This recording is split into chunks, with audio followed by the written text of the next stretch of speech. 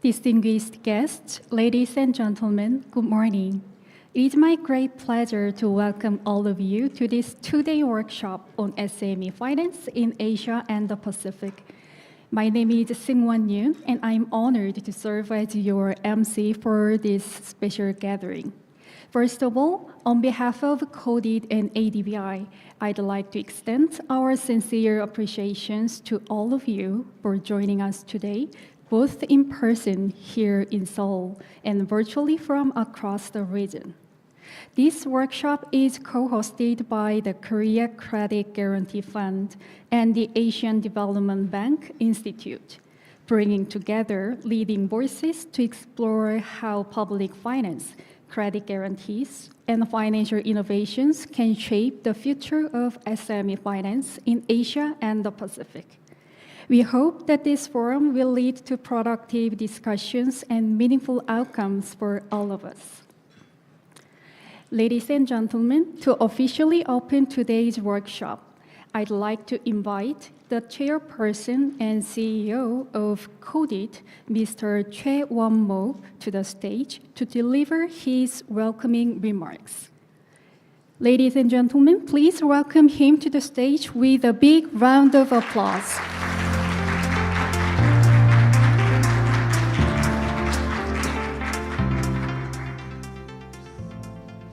Good morning, distinguished guests. I'm Choi Won-mo, the chairperson and CEO of Korea Credit Guarantee Fund, in short title, KODIT. It is my great pleasure to welcome you all to the SME Finance Workshop for Asia and the Pacific, jointly organized by the KODIT and ADBI. First and foremost, I'd like to extend my sincere appreciation to Dr. Sonobe, Dean of ADBI, and all the staff members for their dedicated efforts in organizing this meaningful event. I'm also honored to be here alongside the renowned experts, policymakers, and financial professionals who are deeply committed to strengthening SME finance. As some of you may know, I served for the Minister of Economy and Finance for 30 years as a policymaker, and SME finance policy and practice is one of my major before I retired as a deputy minister in 2014. 10 years ago, I had served as an executive director of ADB, representing 7 developing member countries, including Sri Lanka, Vietnam, Uzbekistan. I also had the opportunity to fully support ADBI's initiatives as the Budget Review Committee Chair at the ADB, while Dr. Yoshino served as the Dean of ADBI. Building on these experiences, I'm delighted to see the collaboration between KODIT and ADBI growing even stronger today. Small and medium-sized enterprises are the driving force behind the global economic growth.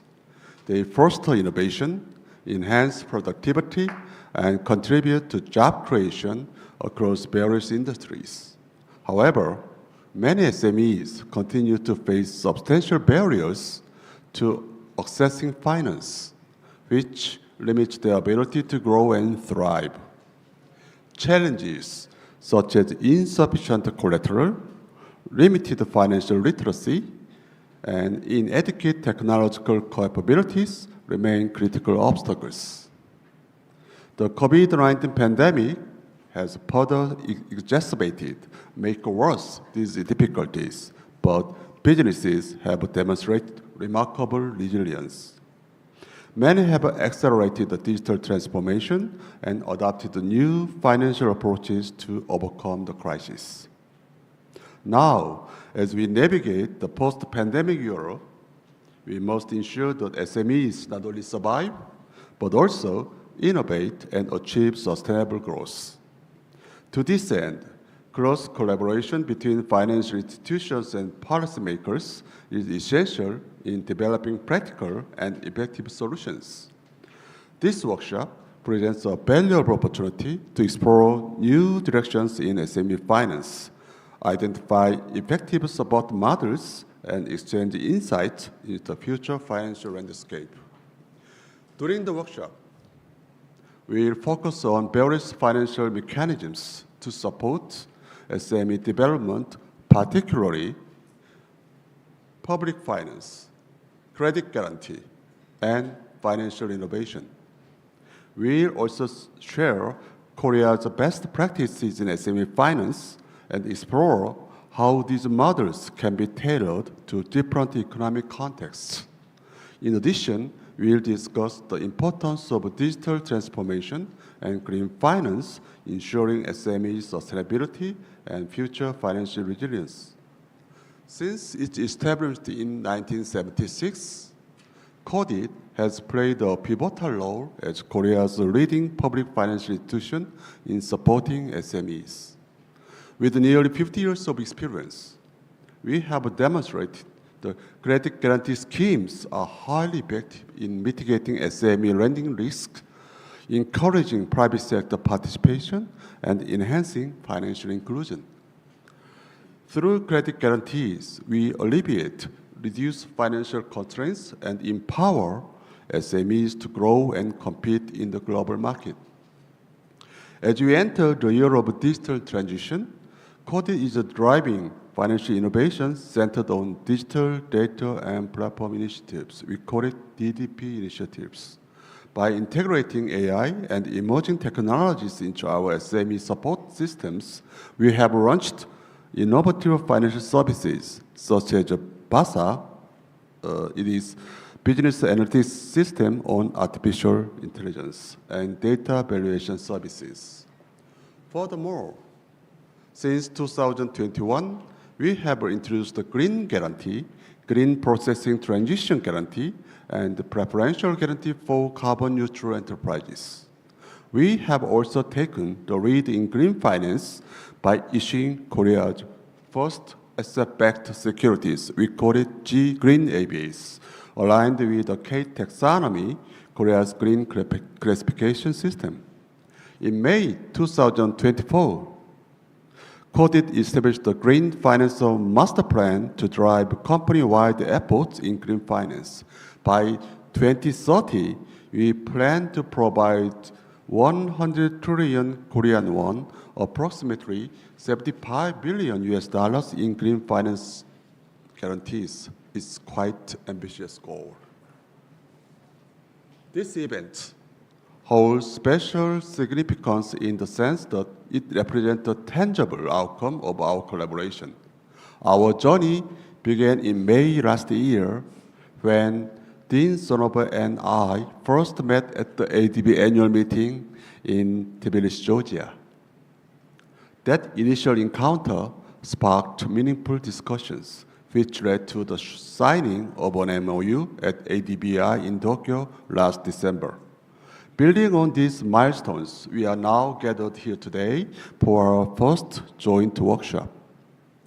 Both institutions play a vital role in enhancing SME finance across the region, and I'm confident that this partnership will foster synergies that drive meaningful progress for SMEs in Asia and the Pacific.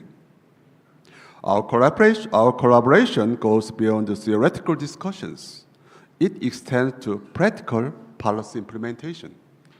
Through exchange of best practices and case studies, we hope to provide the policymakers with actionable solutions that can be effectively implemented in their respective regions. Once again, I extend my deepest appreciation to ADBI for co-hosting this meaningful event.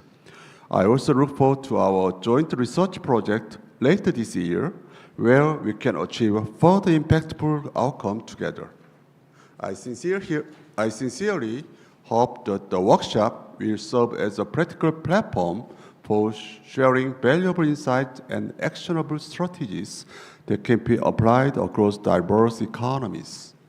I encourage all participants to engage actively, share ideas, and contribute to building a more inclusive and effective SME financial ecosystem. Lastly, I extend my heartfelt gratitude to all of you for your dedication to advancing SME finance. I look forward to fruitful discussions and productive collaboration over the next 2 days. Even during the short stay in Seoul, enjoy the K-culture and safe journey home. Thank you.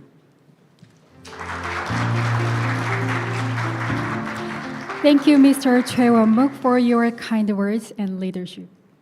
And now it is my privilege to invite Dean and CEO of ADBI, Mr. Tetsushi Sonobe, to the stage to share his welcoming remarks.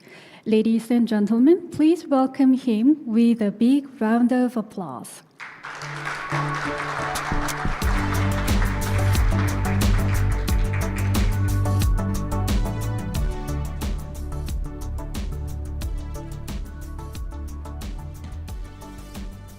So good morning, esteemed colleagues and distinguished guests and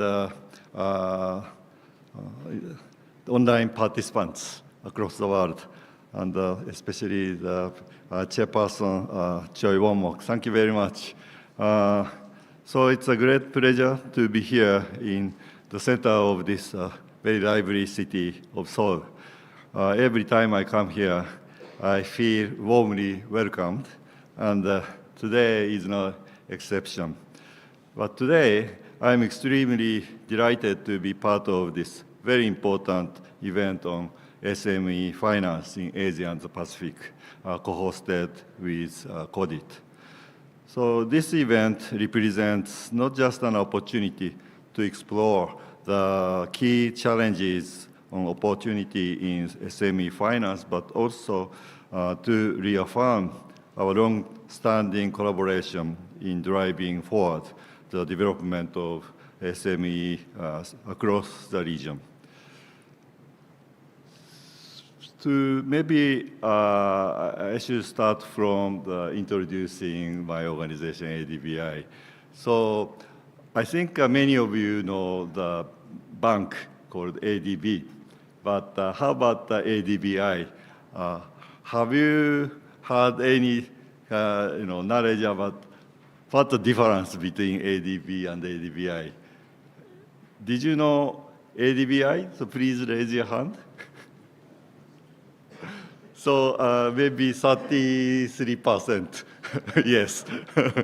Yes. So ADBI is a small subsidiary of ADB. And then ADB is a bank. And then ADBI is a think tank. And then ADB is located in Manila. And the ADBI is in Tokyo. So ADBI is very small. How small? So I just checked Korea's classification of SMEs. So unlike there are many other countries, Korea now adopts classification based on the annual revenue. Am I right? So this criteria depends on the sector. And then ADBI is think tank, so it's related to the professional, scientific, and technical service business. In this category, the threshold is the annual revenue of 3 billion won. If your company is smaller than that, you are regarded as small business. And then if your size is between 3 billion to 60 billion, then your business is regarded as a medium enterprise. So according to this criteria, ADBI is small, small business. But if we apply the category of educational service, so according to this the criteria for this category, we are barely the medium size. So because the threshold is 1 billion won and 40 billion won. So ADBI is very small compared with multilateral bank, ADB. By the way, there are many multilateral development bank. How many do you know? The biggest one is, of course, the World Bank, right? So, compared with that, ADB is very small, but in terms of the kind of progress in the improvement of MDBs. ADB is running and is really a front runner. So that's Shige-san, am I correct? So we are very proud of that. So, but ADB is a bank. So, and then it definitely needs innovation in this difficult time. But it's very difficult for banks to make innovation. The reason why is innovation requires many trials and errors. And then banks cannot make errors, especially the banks which lend money to governments. So it's very, very difficult to have errors. But the think tanks can have many, errors. So that's why our mandate, ADBI's mandate, is to do trial and errors. So, and then that's why we keep our size small, so that when we make serious error, then it can be abolished anytime. Maybe before abolishing, the dean will be fired. So because of this separation, ADBI can be innovative. So I knew that ADBI and KODIT had collaboration before I joined ADBI. So it took place in 2019. So the KODIT and the ADBI jointly had research and publication related to investment in startups and small business financing. A very nice topic. So, but because I knew that I had to be innovator, so I didn't just repeat the same project. So, and then because of the COVID-19 pandemic, the kind of the communication stopped. But then this extremely nice person, chairperson Choi, kindly came to the ADB's annual meeting last year, early May. So all the way to Georgia, Tbilisi, and then he made an appointment with me. So, and then we restarted the communication. And then what he mentioned was really, sounded to me very innovative. He mentioned that KODIT established a very nice digital, equipment called electronic guarantee system. So electronic guarantee system is an innovation. So in Japan, each banks, even the small banks, try to, lend money directly without the guarantee from big organization, local government, or even, of course, central government, or any big organization like KODIT. So the workers of small banks really need the information about small businesses. So they visit small business one by one every day by bicycle. So really local-based, banks. But anyway, their capacity is so limited. So many small businesses cannot get, finance, even if they are, eligible in the more objective sense. But anyway, the capacity of small banks to reach out is limited. So the amount and quality of information they can get is limited. That's why they cannot lend, even if the potential borrower is good borrower. So, and then the more innovation took place in Bangladesh, for example, microcredit. It was really, innovative. But now the Bangladesh small businesses are suffering from the high interest rate. Right? So now the digital technology has been developed. Why don't we use that kind of technology? And then KODIT because Korea, the system is much more, centralized compared with Japanese extremely dispersed system. So those in Japan, the banks could have very small size of data because their customers are limited. But KODIT work with the entire country, so they could have a big database. That's why they could develop nice data system. So, and then the Chairperson Choi said in my meeting with him, KODIT sincerely want to spread this nice system to the developing Asia. So ADBI has a convening power. So please help KODIT. So then I thought, oh, this is a really nice collaboration. And then this really was the restarting the serious collaboration with KODIT. So this is the beginning. So now it took almost 10 months, but we now starting this collaboration in a concrete way. So thank you very much for joining this memorable event.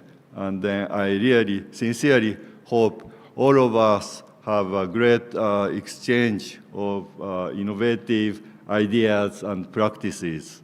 And then we will continue to work together to push the innovation in the finance of small and medium enterprises. That's in some countries, in some times, regarded as a drug of economic growth, to economic growth. And sometimes it's and sometimes in some countries, SME sector is regarded as really the important, innovative part of the economy. So always changing, but the truth is SMEs are always, vast majority of the business in terms of number of people, number of companies. But anyway, SMEs are always important. And if we can contribute to ease finance to them, then the big part of population will benefit. And even if they fail to make great business, new innovation, or scale up their business, but still at least they can provide better education to their own children and their employees' children. So the society we can make progress. So the finance making the business more stable, and then finance always comes with some kind of new knowledge, right? So that's also important part. And then how to add this value of the giving more knowledge is maybe a new challenge for digital way of financing. So although the KODIT developed very nice electronic guarantee system, but there must be lots of room for improvement. So that's why we need more and more convening to have that kind of improvement. So thank you very much, everyone. Thank you very much, KODIT, once again, for having a very nice, the event. And thank you very much for your great hospitality. So I stop here. Thank you very much.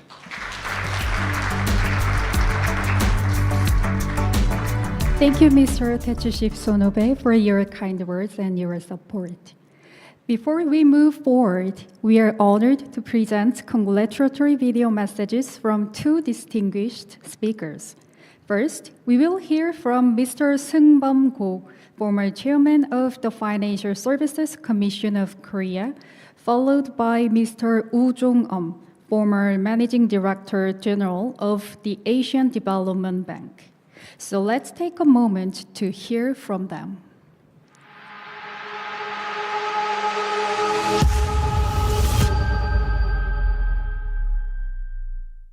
Good morning, honored guests and participants. I am Seung-bom Ko, former chairman of the Financial Services Commission of Korea.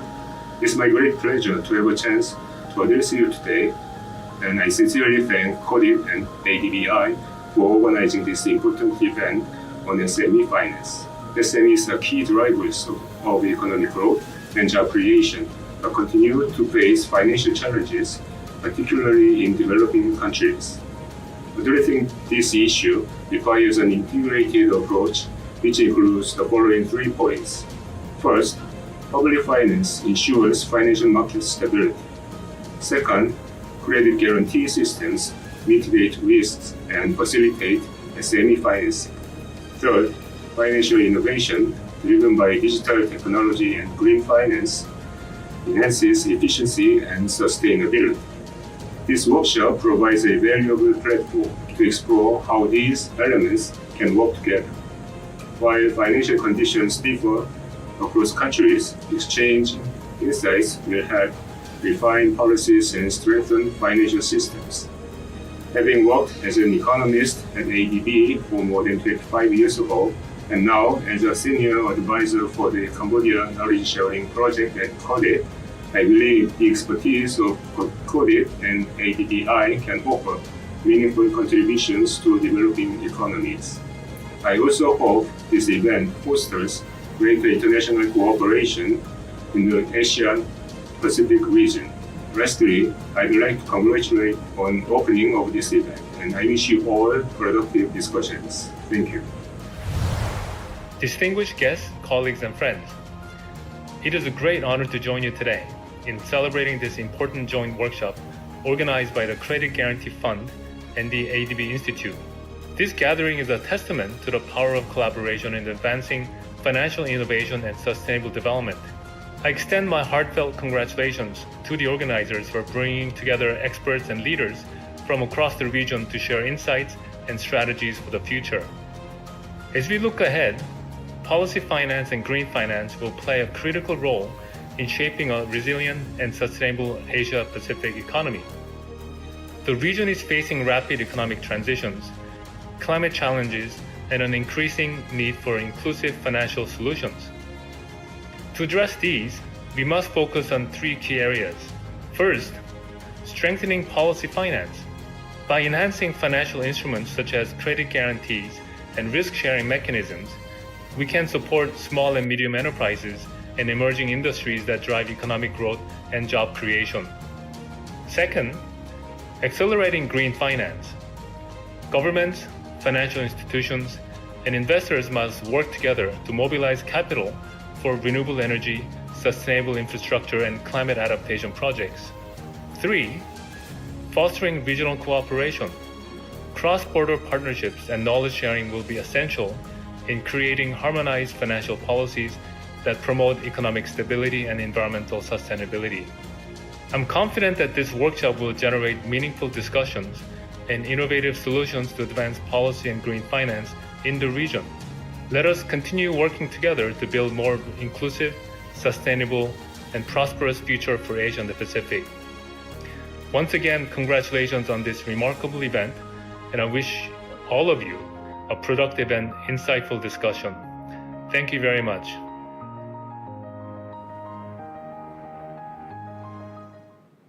We sincerely appreciate Mr. Seung-bom Ko and Woo Jung-um for their kind words and support. Ladies and gentlemen, now we are going to continue on our conference with keynote speeches.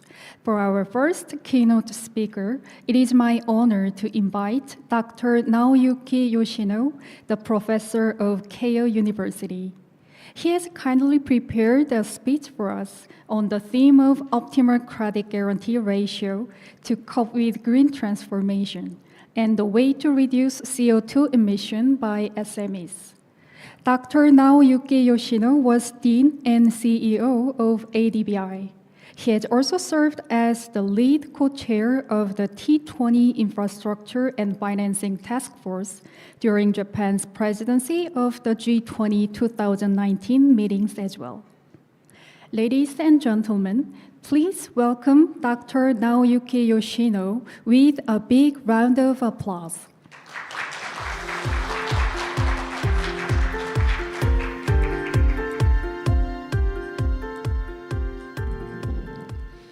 Thank you very much for inviting me today.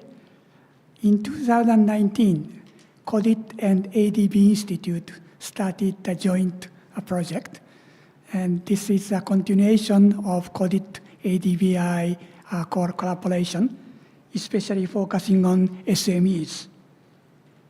I started SMEs research right after I came back from United States in 1980s. And in those days, public finance was one of the key about SME. Many Americans said no public support to SMEs. However, in many Asian regions, SMEs are dominating in the market. And Germany and France has public finance to support SMEs. So I started to compare the continental European systems of public finance and also to introduce those methods into Japan. So that was the start of my research in this area. Today, I'm going to talk about 7 points in 40 minutes. First one is a large share of SMEs and negative impact by COVID-19, I would like to show by Japanese data. And also number 3, very slow progress of MSMEs to adopt technological progress to reduce CO2 emissions. And fourth one, I'm going to compare various policy tools to tackle with environmental issues. ESG rating, number 5, carbon tax, carbon pricing. I would like to compare all of them. And I'm going to show all these policy tools will become identical if we can measure the amount of CO2 emissions. Then optimal credit guarantee can be obtained by this method. Lastly, I'm going to comment about Scope 1, Scope 2, and Scope 3. And I'm going to show that kind of differentiation not so meaningful. So those are the 7 points I'm going to talk. Please look at this number. You can see 2019, 2020, there was a big shock by corona pandemic. Then small business in the bottom had been affected significantly, and medium-sized enterprise compared to large businesses. Sales has been suddenly declined.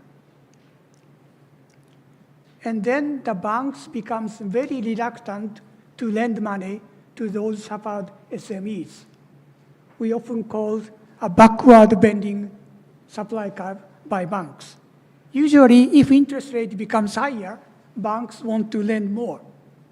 But in case of SMEs, even if interest rates are higher, banks are reluctant to lend money. That is why the backward bending supply curve. Because riskier SMEs start to borrow money. So even if interest rates are high, banks are reluctant to lend money. So that's why the supply curve becomes lower. And it is very important to change these backward bending curve to the normal supply curve, and credit guarantee is one of them. And this is the credit guarantee applied after the COVID-19.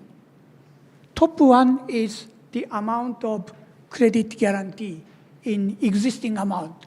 You can see at the start of the COVID-19, 2019, 2020, then you can see the amount of credit guarantee went up almost twice during COVID-19.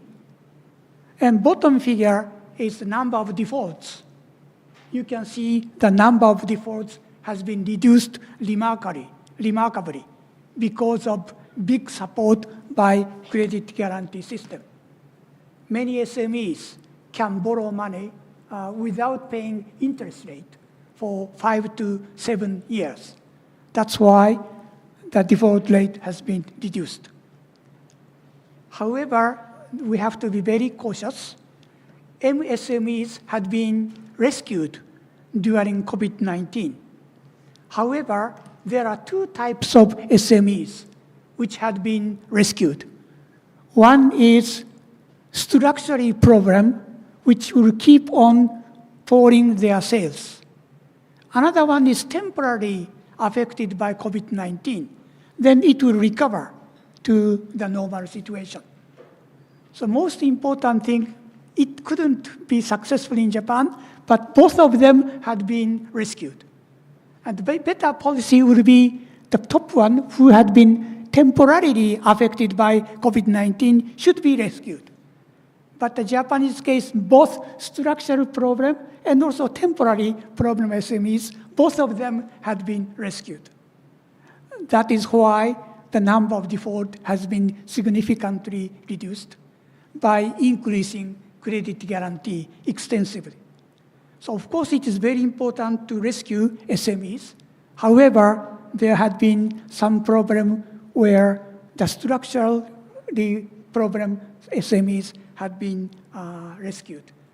Then these companies, 5 to 7 years later, will go into bankrupt. And this is Shinozaki-san's book, Asian Economic Monitor 2023. We all know SMEs are a large share of the economy. If we look at the vertical axis, then the share of SMEs are very large in many Asian countries. And also the number of employment on the horizontal axis is very large. So we should support MSMEs. However, we have to create the structural change of SMEs. At the same time, to support SMEs are very important. Next, I would like to look at how SMEs are introducing environmental improvements. This is a Japanese case, current 2023. The source is coming from Japan Finance Corporation, which is a public finance corporation to support SMEs. Credit guarantee system is under Japan Finance Corporation in the bottom. And here you can see only 3.4% and 2.3% on the left-hand side is participating in carbon pricing. And there's a survey after 3 years, still their share is very small. So carbon pricing and carbon trading has started in Japan, but most of the tradings are made by medium and large enterprises. And still small businesses are very slow to participate. Then this is the adoption of new environmental technologies. You can see the number of employees on to the left. 5 to 9, very small family-oriented SMEs.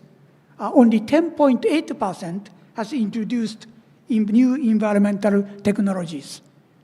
In the bottom, 50 to 299, they have also introduced 26.6%. So this means almost all SMEs are very slow to adopt new environmental technologies to cope with amount of CO2 emissions. Then there's another survey by Japan Finance Corporation asking MSMEs, why are you very slow to tackle against the reduction of CO2 emissions? Number one, too much cost for MSMEs to introduce those technologies. Then number two, time consuming. Number three, lack of financing. Number four, they don't know what kind of technologies to be introduced. So these are the major reasons why MSMEs are very slow to tackle against the reduction of CO2 emissions. Then there's another survey, what should be needed for SMEs? Number one, they won't have subsidies from the government. They need the number two, social mechanism will be needed.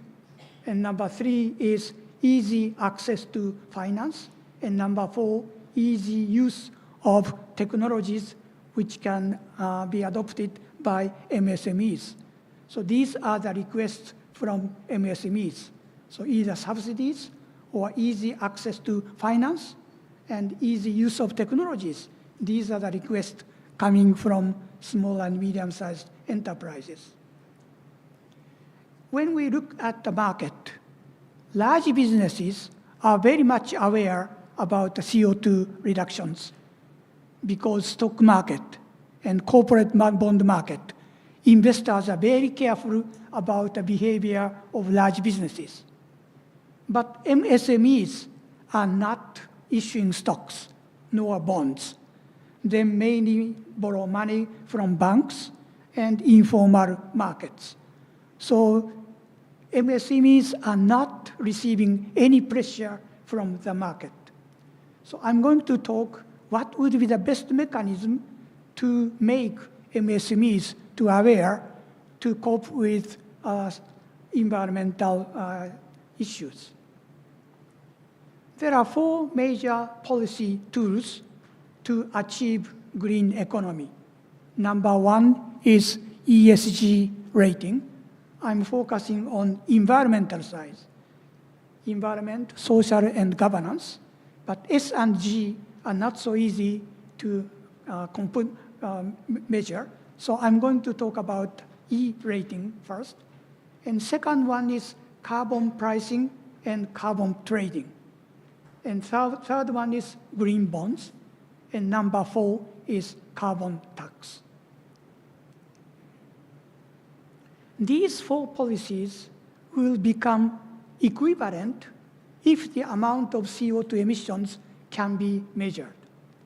For example, ESG environmental rating.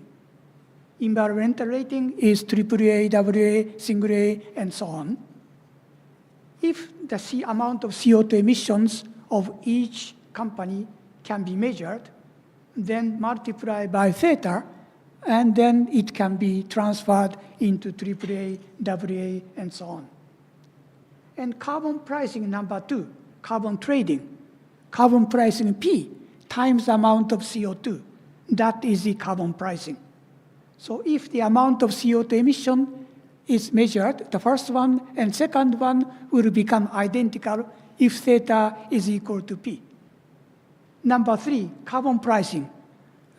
Tax rate T times amount of CO2. So if tax rate is the same as number two, carbon pricing, and number one of environmental credit rating theta, then all three will become identical. So what is important is how to measure the amount of CO2 emissions each companies.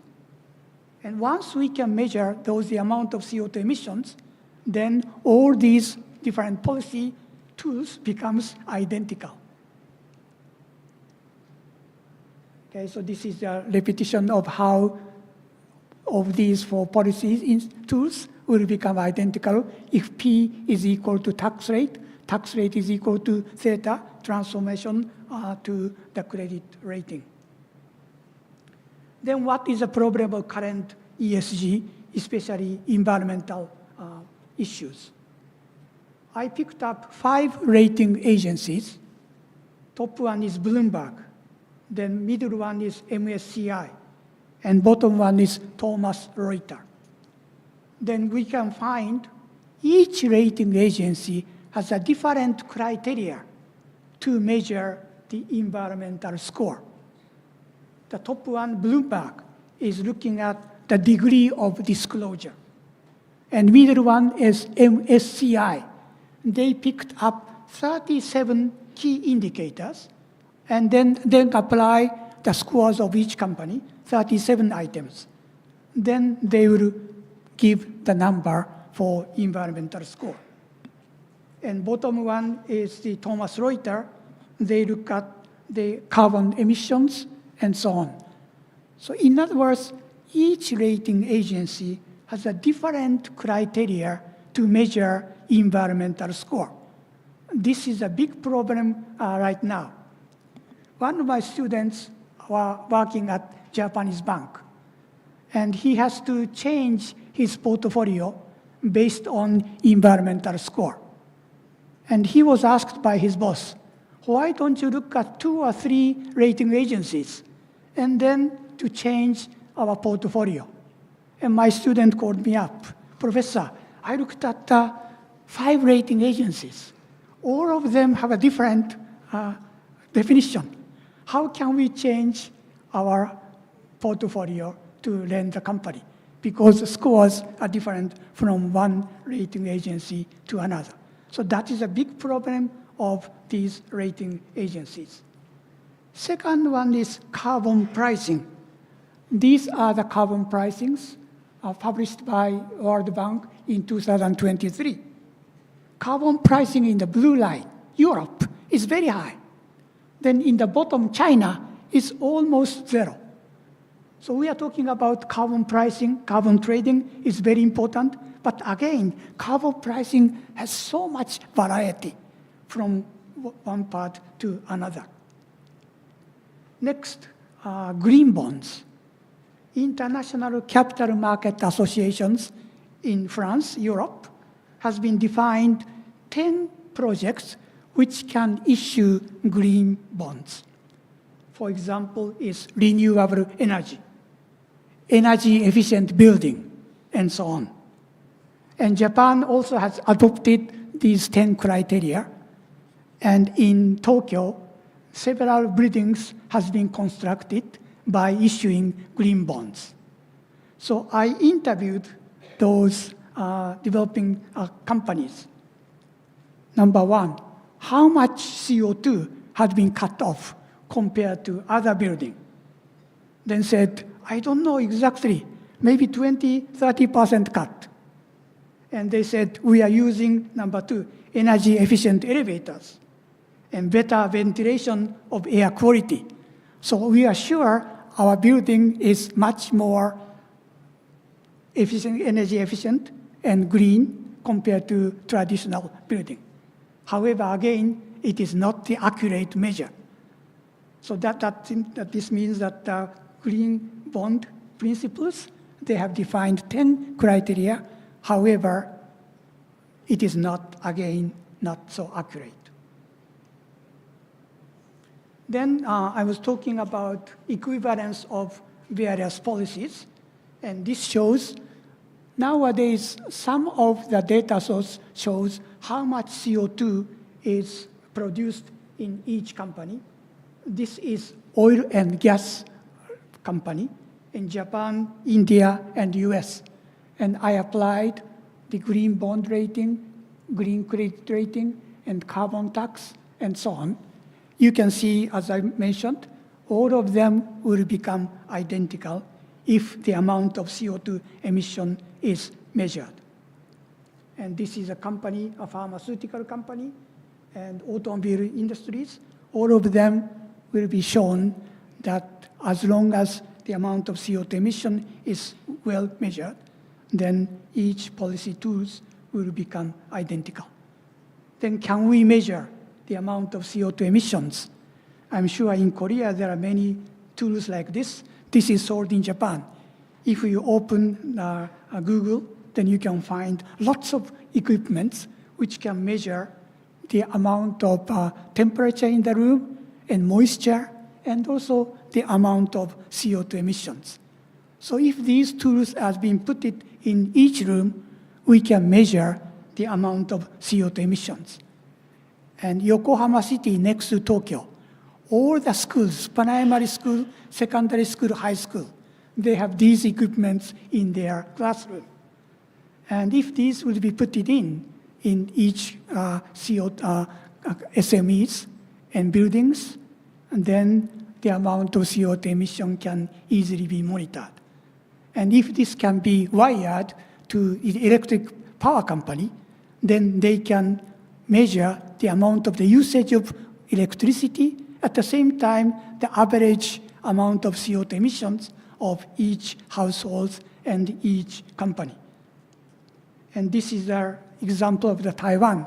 I was in Taiwan, and I noticed there's a monitor in the office, and temperature and moisture and ppm of CO2. So I think these equipments can measure the amount of CO2 emissions, and which can transfer those CO2 into the better manner. And traditionally, investors used to look at rate of return and risk. But now, number 3, greenness score or green score has to be taken into account. As I mentioned, each rating agency has a different criteria. So this is one example. Bloomberg, Sustainalytics, Lobeco-san. I picked up 3 rating agencies, and same company, Company A and Company B. You can see the different score for each company. Then the portfolio allocation of 2 companies will be different from one rating agency to another. So this is a problem what my students are facing at Japanese banks. They are working there, and their boss said, why don't you look at 2 or 3 rating agencies and change our portfolio of loans? Then depending on which rating agency they will pick up, then the portfolio allocation will be different because they have different criteria to measure the environmental score. So it is very important to look at the amount of CO2 emissions. OECD study shows 80% of global warming is created by CO2 emissions. So most important one is the amount of CO2. Then I will also talk about carbon pricing are so different from region by region. Europe is very high, China is very low. Why carbon pricings are so different from one region to another? That is based on the carbon trading. Please look at the left-hand side. CAP is the maximum amount of CO2 each company can produce.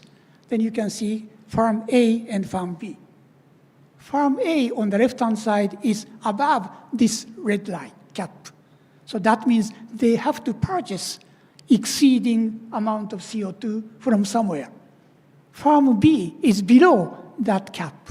Then they can sell those rooms. And then the trading between Company A and Company B starts, and carbon price will be determined. So this means if this cap is very high, then carbon price will become very low. And if this cap is very low, then the carbon price will become very high. So in other words, European case, cap is very low. China's case is cap is very high. That's why prices are so different from one region to another. So it is very important to set up the same criteria for all over the world.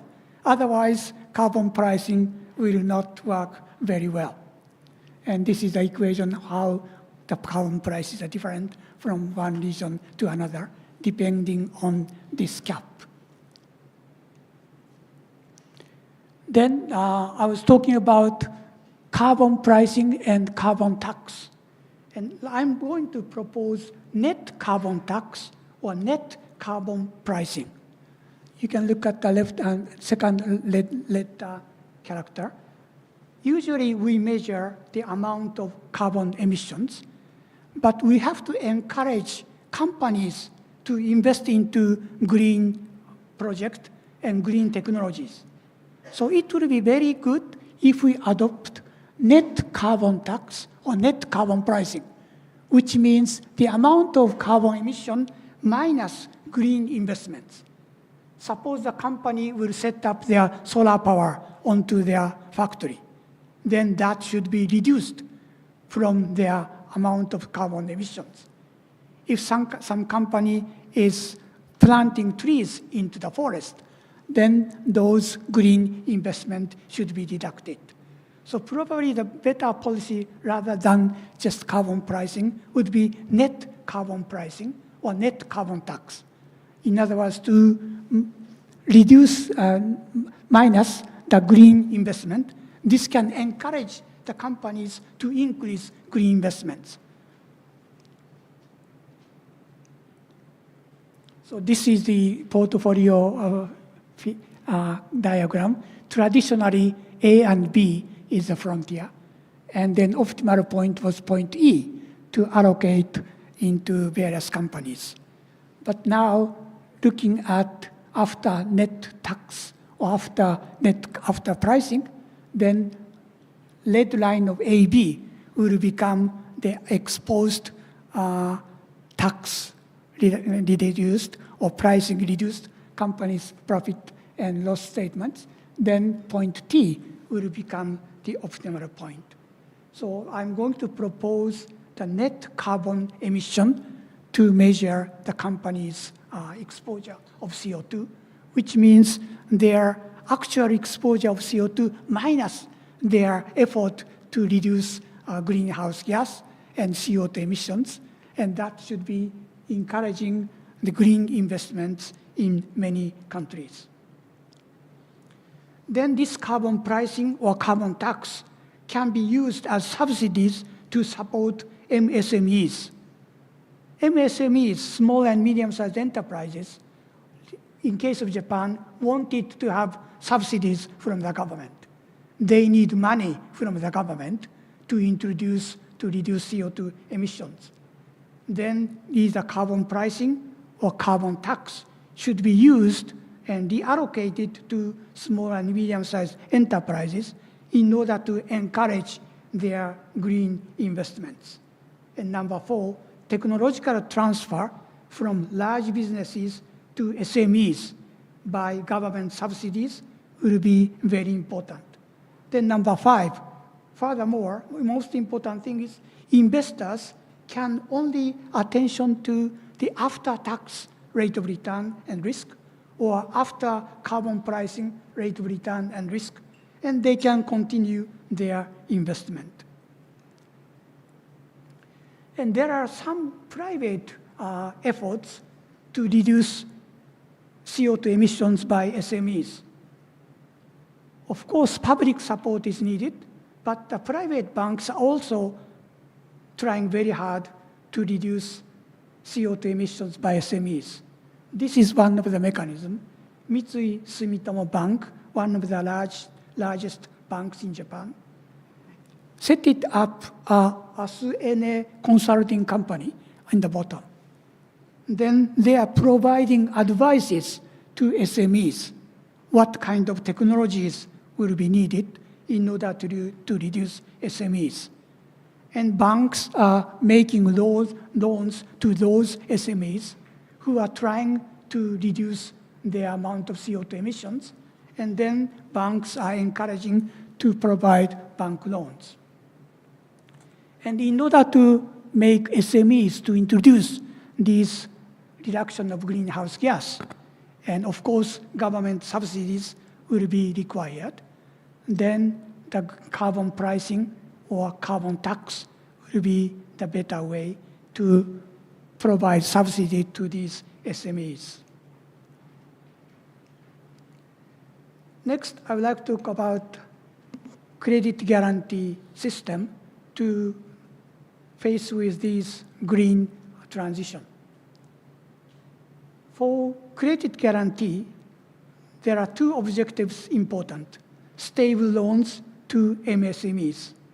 At the same time, to reduce default losses of those SMEs. And then number 3, introducing net carbon tax or net carbon pricing. Then the Credit Guarantee Corporation can look at each banks after the net carbon tax and after net carbon pricing, and what are the behaviors of each company. Then the credit guarantee system can look at stable loans to SMEs and reduce of default losses, 2 targets together.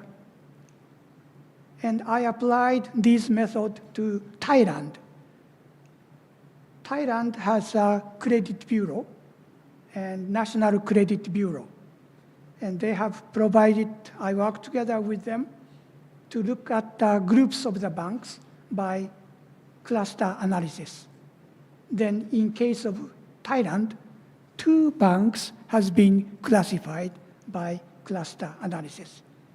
Then applying this method, Group 1 bank, the credit guarantee ratio would be better, 77.5%. And another bank, credit guarantee ratio would be better to be 68.3%. In this case, they are looking at the ex-post tax reduction or ex-post tax CO2 pricing, and then they can look at each SMEs.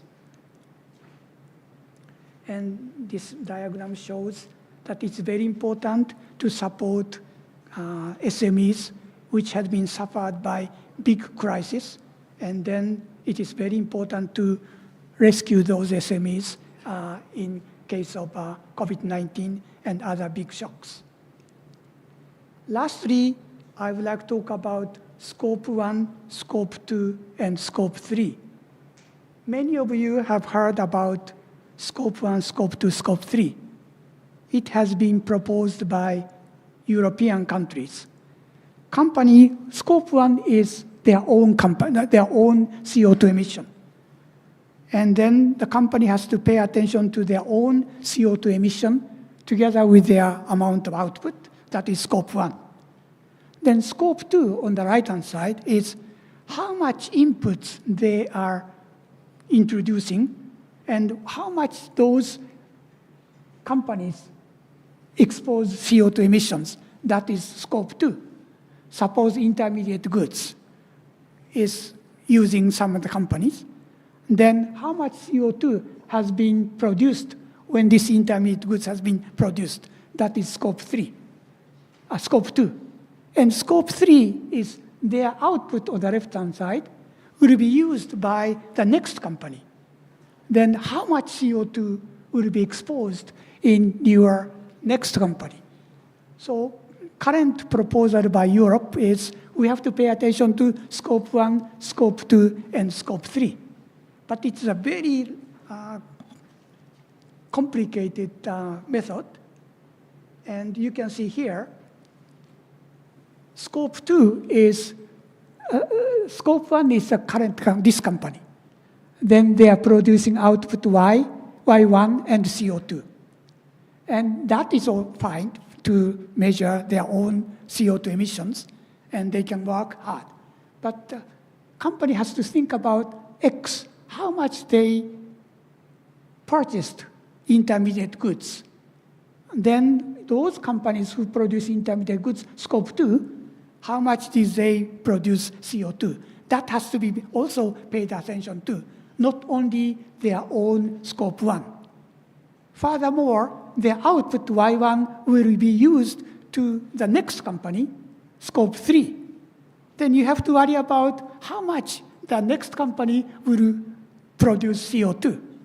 This is what proposed by Europe. But we have sorted out these issues when the VAT has been introduced 20, 30 years ago. VAT in each level has to be charged VAT tax. Then the amount of CO2 emission can be also be handled by that way. In Scope 2, when those intermediate goods are produced, then that company should pay either carbon pricing or carbon tax when Scope 2 was produced. Then Scope 1, their own company, they can worry about their CO2 emissions in the top equation. Then the next company, Scope 3, then they should pay carbon tax or carbon pricing when they produce CO2 emissions. And unfortunately nowadays, led by Europe, we should look at Scope 1, Scope 2, Scope 3 together. But that is not a good way, especially for MSMEs. It is very difficult to check how much CO2 has been exported in their inputs. Then MSMEs has to worry about how much their output has been used into the next company and how much they produce CO2 emissions. So most important thing, it will be to check the amount of CO2 emissions in each stage rather than looking at Scope 1, Scope 2, and Scope 3. Otherwise, it is not possible for small businesses to cope with all those CO2 emissions. And this table shows it is possible to look at Scope 1, Scope 2, Scope 3, the amount of CO2 emissions in each stage, rather than looking at their inputs and their outputs together. Okay, so that's all my presentation. Thank you very much for listening today.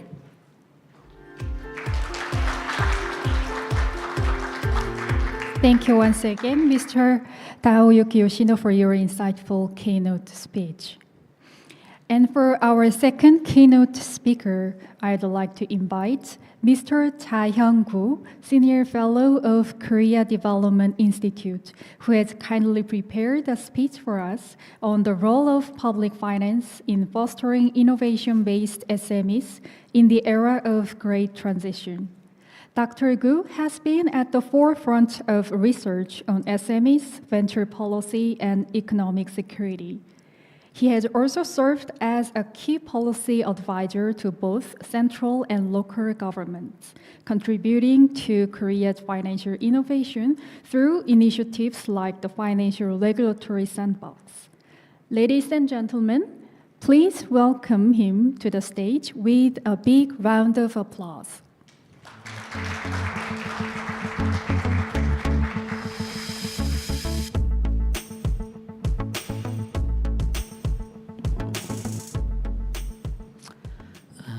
Thank you for kind introduction. I'm Cha Hyung-gu from KDI. It's a great honor to present at the KODIT and ADBI joint workshop. As you know, the KODIT is a leading policy financial institute supporting SMEs in Korea. Particularly under the leadership of Choi Won-mok, the KODIT plays a pioneering role in promoting SME innovation and green finance in Korea. Furthermore, ADBI serves as a think tank focusing on supporting ADB member countries, advising on and exploring effective development strategies in the Asia and Pacific region. In this presentation, I will discuss the role of public finance in enhancing the innovation capacity of SMEs in the Asia Pacific region, response to global economy and technology great changes. These key points of my presentation is follows. First, I will examine the global economic environment and technological changes. This graph shown here is taken from the IMF 2023 report, Economic Fragmentation and the Future of Multilateralism. It illustrates the trends in trade liberalization. From the end of World War II,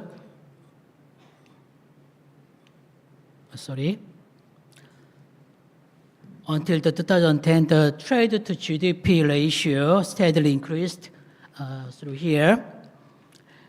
And the globalization led by the advanced economies progressed under the recognition that the higher economic interdependence reduced the risk of large-scale wars like World War I and World War II.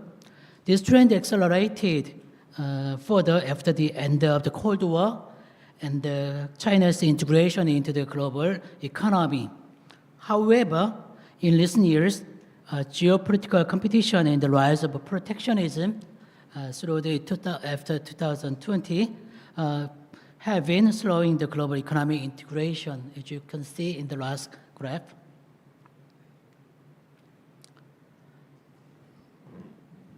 Meanwhile, the globalization of the world economy has served as an opportunity for Asia. As shown in the figure, Asia's share of GDP, world GDP increased from 13% in 1960 to 31% in 2015, more than doubling over this period. However, the rise of the domestic-centric industrial policies and protectionist trade policies, particularly in advanced economies, presents a significant challenge for Asian economies. Actually, you can see the third picture, which is published by the Japan Times in 2018, illustrates the trade war during the first Trump administration. Since the beginning of Trump's second administration, on January 20th, protectionist policies in the U.S. have intensified.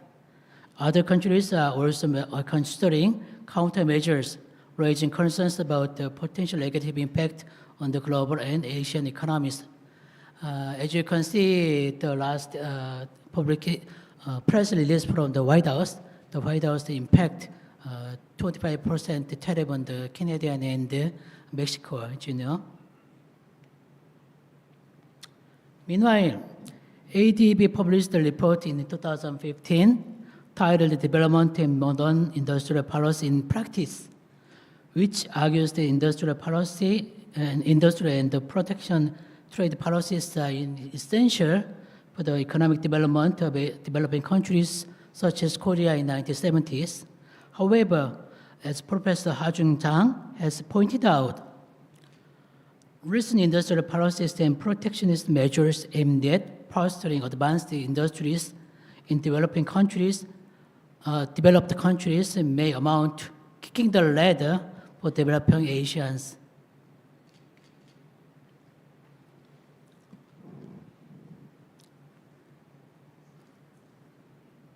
Previously, I mentioned that the globalization provided developing countries with economic development opportunities through participation in global global value chains. In contrast, deglobalization shortens GVCs and thereby reducing economic opportunities for developing countries. The IMF estimated the cost of global trade fragmentation could amount to 8 to 12% of global GDP. This figure.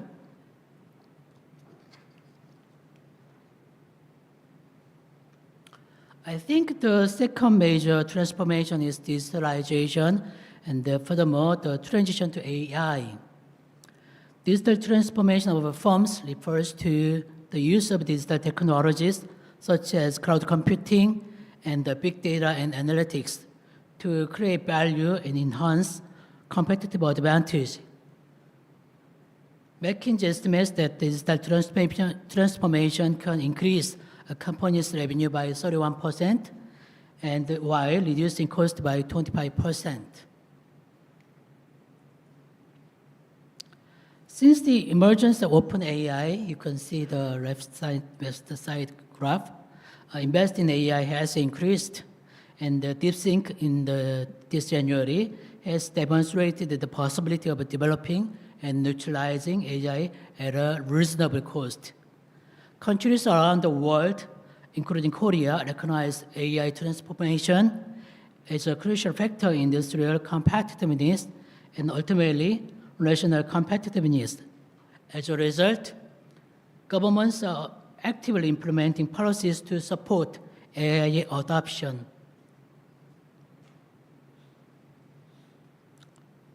According to a survey conducted by Oliver on 400 C-level executives in the US and Europe, the importance of AI utilization in business management is strongly emphasized.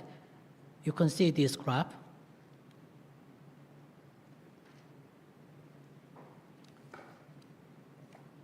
I think until a few years ago, climate change was primarily considered an academic concern. However, the frequency of extreme weather events has increased rapidly, and climate change is now recognized as a great threat to human survival with significant economic consequences.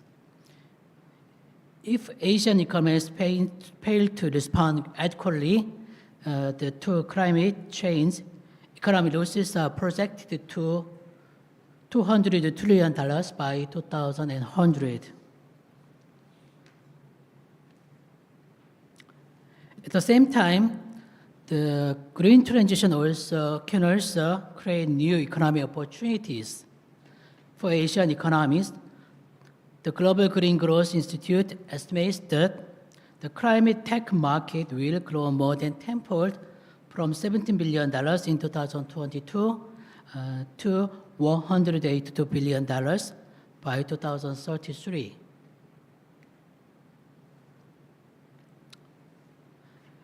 In response to these three major transformations, let us examine the challenges SME face. First, we will consider the importance of SMEs in the economies of Asian countries. You can see the SMEs account for 97% of all businesses and employ more than half of the workforce. Consider this right-hand side graph. The Korea is no exception to this trend.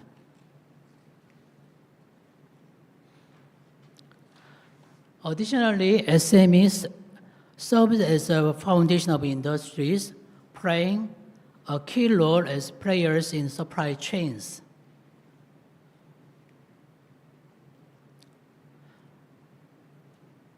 Amid these three major transformations, such as deglobalization, digital and AI transformation, green transition.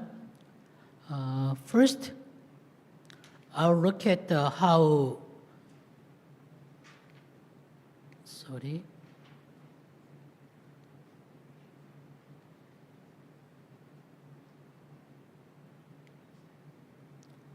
SMEs must handle this crisis. First, SMEs must enhance their innovation capabilities to overcome these challenges. Most SMEs remain at a low level of value added. To move up the supply chain and create high value-added products and services, SME need to strengthen their innovation capabilities, including improving their technological competitiveness. You consider this table. The Korean government is implementing support policies to enhance the competitiveness of SMEs in materials, components, and equipment, which are crucial to supply chains in advanced strategic industries. Additionally, through the Korea Technology and Information Promotion Agency for SMEs, such as TIPA, the government is supporting the enhancements of SMEs R&D capabilities.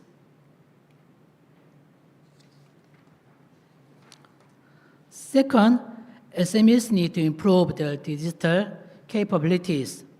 According to ERA OECD data, the digital and technological innovation capabilities of Asian SMEs remain relatively low. You can see this graph.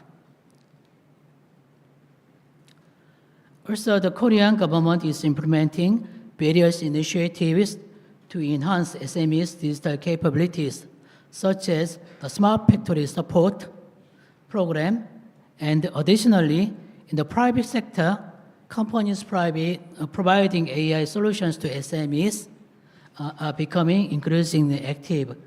You can see the top graph, which is the solution by the Dozon, which is the ERP provider service enterprise, and the second is the Soltrux companies.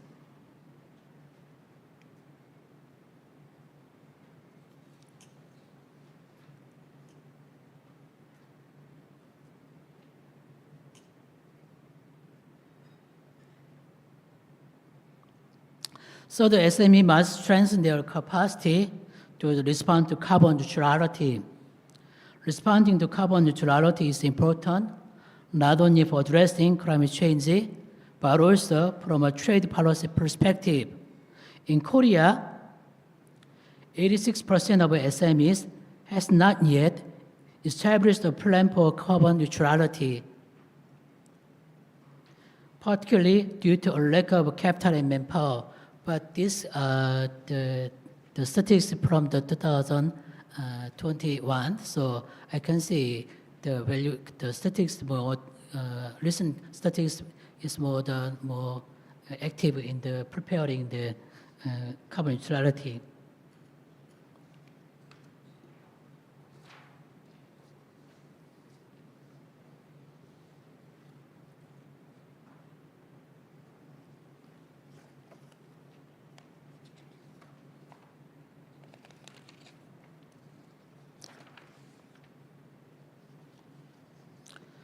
The Korean government is also supporting SMEs' green transition capabilities based on the three key pillars, such as reducing, fostering, and expansion.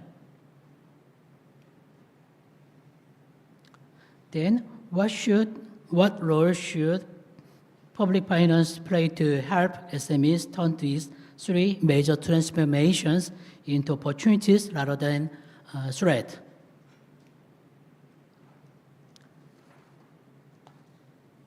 First, policy finance must remain committed to its fundamental role of supplying funds to SMEs that cannot access financing due to information asymmetry in the financial market. At the same time, collaboration with private sector should be strengthened.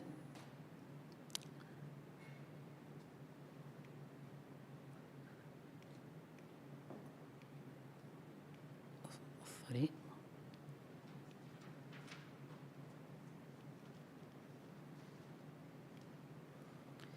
Maybe the KODIT will explain in detail in the later session. The Korean KODIT is working not only with private financial institutions, but also with large companies, corporations like Hyundai, to provide financial support to SMEs with supply chains. Second, policy finance must take the lead role in green finance. Investment in achieving carbon neutrality involves higher uncertainty, making it difficult to attract private capital. Therefore, the role of public finance is crucial. The Korean government, including the Financial Service Commission, is actively promoting policies to expand green finance. In line with this, the Korea KODIT is advancing its vision of leading green finance. Finally, public finance should not only support the digital transformation and management of SMEs, but also lead the digital transformation of public finance itself. I think the remarks from the chairwoman mentioned this pasha. I'm a big fan of this pasha. KODIT is supporting SMEs by providing management diagnostics and strategic planning capabilities through its business analytics system on AI, enabling SMEs to leverage data-driven decision-making. I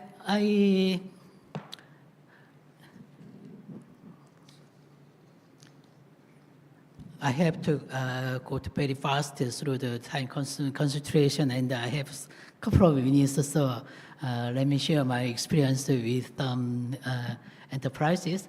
I introduced this pasha to my friend, which is leading the small company, and they use this pasha the program.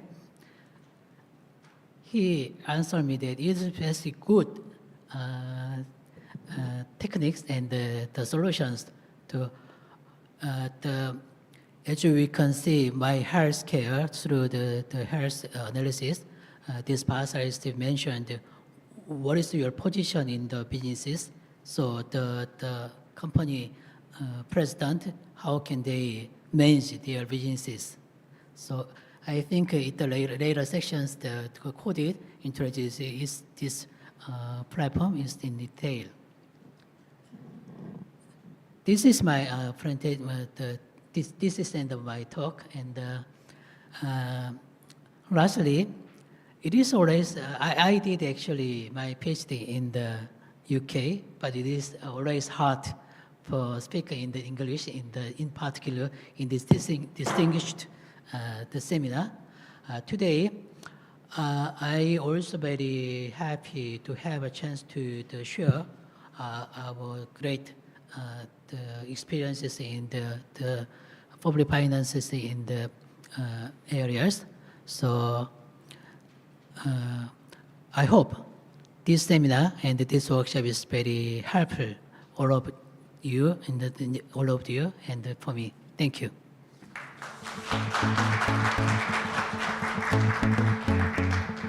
Thank you, Dr. Gu, for your insightful and informative keynote speech. We will now begin session 1 under the theme of the future of SME finance, trends, challenges, and policy innovations. Before we dive into the session, we have another special congratulatory video message from Mr. So-young Kim, Vice Chairman of Financial Services Commission of Korea. Let's take a moment to hear from him.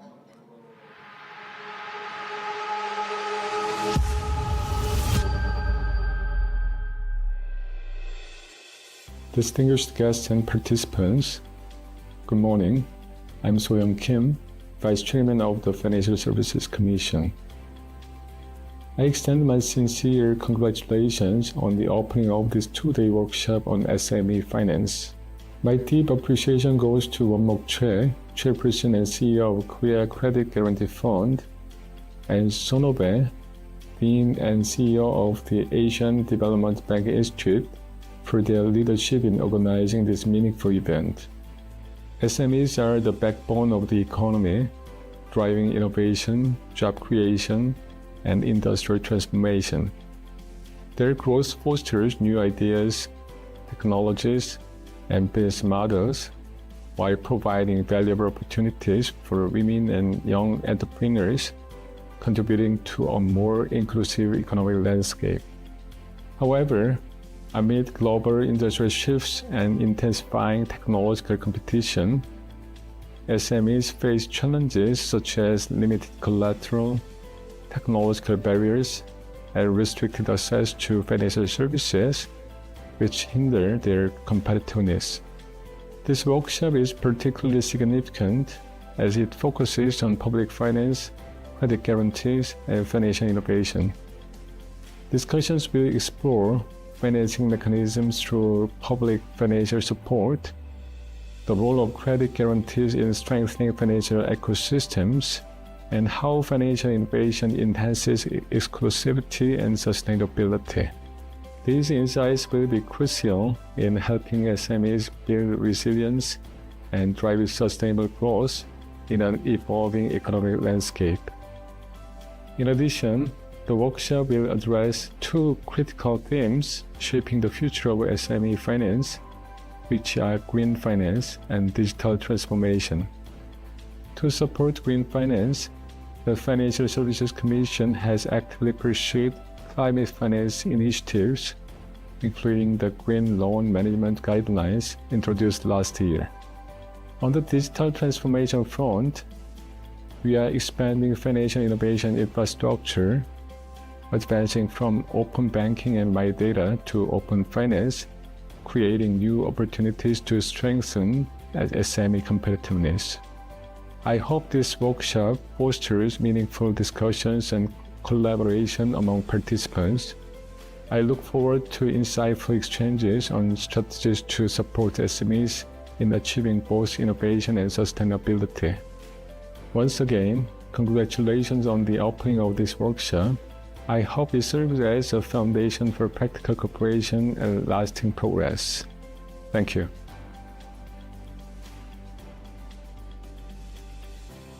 We'd like to extend our sincere appreciations to Mr. So-young Kim for his encouraging message. Ladies and gentlemen, we will now begin the open discussion. Here, to lead this session, I'd like to invite our moderator, Mr. Peter Morgan, Senior Consulting Economist and Advisor to the Dean of ADBI, to the stage. Please give him a big round of applause.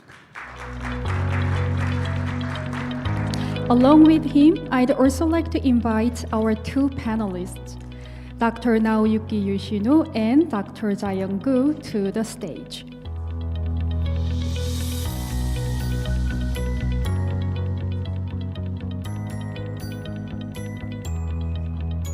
Sorry, Mrs. Sumi, I'm sorry. Mrs. Sumina, please come forward to the stage.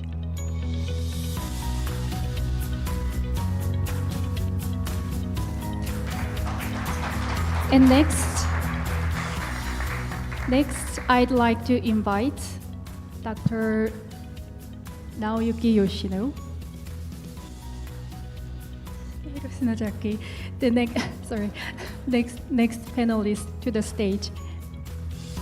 Let's give him a big round of applause. Okay. Good morning, everybody. This is the session on the future of SME finance, trends, challenges, and policy innovations.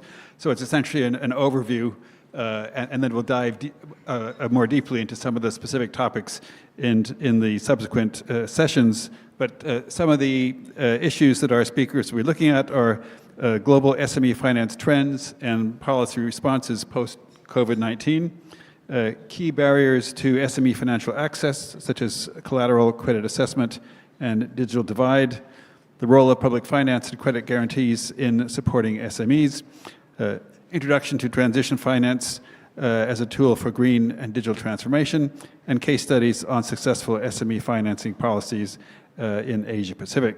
So to do so, we have two very expert presenters. First, Ms. Sumi Na is a research fellow at the Korea SMEs and Startups Institute, KOSI, a leading think tank conducting research in the public interest on South Korea's SME policies. At KOSI, she specializes in SME and startup finance, responding to the policy research demands of the Ministry of SMEs and Startups. And then secondly, we'll have Dr. Shigehiro Shinozaki, who's a senior economist at the Economic Research and Development Impact Department of the Asian Development Bank. He supports ADB's developing member countries in designing small and medium-sized enterprises policies through various technical assistance projects. Now, we do have a rather tight schedule since we've been falling behind in terms of time, so I'd like to invite each presenter to give a presentation of about 15 to 20 minutes, and then we'll open the floor for Q&A. So first, I'd like to invite Ms. Na to give her presentation.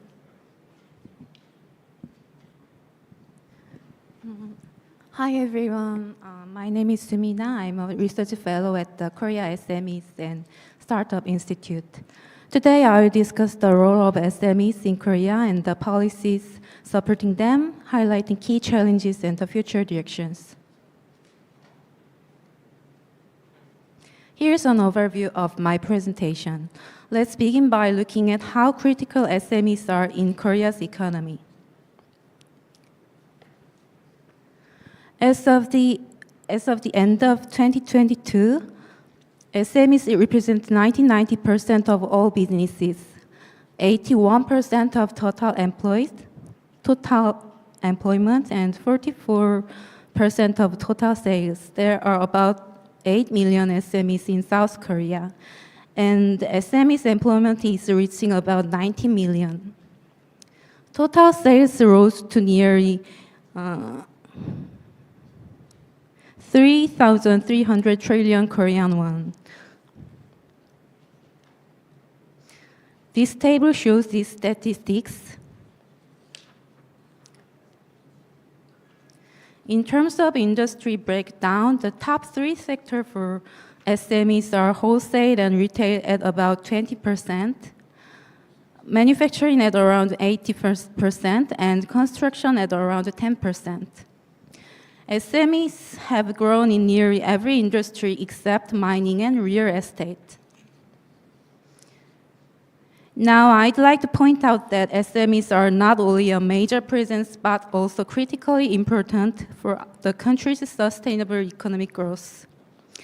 As you can see here, SMEs generate about 65% of value added and serve as a key source of jobs. This makes them the backbone of the Korean economy. Every year, about 220,000 tech-based SMEs are established. Around 74% of KOSDAQ-listed firms are venture businesses. KOSDAQ is Korea's equivalent of NASDAQ. And the venture business is a government certification awarded to SMEs recognized for their technologies. Notably, in 2021, the R&D investment ratio in SMEs exceeded that of large enterprises.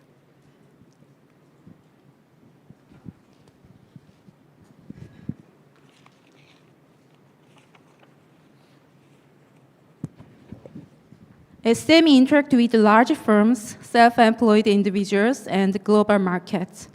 In Korea, rapid economic growth as historically has driven by Jabil conglomerates, and SMEs have played a key role by closely filling their supply chains.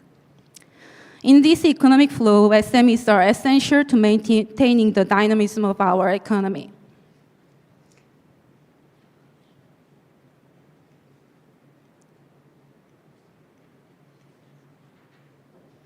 Korea's SME policies have played a key role in building an economy where SME holds such a strong presence and importance.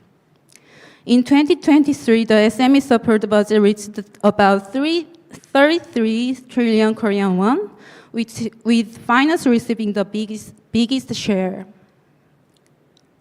As a result, supported SMEs show significantly higher sales growth, and their survival rate is roughly twice that of non-supported firms. These figures show these statistics.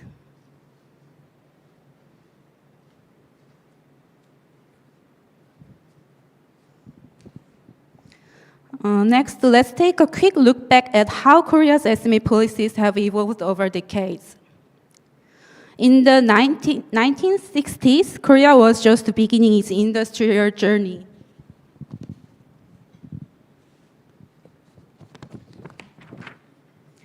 Back then, labor-intensive exports and the Framework Act on SMEs really laid the groundwork for small businesses. Moving into the 1970s, we saw a big push for heavy and chemical industries alongside the first and second oil shocks. Large corporations rose, but there was also an emphasis on linking SMEs to those bigger players. For example, through Alliance Promotion Acts. Institutions like the Korea Credit Guarantee Fund were set up to help SMEs access loans more easily. Then in the 1980s, we hit the neoliberal era. The government started to step back a bit, focusing on private sector autonomy. Plus, the Korea Technology Finance Corporation was created to back more tech-focused SMEs. In the 1990s, with WTO-led market liberalization, Korean SMEs had to face global competition head-on. We also saw the introduction of the Venture Business Certification and the SMBA, which later became the Ministry of SMEs and Startups.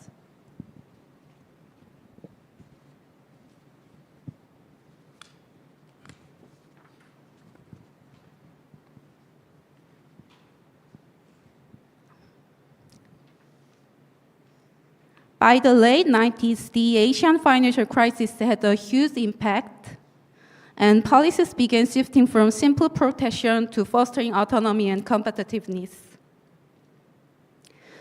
Now let's jump to the 2000s and beyond. In the 2000s, Korea was entering a more advanced economy phase. IT and internet boomed, but wage gaps also started widening between large firms and SMEs. We established the fund of funds to foster our venture capital market. The 2010s then focused on building an innovation economy.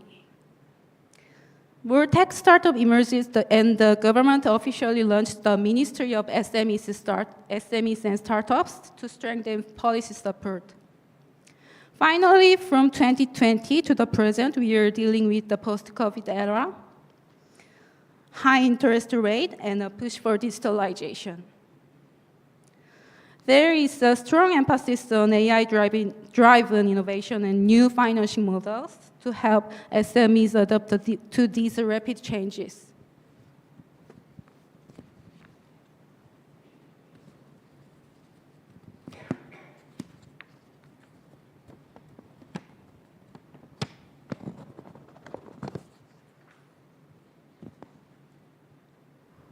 Through all these periods, you can see how Korea's SME policies went from simple protection measures to a more sophisticated system, increasing innovation, autonomy, and sustainable growth. Now, I'd like to show you a quick snapshot of how Korea's SME policies are currently structured. But before that, let me introduce the theoretical framework that helps explain how these policies work. This figure shows how government support policies for SMEs can be divided into direct and indirect measures, and then further broken down into financial and non-financial support. Direct financial support is basically immediate targeted funding like grants, loans, and guarantees. Direct non-financial support includes training programs, advisory services, and tech assistance. On the other hand, the indirect financial policies refers to broader tools like tax incentives, and they also include institutional or systematic measures that make financing more accessible for SMEs.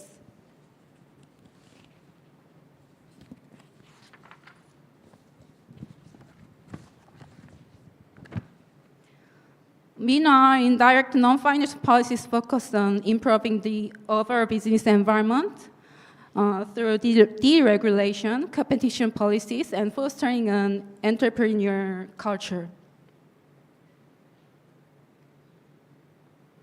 So, if we apply this framework to Korea, here's how our SME policies line up. Direct financial support includes policy-based financing, government-backed funds, and lending programs through public agencies. We also have subsidies and granted targeting R&D. Direct non-financial support cover everything from startup incubation and acceleration programs to digital transformation, support, and consulting. Indirect financial policies involves tax incentives, invest tax credits, and other systems that encourage banks and investors to lend to SMEs. For example, the Bank of Korea's program incentivizing SME lending. Indirect non-financial policies improve the overall environment by easing regulations, creating business-friendly rules, and enhancing entrepreneurial culture in Korea. They also include certification programs like Venture Business, InnoBiz, and MainBiz. As you can see, Korea is a comprehensive set of SME policies that fit into all four categories. Now, I'd like to focus on the bolded financial policies shown earlier. Let's start with the technology-based finance. On slide 15 and 16, you will see how Korea supports SMEs through technology-based guarantee issuance. Essentially, SMEs can leverage their tech capabilities or intellectual properties to secure loans or loans on better terms. This is managed by institutions like the Korea Technology Finance Corporation or KODIT.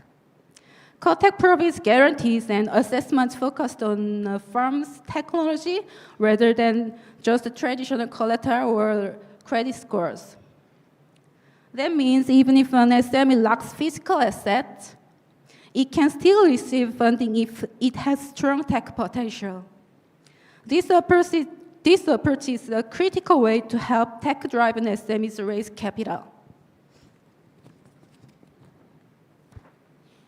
Next, let me introduce TIPS. What makes TIPS unique is that the government doesn't directly choose which startups to support. Instead, experienced private venture investors select the most promising tech startups, and once they invest, the government provides additional matching funds and support. This approach is very market-friendly because it relies on professional venture investors to identify high-potential SMEs. Meanwhile, the government offers complementary resources such as R&D, matching funds. That partnership between market expertise and public support ensures that capital is channeled efficiently to the companies with the most growth potential. Now, let me introduce the Korea Fund of Funds, often called the Mother Fund. In Korea, our private venture investment market for startup didn't develop as organically as it did in the United States.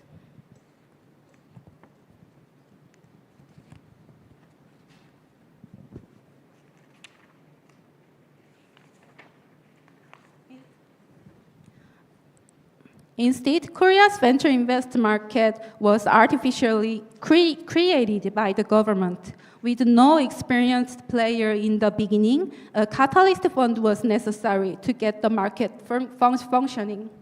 That's exactly what the Mother Fund is. Established in 2005, it pulls capital from the government and invested in various venture capital funds in the market. By doing so, it encourages private investors to join and helps startups access more capital. This approach has been crucial in building Korea's venture ecosystem and sustaining a steady flow of investing into startups. Lastly, I would like to talk about an indirect financial policy from the Bank of Korea that increases commercial banks to lend more to SMEs. Instead of the government providing loan directly, the Bank of Korea offers incentives to banks, make them more willing to finance SMEs. For instance, the financial intermediary support loan gives low interest fund to banks linked to how much they lend to SMEs.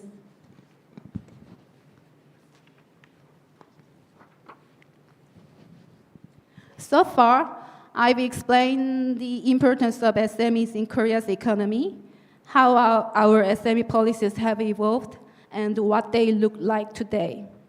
But despite the progress made, there are still many weaknesses to overcome.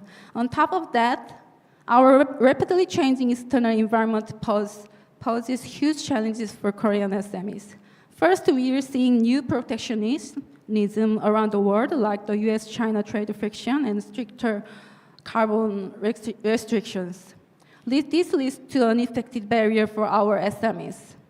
We are also in an era of industrial transition with AI and digital transformation, developing so fast that many SMEs struggle to keep up.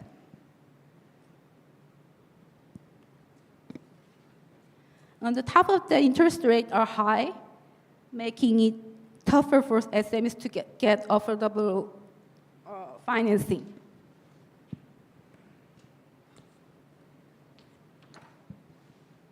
And government budgets are not unlimited, so that add pressure as well. Meanwhile, low birth rate and an aging population are causing labor shortages, especially in smaller companies.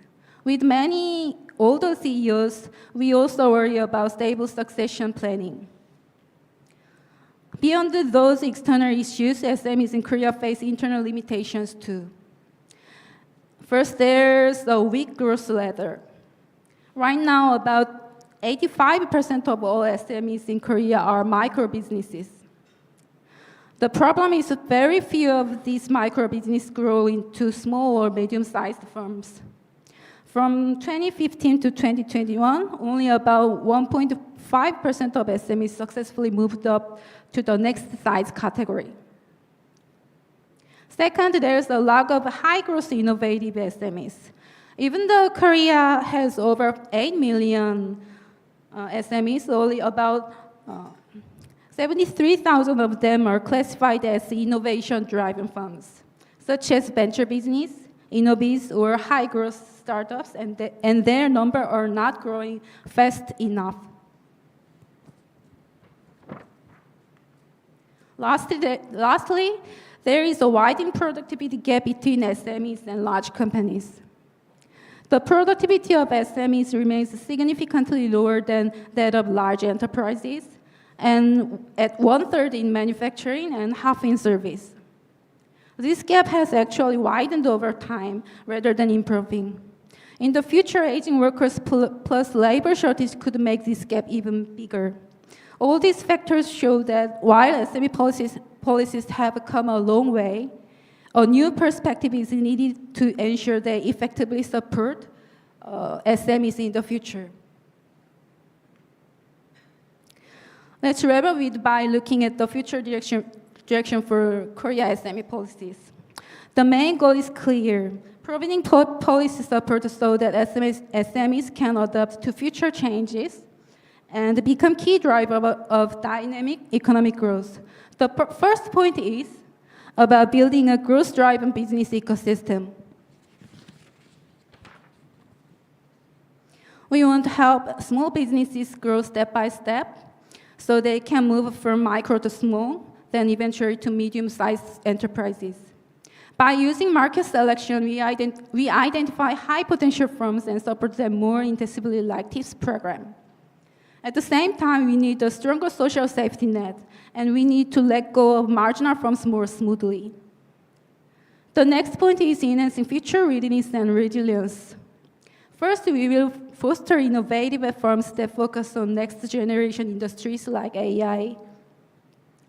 We want to make global standards like ESG a chance for growth, not a burden, by encouraging continuous innovation, not just within individual SMEs, but across entire supply chains. In the end, the goal is to create a culture where constant innovation becomes the standard, helping SME improve productivity and stay strong in the long run. I hope this presentation has given you a clearer picture of where Korean SMEs stand, how they've been supported, and where we are heading. Thank you for listening.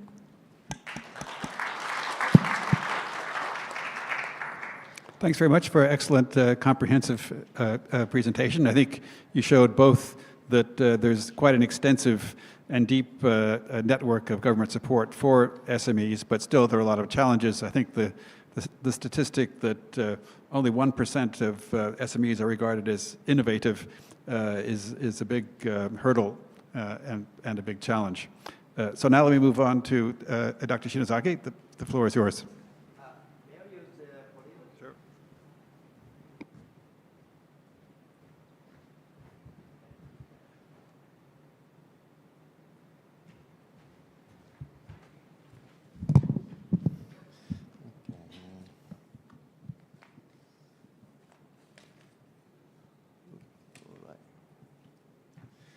Okay, so good morning, and so thank you very much for giving me this opportunity to speak about MSME development and access to financing in Asia and the Pacific.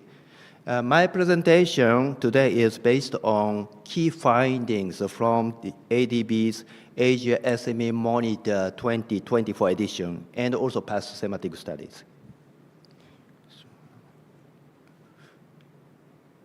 Okay, just that. So our SME Monitor data highlights the latest 5 years progress on MSME landscape in developing Asia and the Pacific. So these are the examples of key indicators. Based on available data from 24 developing member countries, micro, small, and medium-sized enterprises, MSMEs, just accounted for an average 98.7% of all enterprises and 64.6% of the workforce and 38.3% of national economic output in developing Asia in 2023. So most MSMEs in the region operate domestically with small groups of clients in limited market, marketing areas. So most engaged in distributive trade. And also the small fraction of MSMEs participation in international trade or global supply chains. So MSME exports averaged 15.1% of country's total export value, so as of end 2023 in developing Asia. So given that roughly 2/3 of MSMEs belong to services sector, so the sound development of services-oriented MSMEs, so especially in rural areas, is crucial for generating more jobs and also expanding the output and also promoting inclusive growth. Okay. All right, so this also highlights the latest 5 years progress on MSMEs access to finance in developing Asia. So I just picked up the key finance indicators from our SME Monitor, that is the bank loans to MSMEs and the non-performing loans, and SME dedicated to equity markets. Okay. So actually, so access to bank credit condition was very much different by countries. But on the whole, in developing Asia, so MSMEs borrowed 17.7% of all bank loans on average in 2023. So it was equivalent to an average 10.3% of country's GDP. So this MSME bank credit market remains small. All right. So as you see, the trend of MSME credit shares to total bank loans and to GDP is also different by country. For instance, despite the COVID-19 pandemic, so MSME credit shares increased or remained high. So in the Caucasus and the Central Asia during 2019 and 2023. By contrast, in Southeast Asia, the shares largely dropped. So not all countries have returned to the pre-pandemic level, just except Indonesia. And for the case of the Caucasus and the Central Asia, during the pandemic, some countries benefited from the monetary inflows from Russia, such as Armenia, Azerbaijan, Georgia, Kazakhstan, and Tajikistan. While some countries affected by global sanctions against Russia. So country by country and region by region, so different trend we see. But overall, so this kind of difference we see for the MSME credit market. The shares of the non-performing loans to total MSME loans actually declined gradually through 2023. So MSME NPL ratio fell from an average 7.3% in 2019 to 5.5% in 2023, so for developing Asia. So however, it remained high, exceeding the gross bank NPL ratio, so except Armenia and Tajikistan as indicated, so in this right-hand side. So relatively high non-performing loans, so for MSME loans, is actually making a barrier for MSME credit market developments in the region. All right, so the credit enhancement schemes, credit guarantees, plays a very much critical role to improve the MSME credit markets. So the credit guarantee market in the region has continued to grow, but remains small. So one successful example from our observed countries would be Indonesia. So Credit to Rakyat, KUR, so a government-sponsored guaranteed loan program in Indonesia. This scheme accelerated MSME access to formal financial services. So in 2023, outstanding guaranteed loans under KUR system amounted to 435 trillion rupiah, just equivalent to 28.6 trillion US dollars. It's big. Some 6.4 million MSMEs benefited from KUR system in 2023. Okay, so the non-bank finance industry, typically comprising the microfinance institutions, credit cooperatives, and finance companies, and also pawn shops, they supplement the bank lending, filling some MSMEs' unmet financing demand. But it is much smaller than bank lending, as you see. So with also higher non-performing financing. The share of non-bank finance institution financing, NBFI financing to GDP, was actually largest in Cambodia, as you see the left-hand side figure, saying 23.3% in 2023. But others, with around below 10% around. Okay. The share of non-performing financing, NPF, to total NBFI financing is actually higher than the gross bank NPL ratio. So for example, very small figures, but for instance, Azerbaijan, NBFI NPF ratio fell from 24.5% in 2019 to 12.4% in 2023. But as you see, remains so high. All right, so capital markets. Capital markets provide another alternative financing options for qualified MSMEs.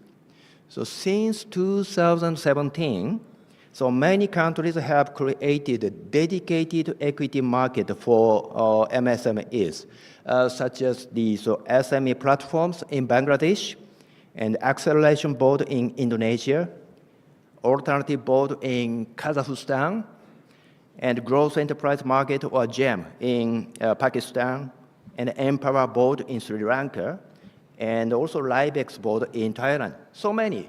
So that's actually the boom for creating this special equity market in developing Asia. So I think this Korea Exchange also has the special market for SMEs, a new market here. In Japan also, multi-layered capital market system for emerging companies. So now this is a very important platform for these growth-oriented SMEs to tap this growth capital, beyond this working capital financing. But this is still small. So MSME equity markets have been expanding, but small, mostly around 2% or less. So for market capitalization to GDP. Okay. All right, so now let me consider digitalization and MSME growth. So this is a result of the MSME surveys we conducted from year 2020 to 2021 to assess the COVID-19 impact on businesses. The pandemic actually became an incentive for many small firms to go digital because of the mobility restrictions. However, our survey findings show digitalized firms could not always operate successfully. So in our surveys, actually, digitally operated firms are defined as those engaged in online selling or e-commerce. So they include delivery services of food and also essential daily goods. So mostly essential sector. So this slide shows this gap of percentage share of digitally operated MSMEs and non-digital MSMEs. The blue color bar indicates higher impact in digitally operated firms, and the red one shows the opposite. Okay. The upper bar is for August or September 2020, and the lower bar for March, April 2021. So you can compare this 1 year difference. Towards 2021, two types of business clusters formed and expanded among digitally operated MSMEs in overdeveloped countries. It's two types means those suffering or benefiting from the pandemic. So benefiting companies is definitely the part of this essential services sector. So I just circled here in these figures. Okay, and then normally traditional MSMEs mostly rely on their own funds and also borrowings from family, relatives, and friends to operate their business.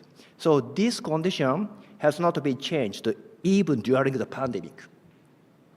But their dependence on informal financing has been gradually reduced. And while their access to bank credit were likely to expand gradually. However, MSME did not well utilize digital financial services during the pandemic, as you see these yellow bars here. All right. So ADB surveys also asked MSMEs for their desired policy measures to survive during the pandemic. So this slide is extracted MSME responses to policy options related to promoting MSME's digital transformation and access to digital finance services. So left side of each figure is about digital MSMEs. I just indicated MSME 1. And the right side is about non-digital MSMEs. I just indicated MSME 2. So as you see, digitally operated MSMEs in observed countries were more likely to ask the governments to improve ICT infrastructure and also facilitate access to new financing models or DFS than non-digital MSMEs. All right, so this is a comparative table on national financial inclusion strategies. So central banks promote financial inclusion to achieve national inclusive growth strategies and also address DFS, digital financial services solutions for MSMEs. Their financial inclusion strategies hold common components. For instance, this developing alternative and innovative financial products and services for MSMEs and focusing on DFS solutions or fintech innovation, such as branchless banking and agent banking, and enhancing financial literacy among MSMEs and also consumer protection. So overall, Southeast Asian countries have good policy coordination mechanisms for MSME development and access to finance at both national and regional levels.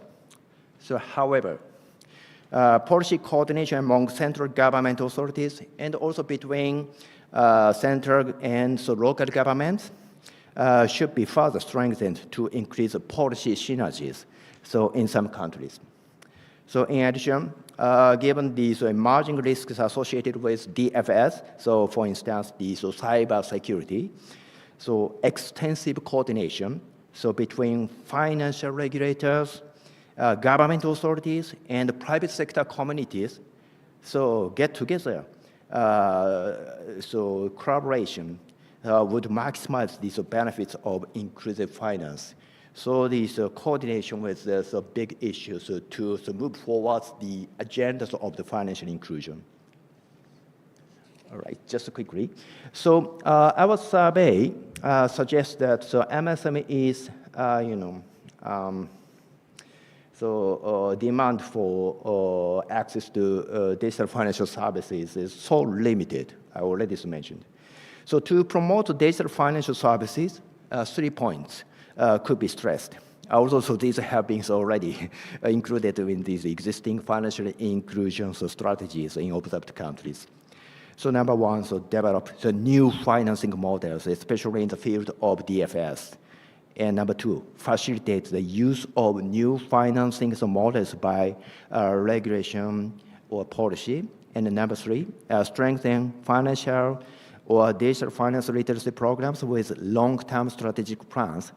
This is very simple and everyone's understand, of course. But in reality, for the implementation stage, these 3 points are not well organized in many countries. Okay, just quickly.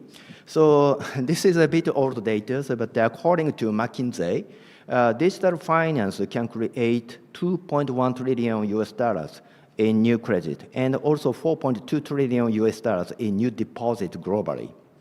So if it breaks down by region, left-hand side, except for China, South Asia has the highest potential of benefits from digital financial services. And the right-hand side is the ADBI study, conducted in 4 Asian countries, namely Indonesia, Philippines, Cambodia, and Myanmar. So according to this study, digital finance will have this very much significant positive impact on promoting access to finance for low-income households and women and MSMEs. For instance, when I suggest look at the Indonesia case, unmet demand for payments credit and savings accounted for 65%, 36%, and 26% of each total demand. So against such unmet demand, digital finance services solutions will contribute to closing gaps by 37% in payments, 20% in credit, and 35% in savings, like that. All right, so as mentioned, developing a new financing model is critical to promote digital financial services. So this is just an example of fintech loans in the Philippines. So ADB examined the fintech loan programs for Filipino tricycle drivers, so marketed by Japan's fintech solution provider, Global Mobility Service, GMS. So this loan scheme used a remote control IoT device that can safely deactivate the motorcycle engine.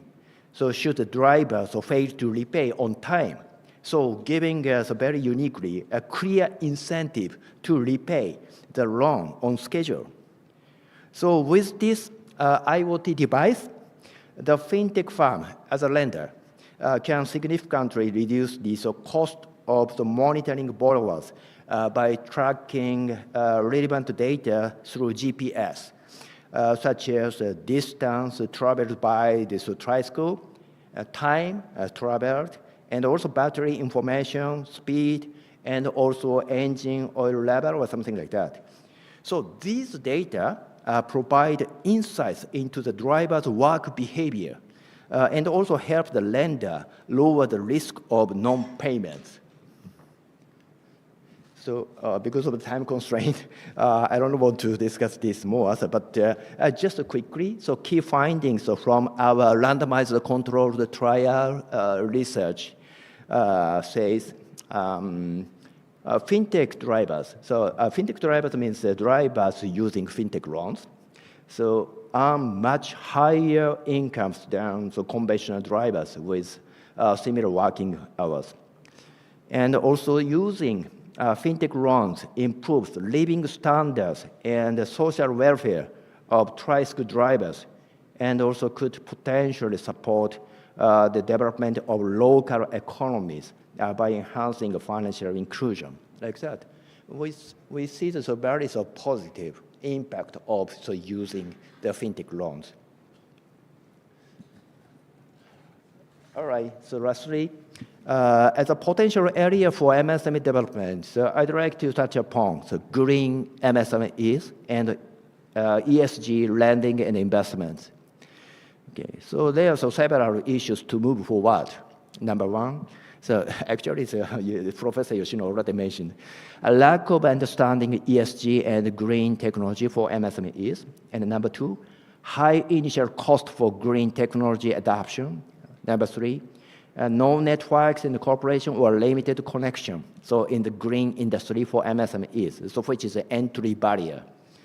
And number four, so limited availability of green finance products. And number five, so definitely, so Professor Yoshino already stressed different ESG scoring, so criteria, so used by rating agencies, which means no standard, so carbon pricing mechanisms. That's the issue. The typical government response to support green MSMEs include subsidies for product development and tax incentives, and business development services, and concessional lending, and also special fund, for instance, a Green Transformation Fund in Bangladesh, like that. So based on the challenges, there are some implications to promote green MSMEs. For instance, so assist green transitions for MSMEs through strengthened consulting and advisory services, and so set green taxonomy, ESG standards and disclosure, and also design analytical frameworks appropriately. And also develop the vertical and horizontal green value chains. So vertical means these actually business relations between large firms and MSMEs, and horizontal means these relationships among MSMEs, like that. and also develop the performance-based financial product. So using standardized ESG scoring. So for instance, this green bond and social bond and sustainability bond. So these are critically important to create new business opportunities for MSMEs and to design an MSME ecosystem for resilient growth nationally, regionally, and globally. Okay, so time is up. So this is for your just information. So please visit our website indicated here so to download this latest edition of this Asia SME Monitor. So I'll stop here. So thank you so much for your attention. Any comments are welcome. Thank you.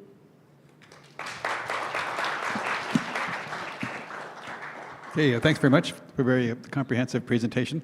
I was particularly interested in the progressing impact of digital finance and also that example about the tricycles. You did raise the issue of green finance, and I recall from Dr. Na's presentation that in Korea, 86% of firms didn't have a plan yet for green transition, and that was basically because of lack of capital and human resources. And I'm wondering, I would assume that the situation is probably no better in the rest of Asia. So I'm just wondering, to what can be done to sort of tackle that basic problem? Do you have any thoughts on that? Either one can answer it. Do you have any thoughts on how to tackle this issue that the main barrier to greening of MSMEs seems to be lack of both capital and human capacity? So, thank you, Peter. And actually, as I mentioned in my presentation, these typical features of these MSMEs varies distributive trade and stability-oriented farms. It is very important to create a base of growth-oriented farms nationally. So to this end, three things are very important to create these more growth-oriented farms. Number one was mindset. So of MSME owners and managers should be changed from the stability-oriented to these growth-oriented. And number two, so MSMEs need to have some more skillful workers who can use technology to expand their business domestically and globally. And then number three, it is crucial for MSME business to be formalized to capture more growth opportunities.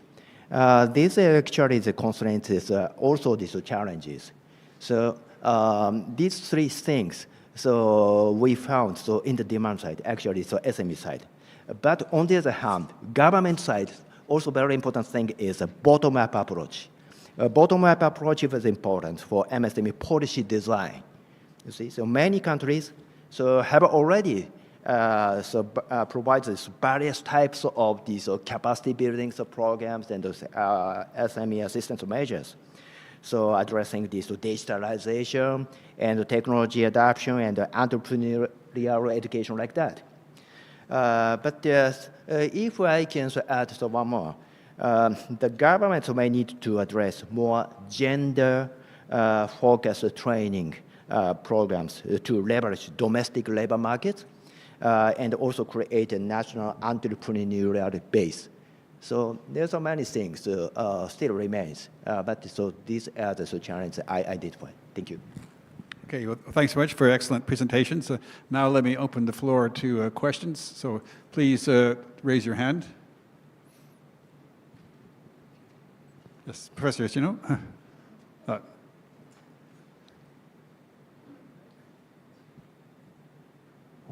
Thank you very much for excellent presentations. First, I think some fund will be needed, money will be needed to support SMEs. Where should those money come from? So I thought in my presentation, I said carbon tax or carbon pricing, then the government can receive some of the money.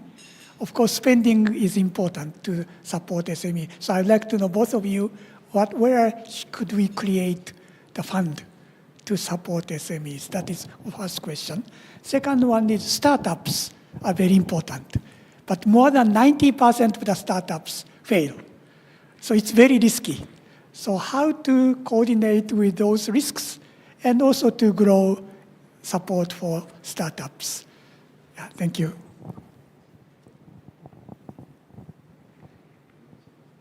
Both respond? Maybe both.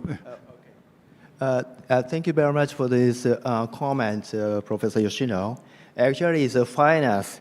Finance is always very big constraint. So among MSMEs, when we conduct these MSME surveys, actually key challenges on MSME development so many, including these market access, skillful workers, production quality control, and technology adoption. But access to finance is a top concern for most of these MSMEs, especially high growth MSMEs. So actually, innovative MSMEs and technology-based startups and also entrepreneurs need more affordable access to long-term financing options to invest in, for instance, R&D and also human capital and technology transfer and commercialization to maximize their abilities for innovation. And then, financing matters. There's many alternative options, but MSME equity market also acts as a conduit for sustainable MSME growth. That's one that's very important. So startups. So of course, new business always having this risk. So how to coordinate? So that's the issues. But I think they need the money to solve these, such kind of risk mitigation. So then I think still equity market, capital markets, will be very important vehicles to support these, startup business development. So just alleviating the risk. So by providing the proactive funding, so growth capital. So just quickly, in developing age, many countries already created or ongoing creation of this dedicated equity market for small and medium-sized enterprises. So as already mentioned in my presentation, but there's a new market type. It was very typically this the market for professional investors, sophisticated investors who can manage investment risks. So they normally use this sponsor. It's a very sponsor-driven, alternative investment market. So this kind of the market has been very popularly tested in developing Asian countries, as mentioned in my slide. So I think one of these solution to foster this startups having these business risk, also the importance to provide the growth capital appropriate through this kind of the equity market. Okay. Pina, do you have any? For the second question, I think the role of venture capital is very important because they can or cannot decide the risky decision. So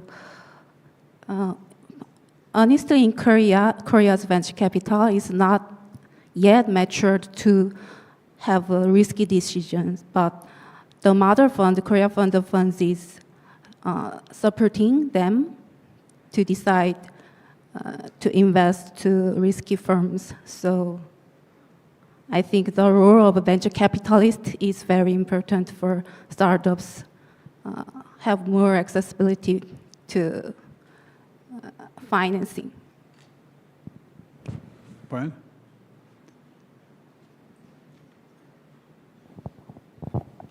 Thank you for your comprehensive and informative presentations. I'm Bo Young-jang from ADBI, and I have a question to Dr. Na.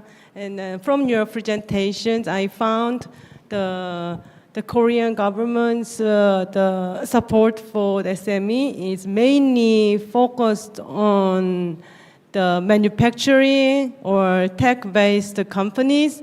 I think it's really related with Korea's industrial policies. But as all you know, even within the SMEs, there's a big gap between medium-sized companies and small-sized entrepreneurs and enterprises and small businesses. So even in Korea, we have lots of small and micro businesses like retail shops, personal services like hair salons, and in the agriculture, and I think in the Asia countries, we have so many small businesses. So do you think we need to do a different approaches when we support these small businesses? And could you explain a little bit about the Koreans' support to small retailers and small businesses?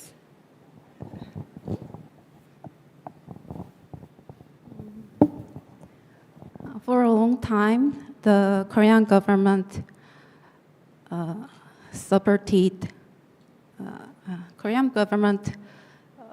focused on protection and support, especially to micro businesses in service area. But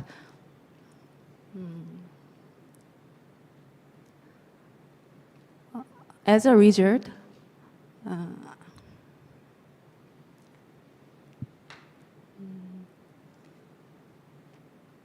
some small businesses should have closed down, managed to survive because of the generous policies, which weakened overall competitiveness of our SME economies and small businesses. And I think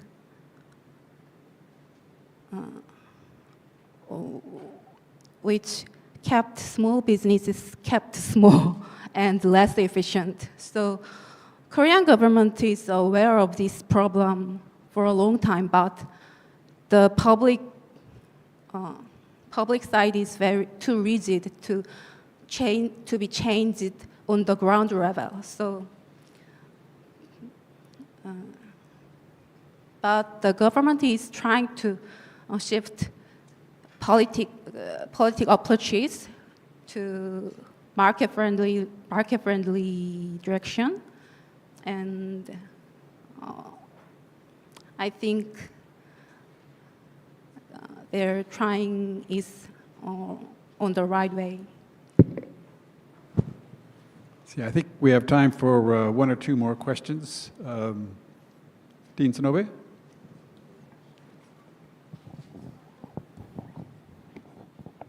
Yeah, thank you very much for the excellent presentation. Very, very interesting.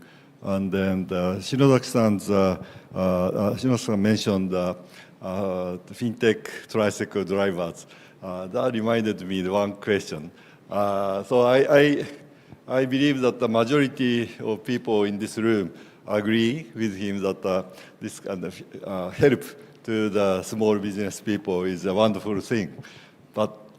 But I faced some kind of criticism when I talked about similar thing, the help to the small business people by giving finance or by providing the business training program, that kind of thing. And then the criticism is that, you are saying that you are helping people, but actually those people who are helped are stealing the business from others. So fintech tricycle drivers may, get more, passengers, but his colleagues are losing the customers. So that kind of criticism. Then one option to respond to that kind of criticism is that saying that, no, it's not a zero-sum game. actually a positive sum game. So these fintech drivers are actually cultivating new area or creating new market, gaining the new passengers. So not stealing from others. So that's one. Second is maybe you are to some extent right, but not always so bad. But sometimes it's not zero sum, but positive sum. So some gains. Or third option is just ignore that kind of criticism, or because there are always very negative people. So, and if we really, spending energy to respond to that kind of criticism, so we can have any energy remaining for doing innovative things. So ignoring is the third option. But is there any better strategy to responding to that kind of criticism? So to presenters and also anyone in this room have any insight, please share.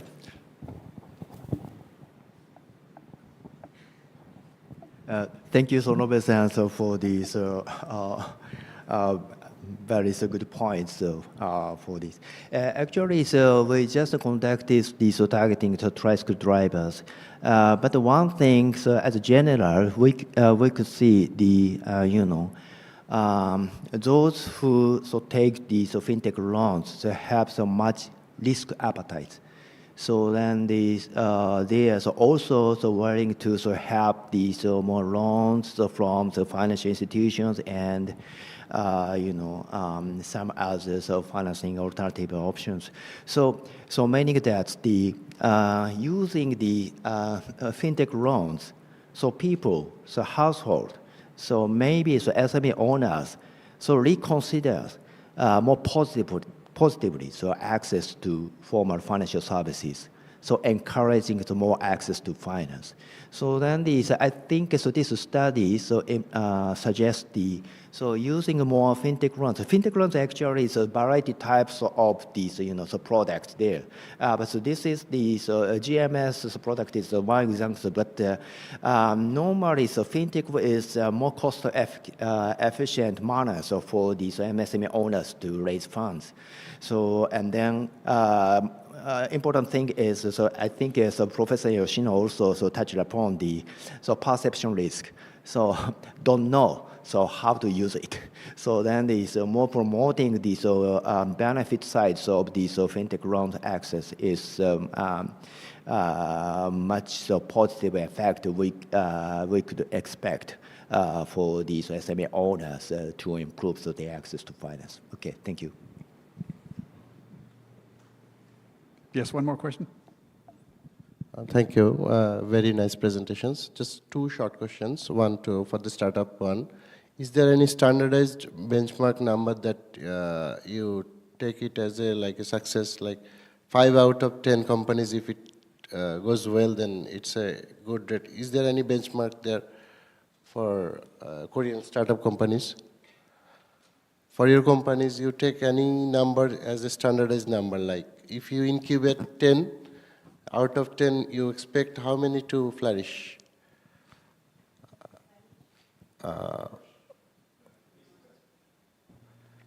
Yeah, what percent of startups would be expected to be successful?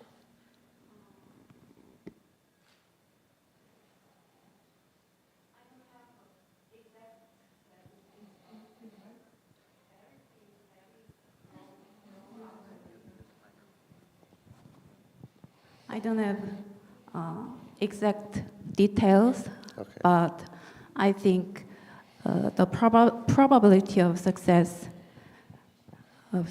of startup is very low possibilities. So it's a very risky investment. So as I did already mentioned, the role of VCs and capability of VCs is very important. Okay, thank you. And another thing, like the green transformation costing that you already said, Professor said about the tax, carbon tax, and about the initial cost involved. So both are actually from the fiscal point of view. Is there any influenced by the monetary policy point of view, like providing any facilities to the PFIs or the banks so that they can implement or they can give more loans to green funds or green initiatives. Is there any way that we can influence from monetary policy point of view? Like usually we give banks, if they implement any portfolio, we give allowance of a provision, like they allowed to not to keep the provisions, they get the good Camel's rating, like that. Is that kind of strategy can be taken or not, for especially for the carbon taxation and others? I think he's asking if there are any incentives to banks to provide green finance to MSME firms.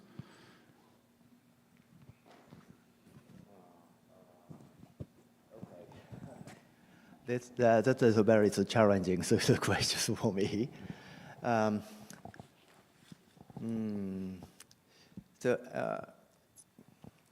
So actually, this banking sector is willing to look for these good business models, including these green industries, and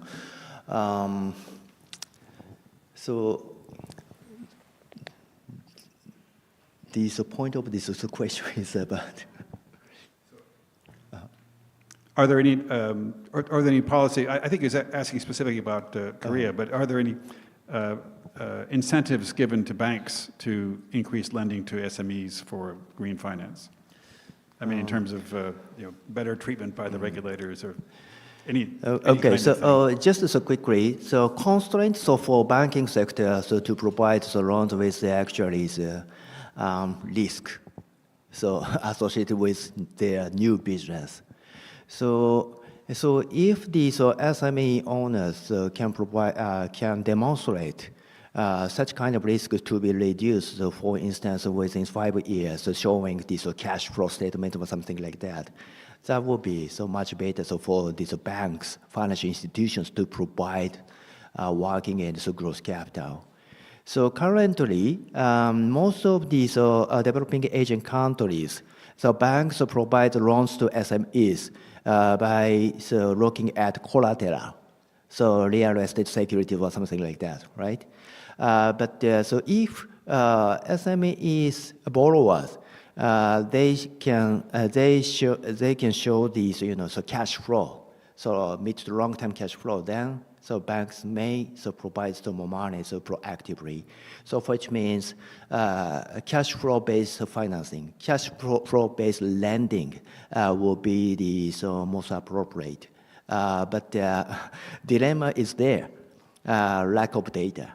So how to get these accurate data from SME borrowers? So maybe using the AI will be one of the solutions to mitigate this risk of this cash flow of these new borrowers from SMEs. But there's still big potential for developing this cash flow based lending by banks. I think that is one of these good incentive for banks and financial institutions to get if there are some more reliable data available. Thank you. Okay, well, I think we're out of time, but it's been a very rich discussion. So please show your appreciation to the presenters, and I'll close the session.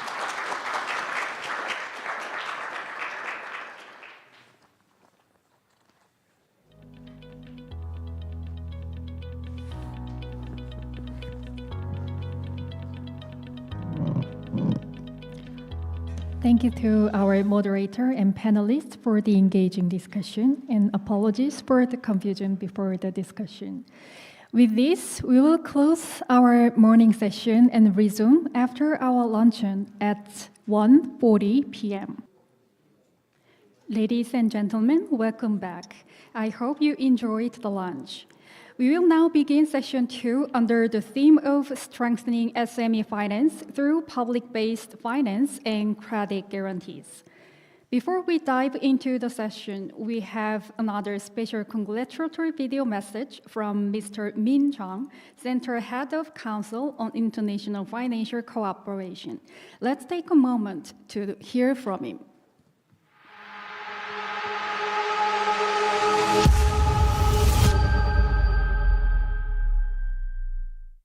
Good morning, distinguished guests, speakers, and participants. I'm Min Chang, Center Head of the Council on International Financial Cooperation.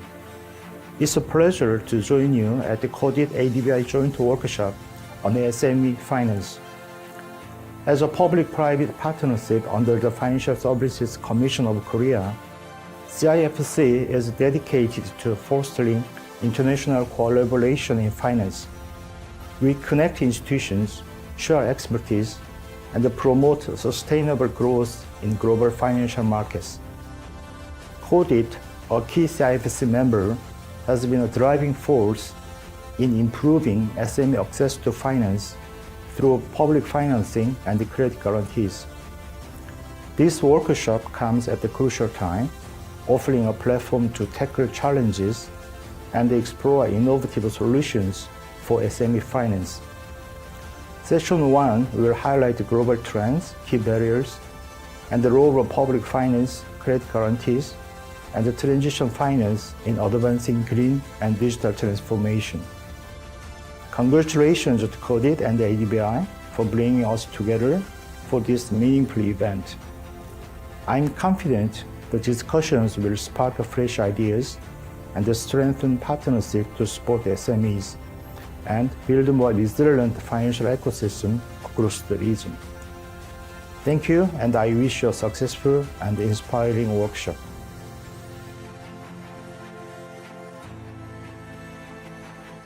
We'd like to extend our sincere appreciations to Mr. Min Chang for his encouraging message. Ladies and gentlemen, we will now move on to our open discussion. Here to lead this session, I'd like to invite our moderator, Mr. Jung-Kyu Lee, Director of Finance Sector Office at ADB. Please welcome him with a big round of applause.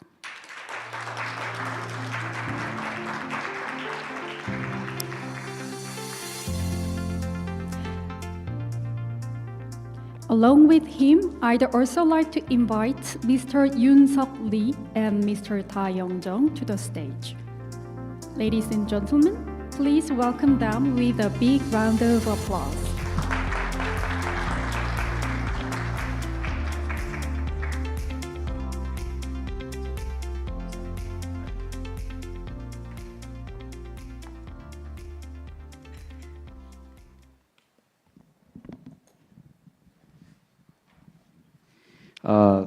My name is Jun-Kyu Lee. I'm Director of Finance, and I heard that the morning session was very active and deeply into the very practical discussion. So a little bit, making all sessions extended, and I think it is not a bad sign. It is a good sign, actually. That means learn a lot, discuss a lot.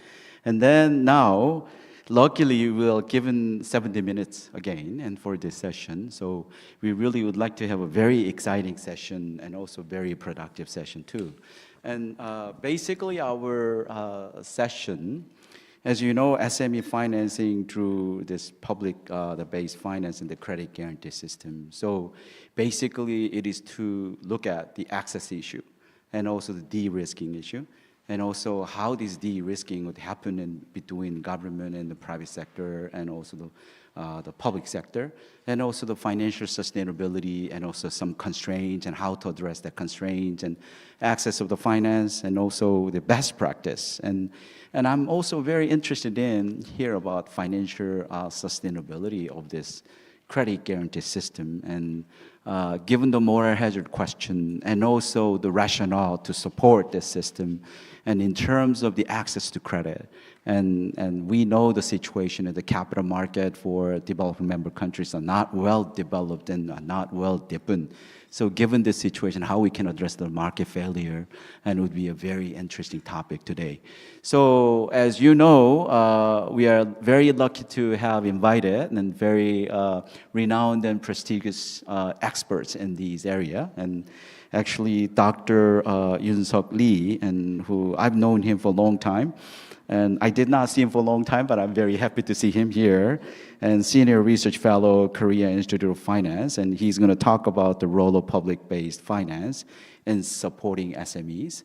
And the second topic is the Jeff, I call it, and he allows me to call him Jeff. And Jeff, Deputy Director General, Korea Credit Guarantee Fund, and he's going to discuss about enhancing financial accessibility for SMEs through credit guarantee. So the key part is here, how we can address the market access, especially for this capital market with this system, and what kind of the risk-sharing mechanisms, and what are the best practices to handle those or constraints related to this access issue. I think it is very valuable. So I would tell, we're going to discuss all day long today, but we have a time constraint, everybody knows. So I'm telling Dr. Lee, and you are given 20 minutes to speak. And then, the Jeff, you're given also 20 minutes to speak. So let's see the circumstances. So what I'm saying is, once Dr. Lee speaks, and if you have any questions, maybe, instead of jumping on to bother the Jeff to speak about the next topic, and maybe we can have some short Q&A, that also would be very good, one or two. And then we talk about, the Jeff presentation. But if no questions, maybe we can do, in a bunch and after two presentations finished. So let's see the circumstances. But I think we can handle very well together this one. So let me ask Dr. Lee to speak about the role of public-based finance in supporting SMEs. 20 minutes, please. Thank you. Go ahead.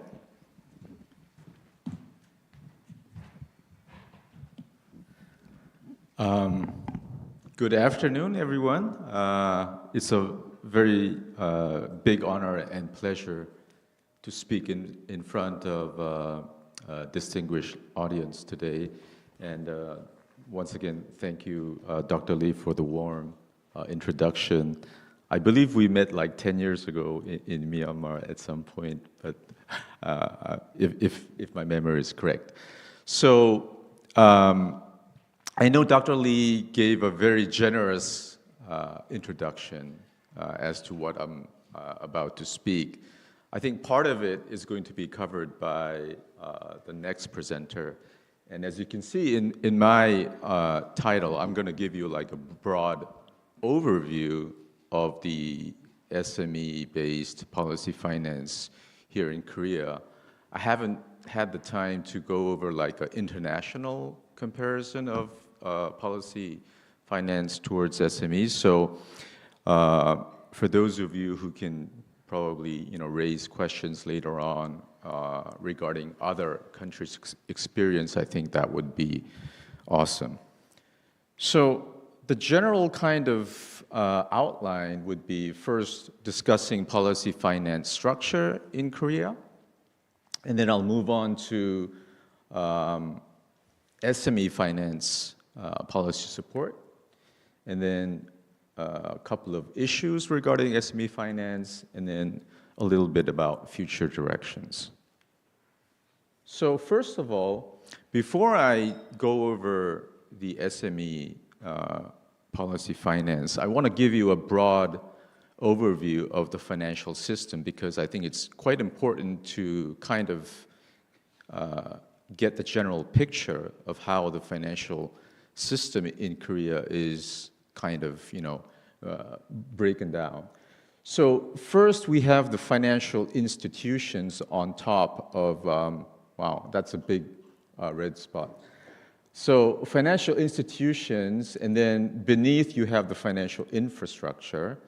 And today, since I'm going to talk about policy finance, the red squared area specialized banks, and over here you have the public financial institutions.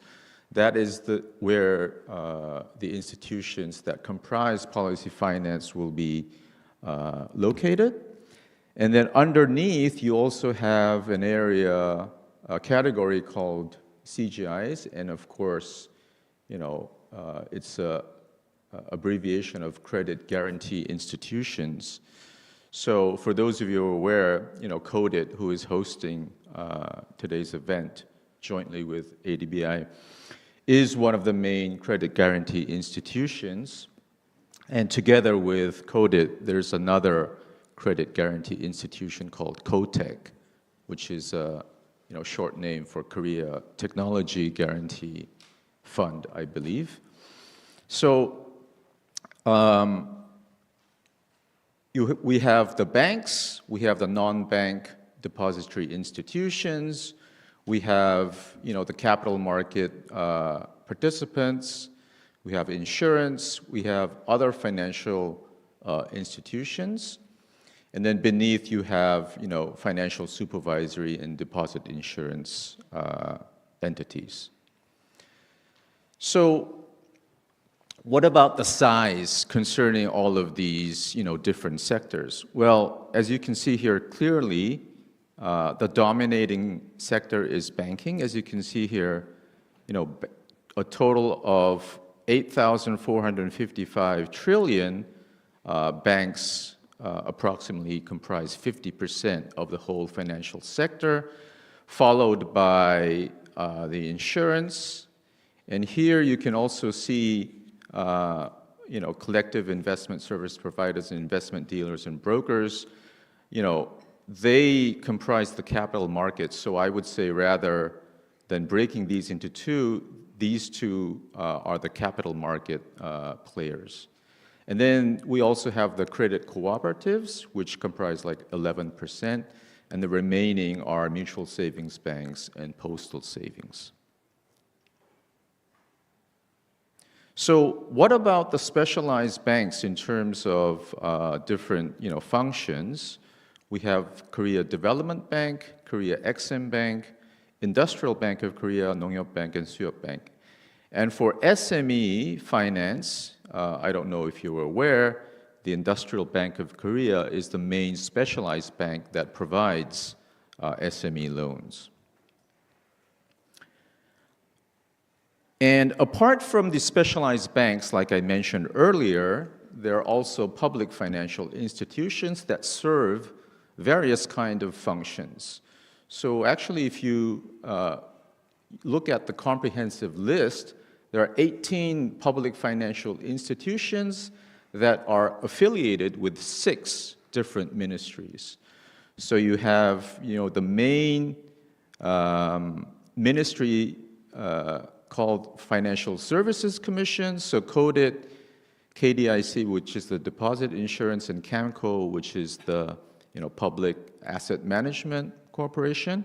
And then you also have Korea Housing Finance Corporation. So they're under the Financial Services Commission.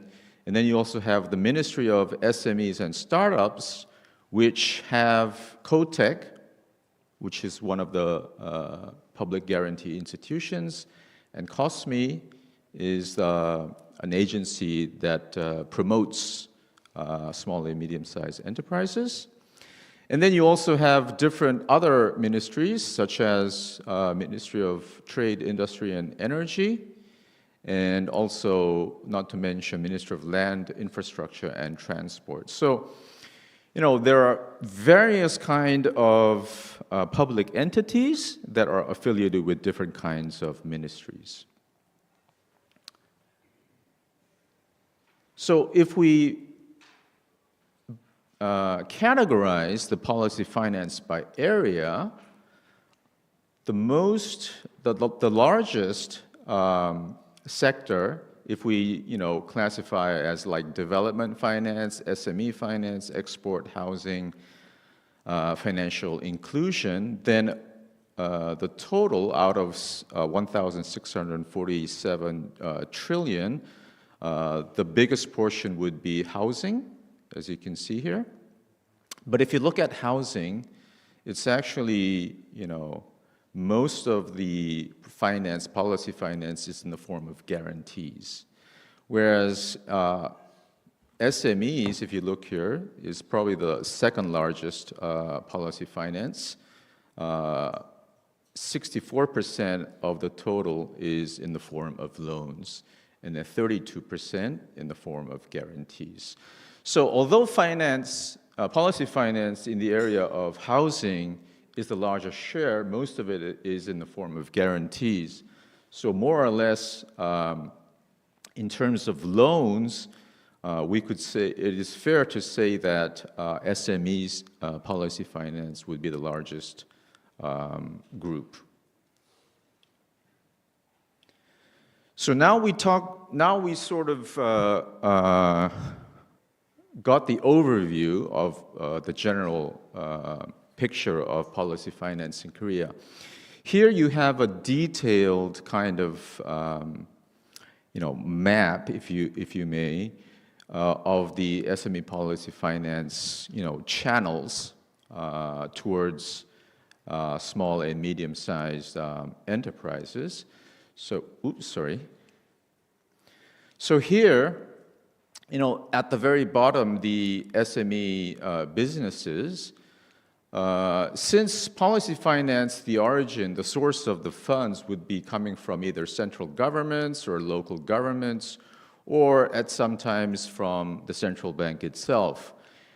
The red line represents the form of financing through loans, whereas the blue dotted line represent the finance provided in terms of investments. So, mainly stock investment. So, for instance, the Korea SME and Startup Agency would get funds from the central government. They could either directly lend that to the SMEs, but sometimes they would just provide support and invest that in Korea Fund of Funds and other, private sector fund of funds even. And then sometimes they could also provide guarantees towards financial institutions. So even though the original source is from the central government, it could actually be provided in the form of direct loans, credit guarantees, or other, different layers of policy finance. So as you can see here, it's a very kind of complicated picture because although the source may be from the central government or the local government, they could be eventually provided to the SMEs through different layers of policy finance forms.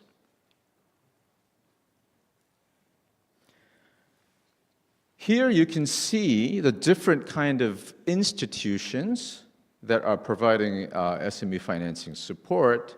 You can see it by year. And as you can see, the main kind of policy support comes from Industrial Bank of Korea, which I showed you earlier is one of the specialized banks, followed by KODIT and KOTEC. Sorry, yeah, here we go.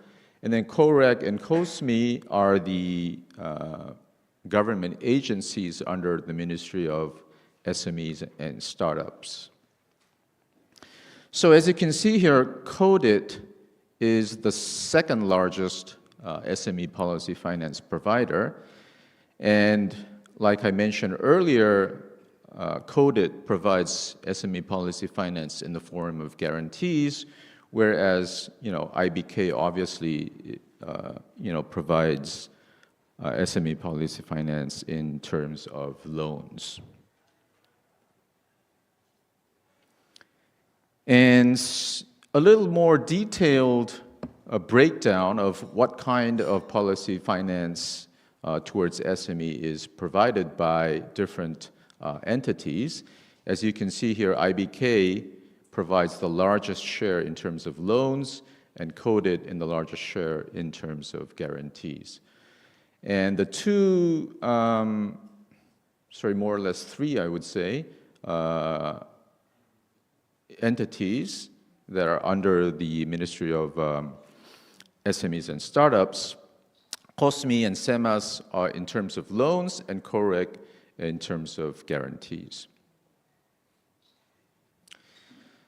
This slide actually can be used as showing the role of policy funds during the COVID-19 period. So as you can see here, this is a table that is based on a survey of 4,500 SMEs.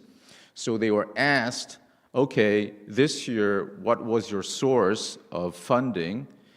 And each year they would say that, okay, bank more or less was the main source of funding, but during the COVID year, compared to the pre-COVID period, the role of policy funds has gone up quite significantly.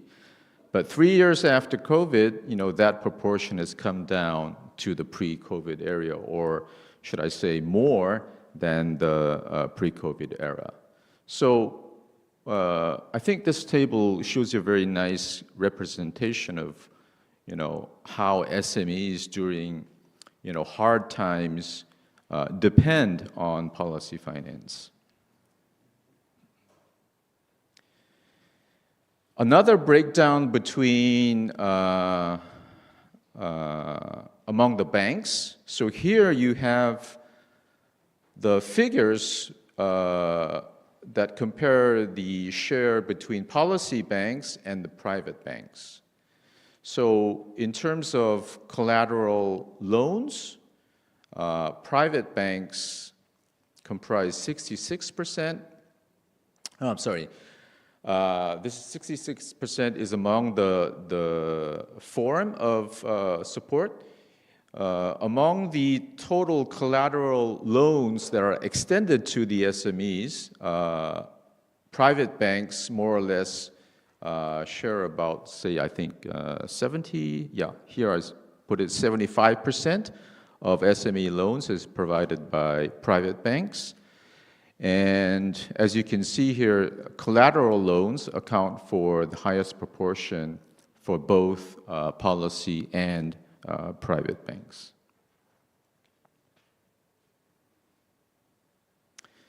And again, this is another kind of table where you can see the credit guarantee is the dominant form for SME guarantee loans among the domestic banks. So you can see here that the guarantee loans more or less depend on the credit guarantee by the policy institutions. But in the recent years, we can see that the proportion of mutual banking among the SME loans has been increasing. As you can see here, compared to, say, 3 years ago, the mutual banking's share has been increased from 13.5% to now more than 18.6%. So the role of domestic banks more or less has been shrinking, whereas the mutual bank share has gone up recent years. So let me touch a little bit about issues in SME policy financing. So as you've seen in the previous slides, SME policy financing more or less depends quite heavily on collateral loans. So because of the fact that SME loans are concentrated on collateral loans, it actually both implies that SME themselves, since they have very little credit, to be able to get independent financing, it reflects the SME's difficulty and the dependency on policy support, but also reflects the difficulty of screening, credit-worthy enterprises. As you can see here, 72% of the total SME loans depend on collateral. And although the credit loans vary from time to time, currently it's more or less under 20%.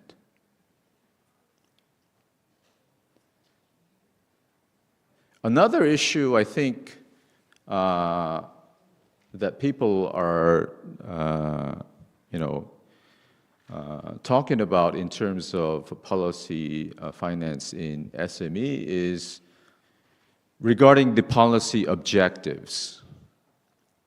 So, more or less, I think probably that's also been discussed in the earlier sessions that we listened in the morning session, although I can't say I listened to all of them. So one of the main kind of issues is, is it really survival itself that should be the policy objective of the SMEs? Because, we can't always forever provide support for SMEs who are, in the stage of having moral hazards, because competitiveness should be also a factor that should be taken into account when government provides policy support. So works by researchers such as Chang, he's currently at the KDI Institute. So he did a work back in 2016 that showed, okay, let's see how the recipients of policy finance performed in terms of productivity, and he showed like a very nice empirical evidence where the recipients of policy finance enterprises actually exhibited lower productivity compared to the recipients who did not receive, to the non-recipients. So it kind of provides you some evidence that, okay, maybe in terms of productivity, policy finance is not doing a great job. Also, we need to, I think, reassess the performance of recipients of policy finance. So rather than, so that should be quantitative, sorry.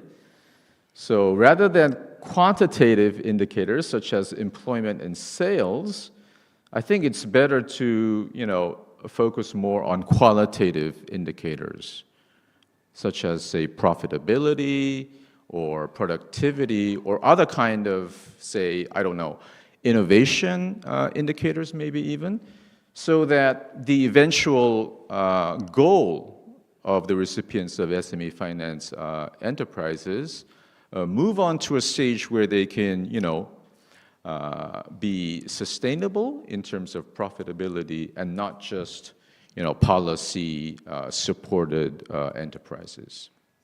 So another area that needs to be further developed, I think, is the area of deepening of technology assessment tools, because basically you lack the collateral, you lack the kind of financial indicators that you need to get policy support.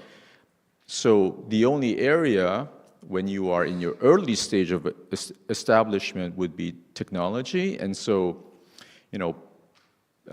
both financial institutions and also public institutions like KODIT, they need to refine tools to assess technology in a more advanced technique. And then if we go further and think about the role of the state, because we know that the costs and uncertainties arising from market imperfections provide the basis for state intervention in the financial markets. And that is, processing information, writing and enforcing contracts, and conducting transactions themselves. So these kind of externalities give the kind of rationale for the government to intervene. But one thing that we note is the government actually functions, where's my dot? Okay.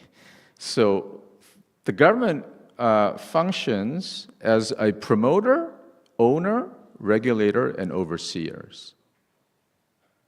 So what does this mean? Even in the area of SME policy finance, you have the government trying to promote and trying to build up SMEs.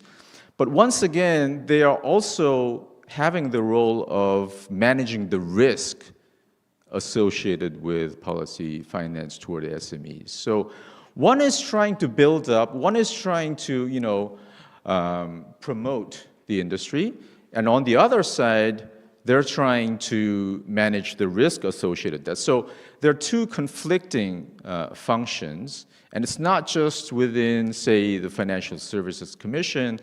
I think it's the similar kind of situation in the Ministry of SME and Startups. So I think if you want to function two different kind of areas, I think there has to be different kind of organizational division in order to perform those different functions. So future directions, I think I've kind of covered this issue. Multiple entities and overlapping support. As you've seen earlier, Ministry of SME and Startups, Financial Services Commission, even the Ministry of Economy and Finance, different ministries have kind of similar kind of policy finance functions. For instance, FSC's Growth Ladder, Fund of Funds, and Ministry of Startup and SME's Korea Fund of Funds, perform the very similar kind of policy support, and also improving the efficiency of financial support through streamlining governmental decision-making, because you have different and very complicated administrational procedures.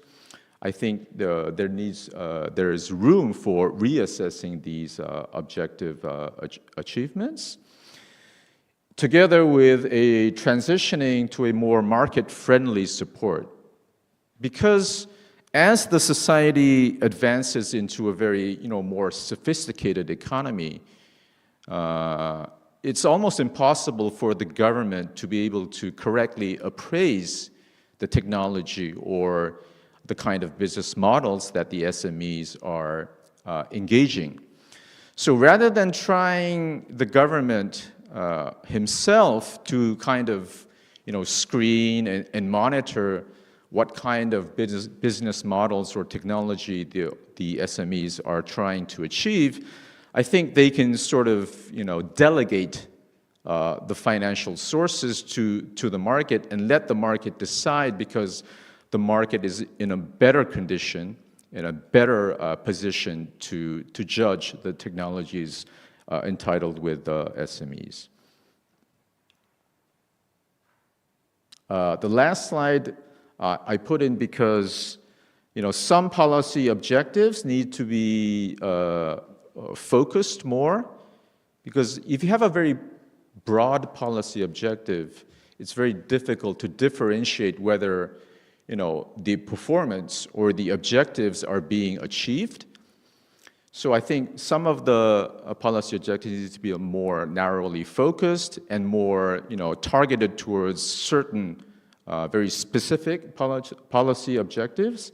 And last but not the least, I think international cooperation, because as the Korean economy approaches a stage where SMEs are also seeking opportunities abroad, I think there are areas where the policy finance can support SMEs that are trying to reach borders, and one way of that is to provide cross-provisioning of SME policy financing tools, and I think probably details about that can be presented by KODIT staff later on if they can. Okay, that will be the end of my presentation. Thank you for listening. Thank you. Thank you very much, Dr. Lee. Yeah, I'd love to give you more time and very exciting topic, but sorry to ask you to curtail. And actually, I know this is a little bit difficult, and after lunch usually, and it's having a deep breath and also following up all these technical and also important policy suggestions. And I hope that it's like I feel so much excited, you also very excited enough to wake you up, and so that we can indulge in this very important discussion. Actually, over this, Dr. Lee's presentation, I kind of follow this presentation very carefully, and he's a very renowned and expert in this area, and I respect him a lot. And I actually provided, write down more than 9 questions, actually, and it is really exciting me. And he sets the context and to talk about focusing on this public finance, and why is it important, what's the current system, and where it should go, and some of the policy suggestions, and I'm really excited to learn from him. And let me just quickly check, and before I ask Jeff, to present, and for the Jeff's part, and it looks like, I have hundreds of the pages, and you might want to say, so it's fairly saying you're also given 20 minutes, right? But here, before I go and check, and any very important, exciting questions, 1 or 2, and I'd like to give you the privileged time to bother renowned expert Dr. Lee and by your very important and killing question. Oh, Yoshino-san, please go ahead. Yeah.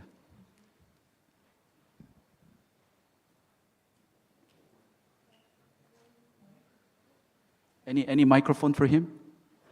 Yeah, Professor Yoshino, you can use this. Okay, go ahead. Thank you very much. Very interesting discussion. If I compare with Japan, you are talking about major 2 roles of the public financial institutions. One is direct loans. Another one is credit guarantee. Which one is better in what circumstances? Sometimes both tools can be available, but sometimes loan is better, sometimes maybe credit guarantee will be better. So in your opinion, what are the differentiations between the 2 policies? Second, Japan also revitalized public financial institutions. About 20 years ago, postal savings came to Ministry of Finance, and Ministry of Finance gave that money to public financial institutions, and we stopped it. And the Ministry of Finance issues government bonds, special government bonds, to finance to public financial institutions. What is the situation in Korea? What are the sources? You said Ministry of Finance just give money to those, but is it from taxpayers' money, or what kind of money are they? Thank you. Thank you very much. Thank you for your very interesting question. I don't know if I could answer all of them, but I'll try. So regarding the first question, loans versus guarantee, I think loans are available to SMEs who have the adequate collateral. So, and if you think about it, most of the SMEs don't have the collateral. So if you are an SME who are able to have any adequate or available collateral, probably it's better for them to get guaranteed loans. For guarantees, even if you're not eligible because you lack collateral, you still can get loans from the banks through the credit guarantee institutions. So once again, I think if there are certain SMEs, because SMEs even in Korea, it's actually, if you look at the word SME, it's small and medium size. So for medium-sized enterprises, some of them have collateral available, such as their land or factory or whatever kind of real estate they have in their own hands. So for those, I think collateralized loans could be an option. But for the small-sized enterprises, probably it's better in the early stage to start with guaranteed loans by the credit guarantee institutions. The second question regarding the source of policy finance. Of course, I think most of the money comes from taxpayers' money because the government is providing fiscal support to the credit guarantee institutions. But one thing, I don't know if it's the same in Japan, one thing about the Korean credit guarantee institutions is they also get funding sources from the private banks even. So there's like an additional private funding source apart from the policy fiscal support by the government. So I think that's probably a kind of different dimension that differs Korea from other countries. Thank you very much, Dr. Lee. I think we don't want to get these moments just going in without asking very big questions. Everybody knows, whether it is local news or international, recently the most, it's a mouthful topic is trade tensions, right? And even yesterday, it's one biggest country in the world announced it, and neighboring countries and other layers of the trade. And so it is trade tensions. This policy financing, it's helping out SMEs. I really want to ask these questions, Dr. Lee. It's this wonderful presentation, and given this big trade tensions are coming, already came, right? And also coming to Korea probably soon. And what would you see that impact on those trade tensions on SME financing? And we have sources of the financing you presented, and also you suggested one of the things I really like linking this SME financing to policy agenda. So the policy agenda is crystal clear, getting crystal clear given these trade tensions. And what do we do for this SME financing given these big trade tensions? And then the economic downturn is expected, and then SME companies' balance sheet will be worsened. How we can handle in terms of the public financing when still large collateral is still the major dominant sort of the tool, and while the SMEs do not have collateral. So this is, given I have 9 questions, but I'd like to save and for the rest of the questions, but let me ask this question, and then we'll go to Jeff presentation. Okay. Thank you for another difficult question. So I'll try to answer as best as I can. I mean, in terms of the trade tensions, I believe, it's part of the change in the global supply chain. So basically, I don't know, if it's, in the minds of President Trump, but I believe, he's also sharing the idea that the world supply chain needs to be changed. And if we think it from that perspective, I think it's a time where the Korean government also needs to rethink its industrial policy. Because if the Korean government decides that this trade tension is coming from a long-term structural change that is associated with the change in the global supply chain, I think it's a time where the Korean government needs to reshuffle its industrial policy.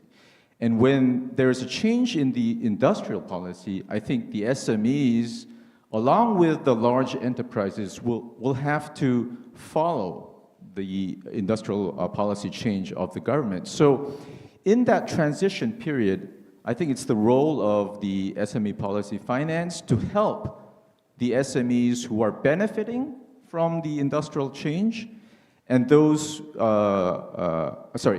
are actually being disadvantaged by the industrial change, and also try to promote those who are willing to change their kind of performance or manufacturing products that are aligned with the major change in the global supply. If that can answer your question. Thank you very much. I think it's a very insightful response, and I'd like to remind everybody, I did not mention President Trump and United States, our ADB's #1 shareholder, so I should be speaking very carefully. But anyway, it is a very important topic, especially from the public financing perspective. And also, the Dr. Lee finishes his presentation, actually. It's linking those public finance to the policy agenda. Policy agenda always comes with a priority. So what is the current priority? And I think it has been the sustainable finance, but now it is a new factor, which is the trade tensions. And especially you pointed out the value chain, I think it is a very good aspect, and you explained to us. Thank you very much. So I hope to wake you up and with these difficult big questions and after the lunch session. And then let me go to Jeff, and Jeff, you are given 20 minutes, and then we'll go to bother time and with our questions again. All right, please go ahead. Thanks for introducing me, Dr. Lee, and that was a really nice presentation. And hello, hi there. My name is Da Young-jung, and if you come across in the corridor, please call me Jeff. Hi, Jeff, right? Well, actually, I'm going to walk you through slide by slide about how we work and how we fund. And as you ask us, like one of our questions, we get like contributions from the government, right? So I will explain later on, so you will see it. So, can I just get into that? All right.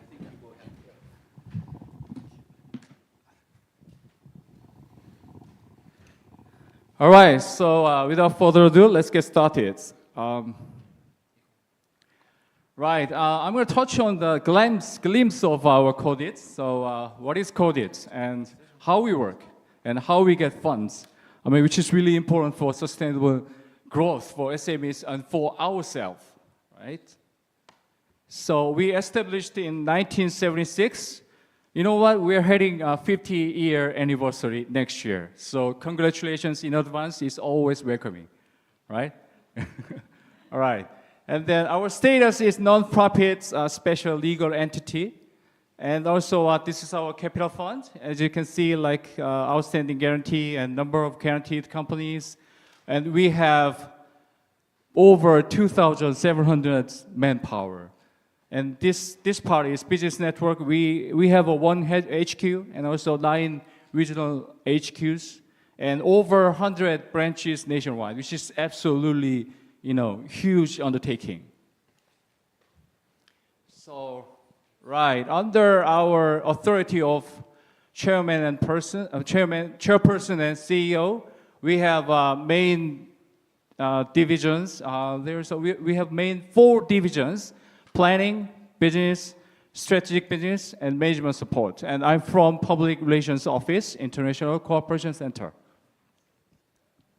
And this is our fundamental operating features. Well, actually, we established by the Act on Credit Guarantee Fund. So by the Act, all the banks have to give their contributions to us every month, right? And also regulatory authorities, we have 3 authorities. We're under 3 authorities. The first one is FSC, and second one is Ministry of Economy and Finance, which takes in charge of budget and manpower. So every year, we submit our annual planning, to these 2 ministries. And then the last one is National Assembly of Korea. So every year in autumn, we get national audits.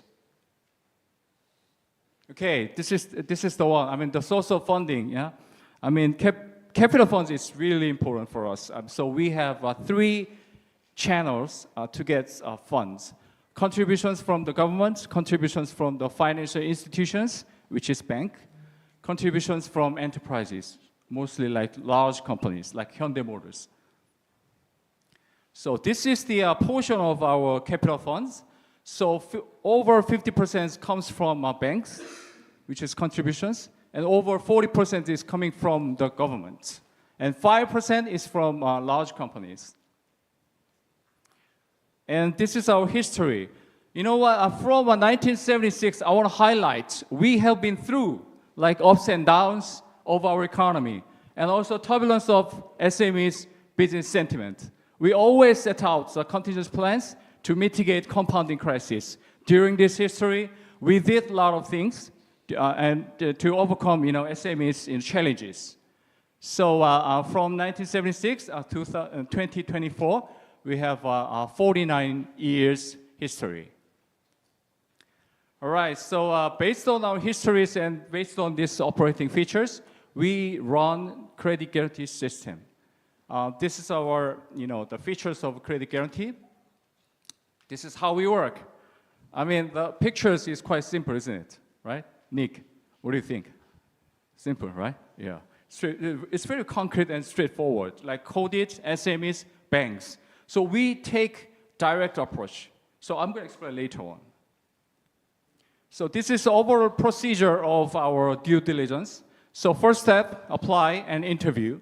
The second step is credit review and on-site inspection. The on-site inspection is to be conducted by the staffs from more than 100 branches. And step 3 is guarantee evaluations. Step 4 is guarantee approved. So quite clear, right? Yeah. And this is a key takeaways from our program. First one is eligibility, and guarantee ceiling is up to $2 million for a single company, and coverage ratio is 80 to 100%, on average 90%. And guarantee fee is ranging from 0.5% to 3%. On average is 1.2%. So we, as I said, we're taking a direct approach, which is we run the branches all over the nationwide, more than 100, and then we have more than 2,700 staffs. That staffs doing due diligence, so that's the direct approach. And we issue our credit guarantee to the bank on behalf of our SMEs. Actually, so one thing I want to highlight, in this approach, we make our tailored program to SMEs as they need it. And this is some statistics from our performance. As you can see, the right part, the graph shows that, I want to say we're getting back to normal. During the pandemic, there's a lot of government supports, including credit guarantees. We actually double down on our credit guarantee issues. So look at this graph. The default rate is getting down and getting up. But this is unusual thing. So I would say we're getting back to normal. So based on our structure of capital funds and the basic procedure of our credit guarantee system, we have some core parts of our businesses. I'm not going to touch on all of this because I leave it some of this to tomorrow's sessions, like data transformation, infrastructure, and green finance. One of our clever colleagues will do the presentation. So don't miss it, right? Tomorrow's session. So this is our latest doctrine, beyond guarantee, which means we're not just doing the credit guarantee. We're expanding our product scope beyond guarantee. So I'm going to explain one of these. Core business areas. You look at this. This is our main areas of our business. Obviously, credit guarantee is number one priority for us, and number two, CBO in the private market, and the number three, credit insurance, infrastructure, and credit-aligned equity investments. Well, actually, we do equity investment on startups, which is promising startups, but that amount is quite slightly, less amount compared to credit guarantee. And we have our signature brand. Startup support measures and management. I'm going to explain later on. And then last one is enterprise data platform, which is PASA. In the morning session, Dr. Gu explained about this one, right? So this is actually from we support the SMEs issuing corporate bonds. Corporate bonds is rather long-term perspective, than credit guarantee. So we issue our credit guarantee to the securitized bonds, and then the SMEs, secure the fund from the market directly. The credit insurance, money matters, right? If you sell something, you have to collect the money, right? So, but if you fail to collect money, you're in trouble. So this is for that. Credit insurance, when sellers, fail to collect their money from the buyers, we pay the money, the insurance money, and then we do debt collection from the buyer. The infrastructure guarantee is, I'll leave it this one for my colleagues. And we do like current guarantee-aligned equity investments every year for the more than 50% of our amount goes to directly, the startups, less than 5-year history, 5-year business history. And this is just normal consulting services. And then I want to address this. This is quite our latest obsession. I would say obsession. This is key initiatives. We drive these initiatives for the sustainable growth of our SMEs and for their prosperities. So first one is financial innovation. The financial innovation contains everything. So digital transformation and environment, ESG, and supporting for startups and global expansion. So I'm going to explain one by one. And so 1-2 sessions this will be taken by our colleagues tomorrow's session. And then the fostering innovative startups, I will explain about this one. Okay. Right. This is our startup support system. I want to highlight we set out this program stage by stage, which means we consider how startups grow from R&D stage to late scale-up. Right. So after the R&D stage, it goes into early growth stage. Well, it doesn't have to take like one by one. It's when sometimes R&D stage and then they just few like rocket high. Their sales are rocket high and it goes to late scale up. It doesn't matter. But this is basic framework for us and for startups. So the first stage is R&D stage, and the late growth stage, early scale up and late scale up. In the market, actually in South Korea, the first penguin is our signature brand for the startups program, which is financial program. So if you ask any VCs or ACs, they will, respond. They already know the first penguin. So we start first penguin since 2014. So it's quite long time. We're accumulating, stacking the database about the startup. So we always assessing that, and we are refining the comprehensive systems in the market. And that one we look out for like target industries. Definitely AI comes first, and the IoT and big data, and also bioindustry and healthcare and on-demand economy. So as I told you, in the first part of my slide, we run over 100 branches, but in that branches we have 10 branches only for startups. So we run 76 manpower. That 76 manpower only focus on startups. So we have 10 branches, so 5 in Seoul and 5 other regions. Also, I don't know. If you guys been through near the Gongdeok stations. This building used to be our headquarters before we moved to Daegu. This called Front One. This is largest one-stop startups support space. We have incubating program and also accelerating program in that building. So cooperating with the private sectors like VCs, ACs, and banks. So we have a lot of programs in there. And last but not least, the global expansion. We support global expansion of SMEs as well. So we do knowledge sharing as well and strengthening our global network. So this is kind of like infrastructure of our global networking. So we started knowledge sharing program in 2007, And also, every year, we do overseas business trip, like ADB annual meeting as well. Also ASCM and also like ARCSIC. Well, in here, I mean, Mr. Peter Morgan, I mean, you been through this, you noticed this one, right? So we held 34th ARCSIC conference in Daegu Metropolitan City. So we get together all the member institutions. So we held that, and this is part of our global expansions. So this is it. I mean, this is my contents of presentation. So if you have any questions, please feel free to contact me. Thank you. Thank you very much, Jeff.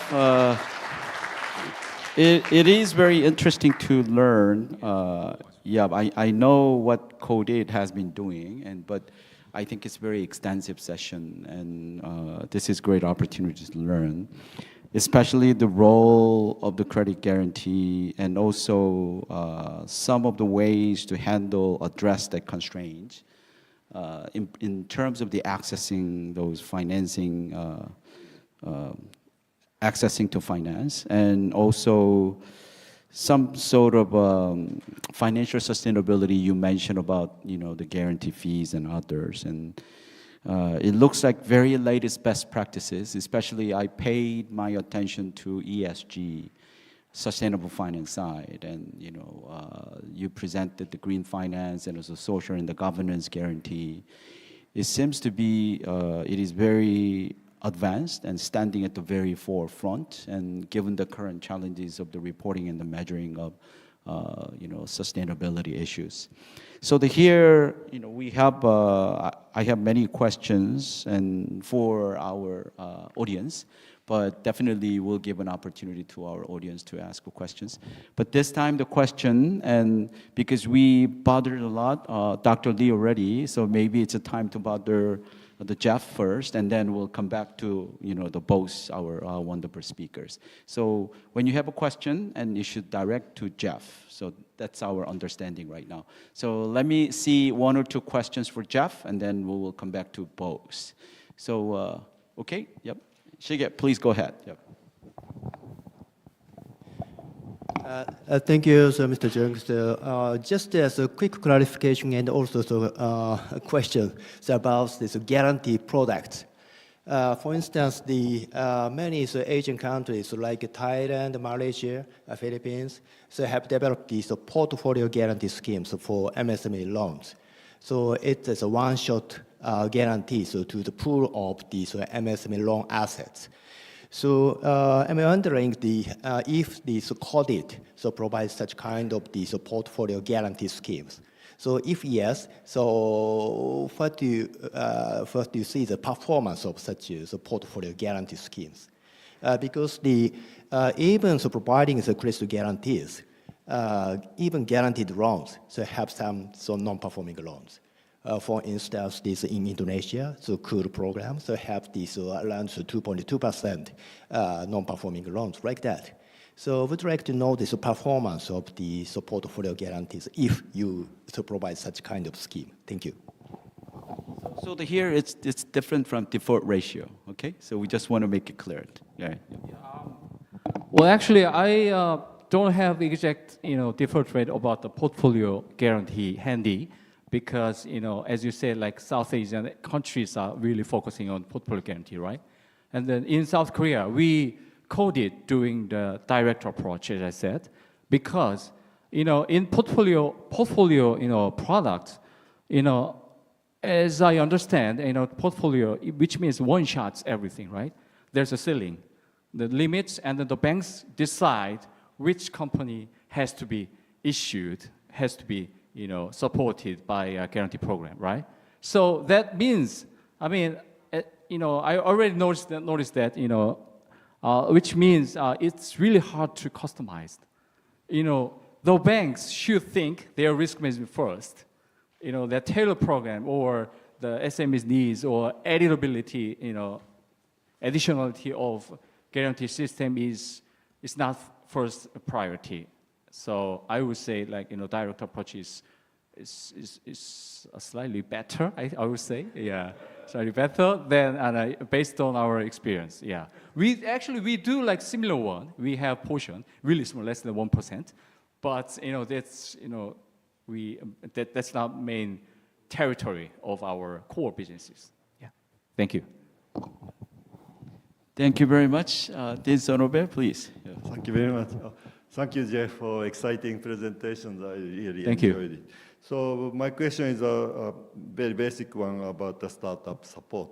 So what's the criteria for making decision whether or not to support particular company, new startup? And the second is what the performance of the program so far. So what percentage those startups supported, graduate from R&D stage and enter to the next stage, and is there any startups which reach the late scale-up stage, or kind of percentage distribution? Thank you. Yeah, I think Dean Sonobe's question is very interesting and linked to what Dr. Lee already mentioned, and Dr. Lee mentioned about the research, and one of the research said is recipients of the policy finance, especially SMEs, and exhibit lower productivity. And then the question is here, it's startups. So, I think it is very interesting questions, and maybe reality, maybe sometimes different from econometric analysis. All right, let's go to Jeff. Yeah, thank you, Mr. Sonobe. For your first question is the selection criteria, right? And then the first one, and then second one is what's our performance from our startup support program, right? So the first one, we do take both sides, like financial and non-financial. Well, for startups, late stage, they do have financial statement, right? That financial statement is quite credible. I mean, because in the late stage of startups, they have to show that to their investors as well.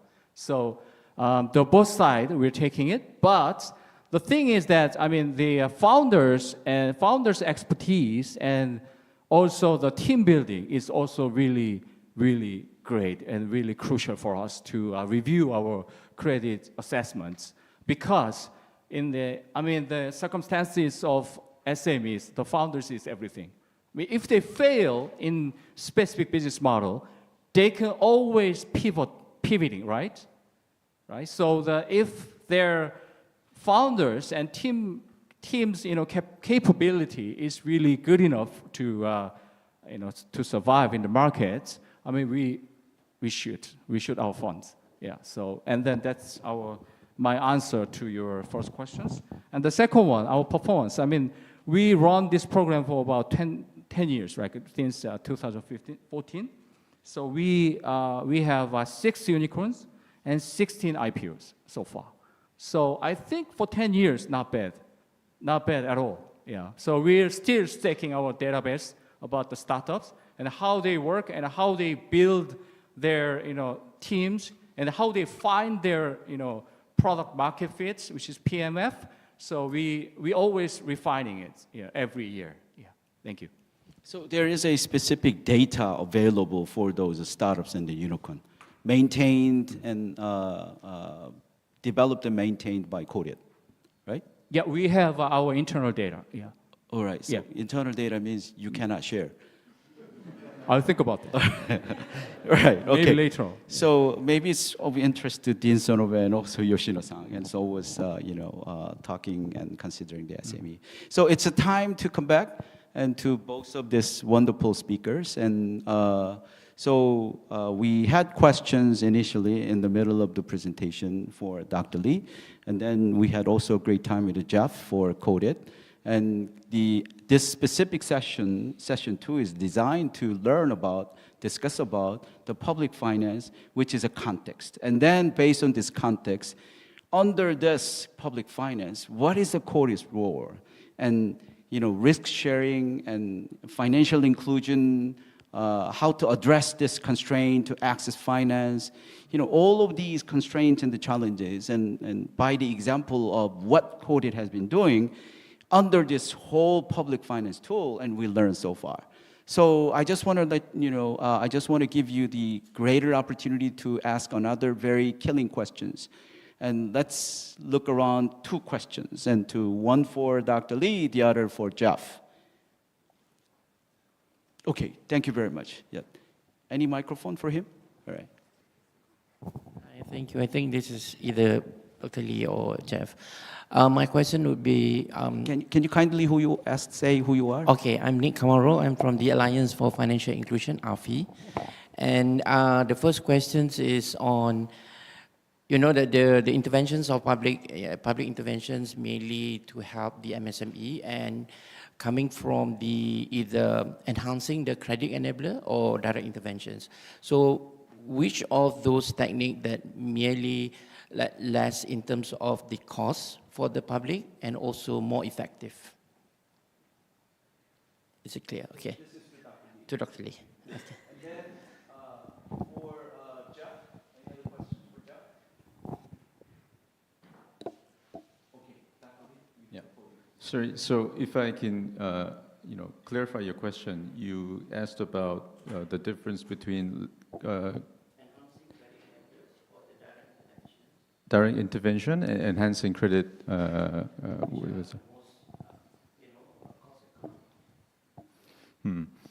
think it's a very tricky question. I don't know if you can answer it directly, but I think in terms of credit appraisal or credit, evaluation, in Korea we have been building up various layers and various infrastructure regarding credit evaluation and credit scoring. So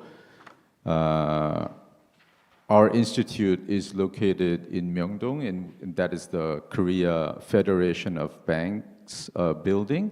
Inside the building, we have the Korea Federation of Banks, and in the recent years, there was a agency that specializes in credit information analysis. We call it, I don't know if the exact name, but it used to be with the Korea Federation of Banks, but recently they kind of divided and was divided into a separate agency. So that's one example of the level of credit scoring and credit evaluation infrastructure that Korea has been building up in the past, I think, 10, 20 years.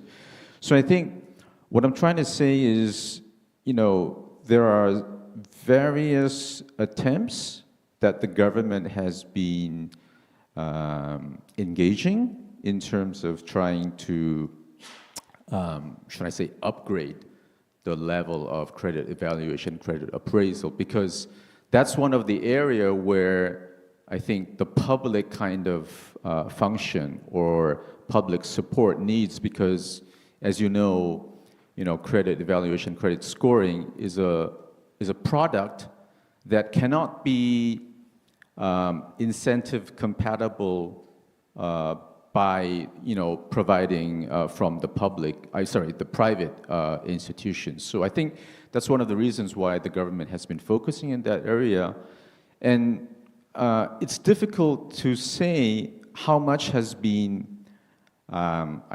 input in terms of the cost amount itself, because it's been there for a very long time, and it's been continuously upgraded in terms of the functions and their, applying areas.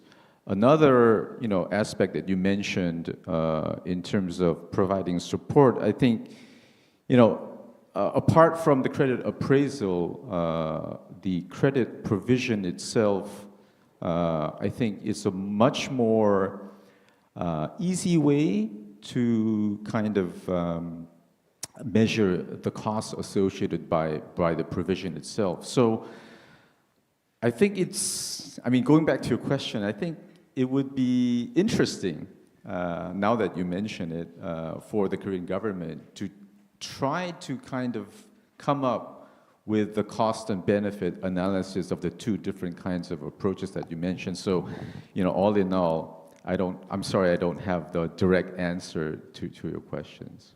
apologize. Thank you, Dr. Lee. I think that is a very wrong-standing question, actually, and to all of the policymakers. As Dr. Lee already mentioned, the recipients of SME financing, their survival ratio is pretty low. But I think it is, if you look at the different data, probably shows different results. So here, I believe it is really, because that cost itself is not static, it's really dynamic concept. So over the time, the big sort of understanding we have is the market failure. It's especially for this SME financing. And the second is, another big principle is, we want to make less intervention cost. We call it distortion to the market, right? So given this big understanding of the market failure and the principle of the less cost, less intervention, it really depends on market infrastructure, including the data, credit ratings, and all others he already mentioned. And if we don't have any credit infrastructure, we cannot do enabler. We have no other just direct intervention. So it is really related to, and also second one is capital market development. It simply shows liquidity. And the Korean capital market development definitely different from Sri Lanka capital market development. So I think given those big understanding and the principle and also these market infrastructure and the capital market development, and I believe the cost is dynamic. So depending on the country context, very relevant question, but we need to look at those, the principles and the market reality, I think so. And to Jeff, this is the last question. I think we've managed our time so far pretty much. Who raised hands? Oh, all right, please. Yep. Hi, I'm Zor from ADBI. So my question is regarding the funding source of the KODIT. So you mentioned it's come from the government and also the financial institutions is because of the act. And it has very small percentage from the big corporations. So I wonder what would be the incentive for them to provide the funding to KODIT, and also is it probably because of the possibility of disseminating their technologies or the service to the SMEs? What would be the main incentive for them? Thank you. I've mentioned we have 3 channels, right?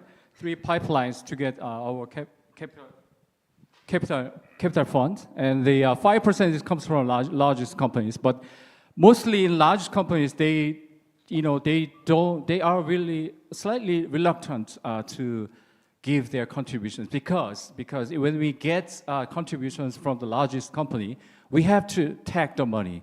I mean, make sure we have to meet their needs. For example, like Hyundai Motors, they contribute last year's and in 2023 and 2024, 2 years consecutive years, because they agreed with us. We support the eco-friendly vehicles that's produced by Hyundai Motor companies.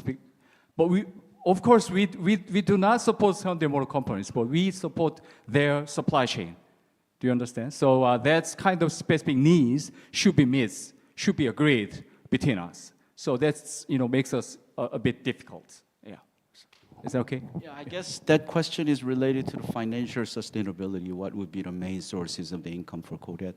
So it is based on your presentation. It's definitely guarantee fees and also investments and also other miscellaneous from its presentation. But I think it is one of the most important questions to other developing countries who are considering the setup of the credit guarantee system, because that is always come up, and you cannot continue to rely on the government financing. So at the end of the day, we should actually put less burden on the taxpayers' money, even though it was initially inserted, but over the time of the process, financial sustainability of the credit guarantee system is very important. So we are almost time up, and let me have one last question, actually. One last question is about guarantee for green financing. And as you know, it's continue to do marriage. It's very different and also difficult. And what do I mean is not marriage between men and women, marriage between financing and technology. So the here presentation is green technology, green guarantee. Green means it is a GHG reduction. It is related to the data, it is related to the technology. So finance probably doesn't know about the technology, about these greenhouse gas emission reduction. So how you handle that marriage? KODIT is financial institution, as Dr. Lee presented, and it's not technology verifier.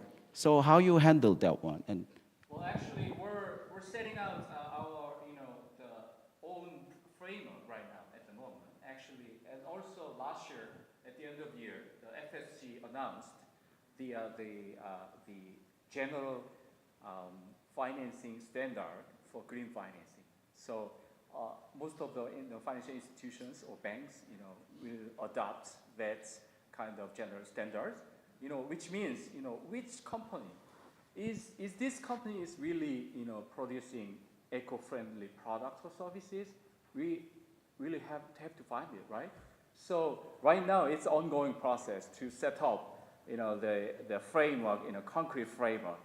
So, and then the rest of it, we also have green financing guarantee products, but that will present next year. Tomorrow session. Okay. So yeah, don't miss it. Yeah, please forgive my less patience and yeah, I'm part of tomorrow's seminar. Yeah, it is very exciting topic given withdrawal or lowering down this GHG commission, as you know, green commitment, and because of the new U.S. policy, and world is being affected very seriously. So I think we pretty much we begin 2 o'clock around 1:58, and now is a 3:10-11, so pretty much remain on the right time track. And if I managed, the time management pretty bad, that is wholly my own, the errors and the mistakes, and so blame me, not those wonderful the speakers. And I think we had a very exciting and also very productive session. And so please give rounds of applause to these wonderful speakers. Thank you very much.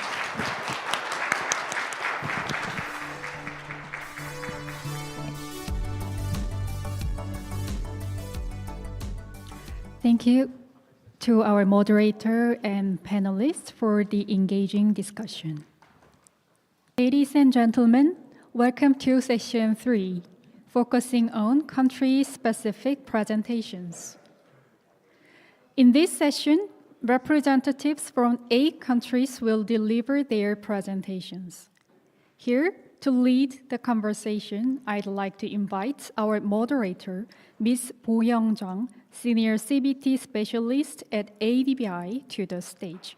Ladies and gentlemen, please welcome her with a big round of applause.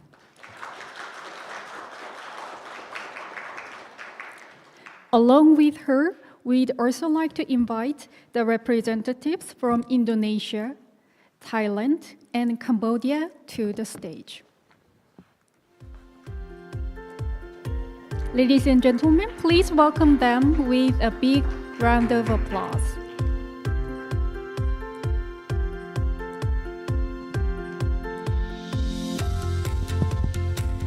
Thank you for your kind introduction.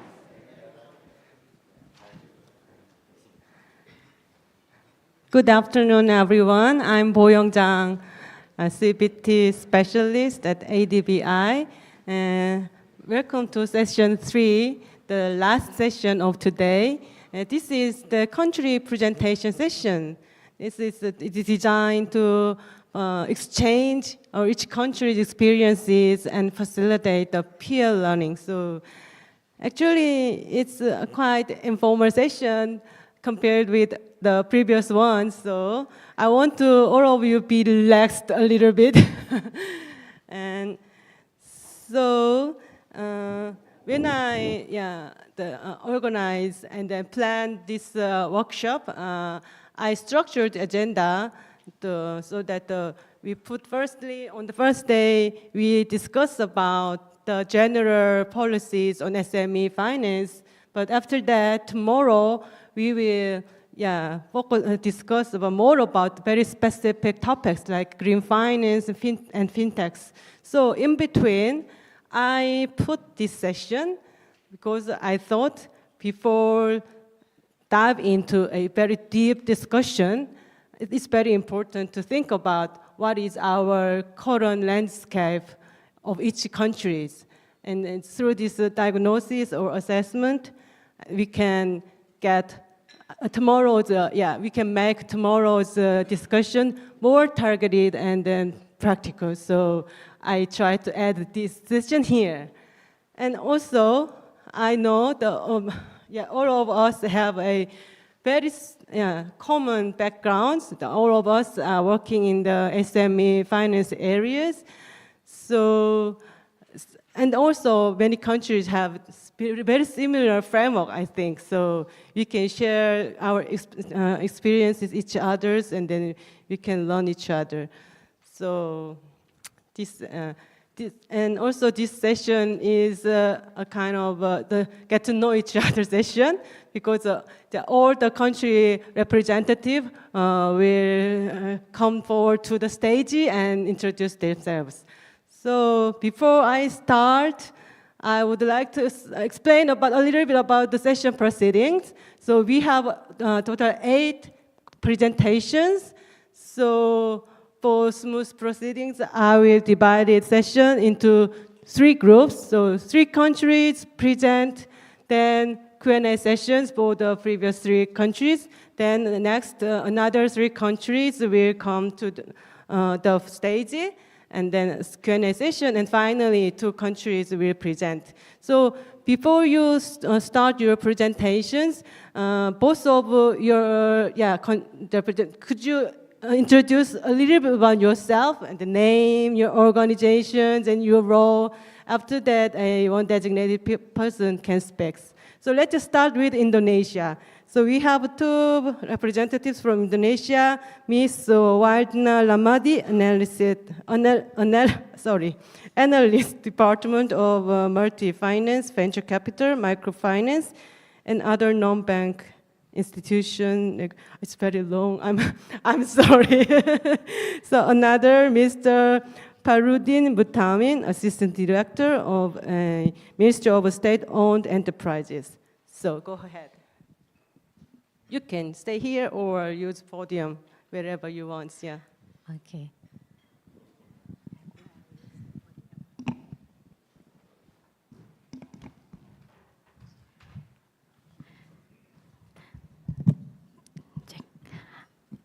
All right, good afternoon. 안녕하세요. I'm trying to learn the Korean language.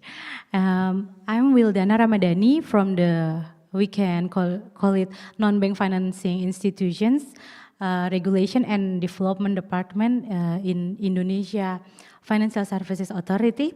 And also I'm not alone here. We have Mr. Fahrudin from the Ministry of State-Owned Enterprise. So for this opportunity, I will explain about Indonesia side. So good afternoon.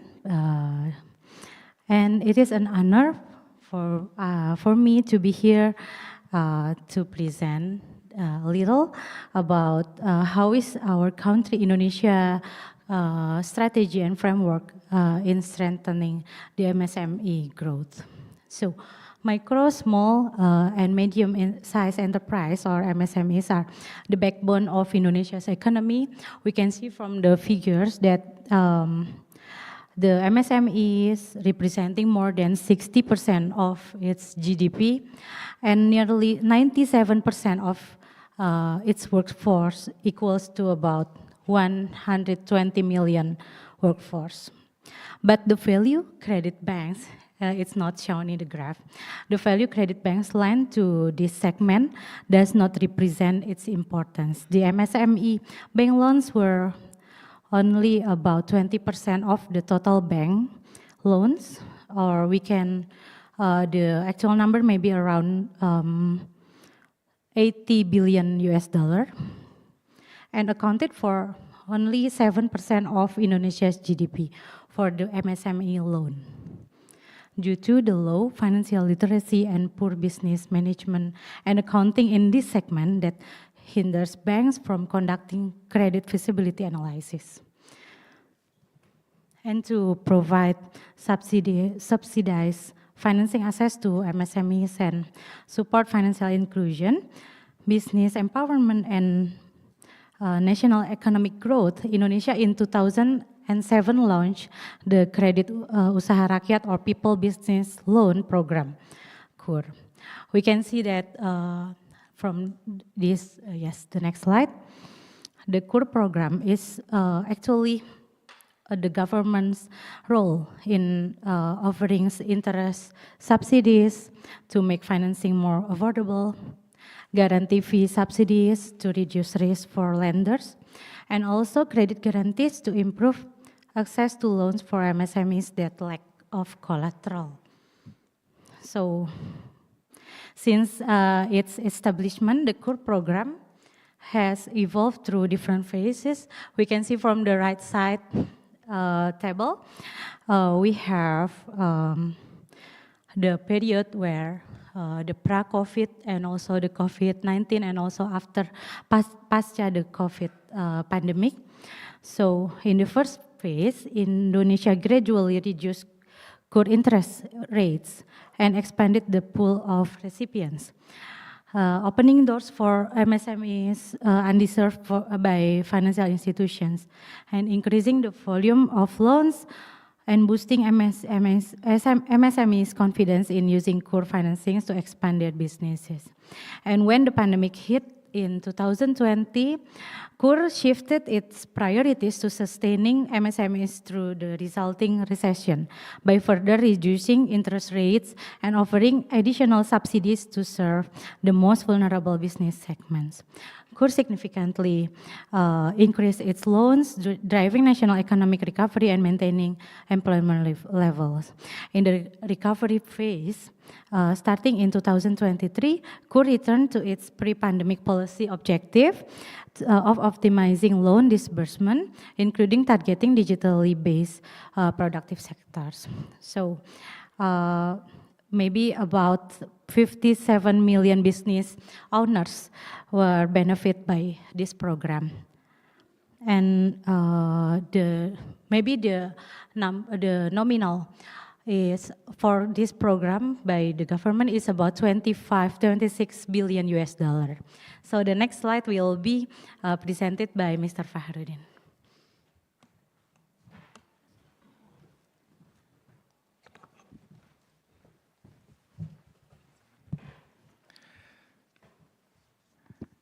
Thank you, Ms. Ramadhani. Hello, everyone. Happy to be here. I'm Fahrudin from Ministry of State-Owned Enterprise. So, my colleagues set the policy in financial services, and me in the State-Owned Enterprise are those one implementing the policy.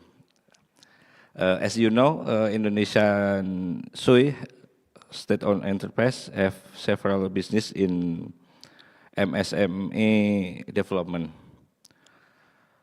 As mentioned before, MSME Indonesia have a significant role in economic, contributing amount around 61% of the nation GDP and more than 90% total workforce.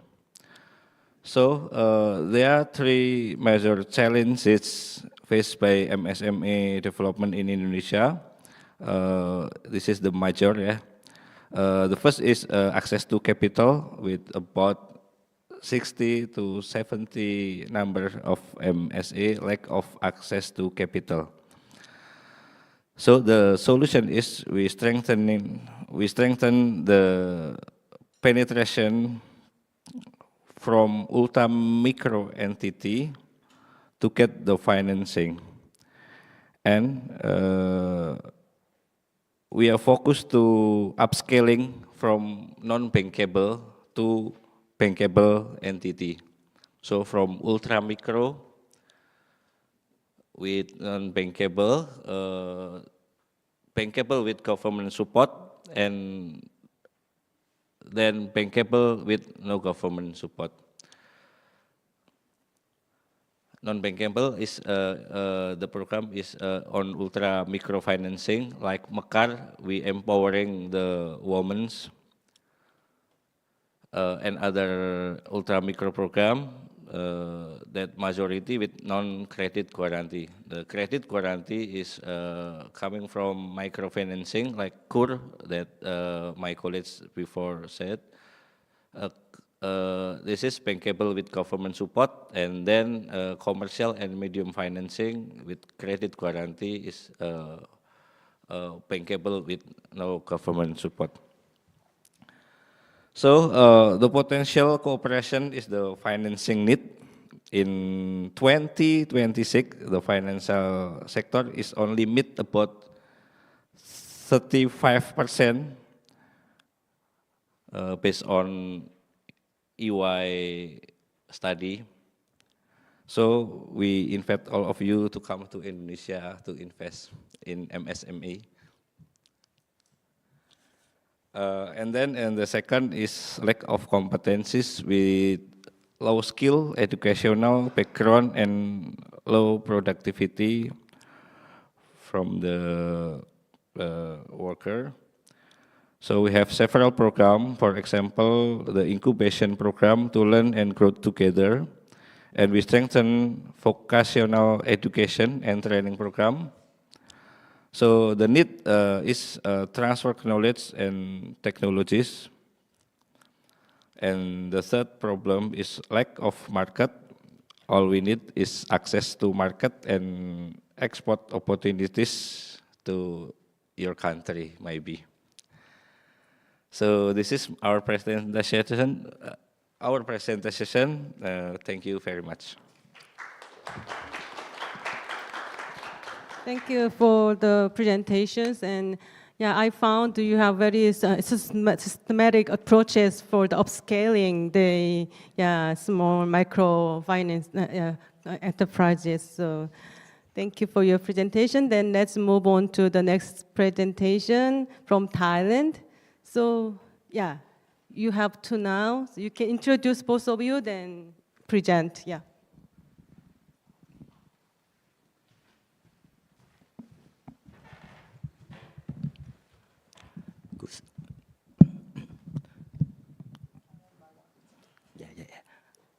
Good afternoon, everyone.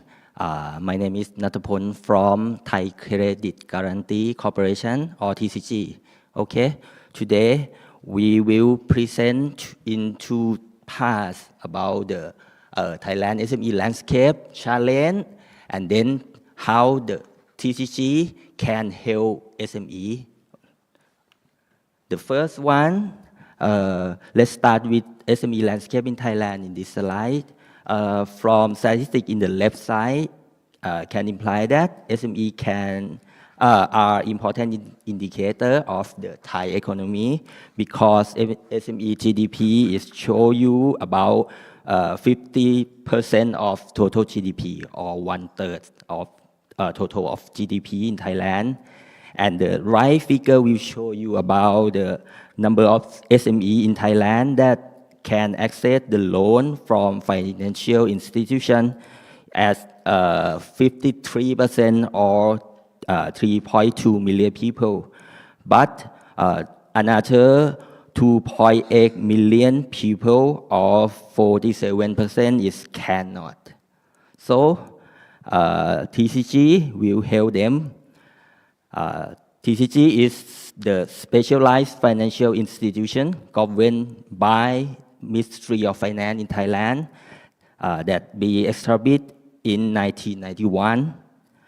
We have the main role is to be a mechanism in driving economy by provide assistance to SME who want to get the loan but have not enough or insufficient collateral. And another role is helping SME for business consultant and financial consultant too. Yeah, our head office is located at Bangkok in CBD area, and we have 11 branches spread throughout Thailand region. Okay. For the challenge of SMEs in Thailand, we can summarize in 3 parts that show you in this slide. The first one is they cannot get the loan because of many reasons, such as not enough collateral, weak financial historical record, bank interest rate is too high, And then TCG will help SME by use credit guarantee mechanism for SME who have not enough collateral. The solution will make them to get the loan by easily with the lower interest rate and better financial conditions. Now we have several products and campaigns to help all segments, include micro, small, medium, and green credit guarantee too. The second is SME is lacking of business and financial planning skill. TCG will provide financial training and advisory service for SME who need advisor for their business.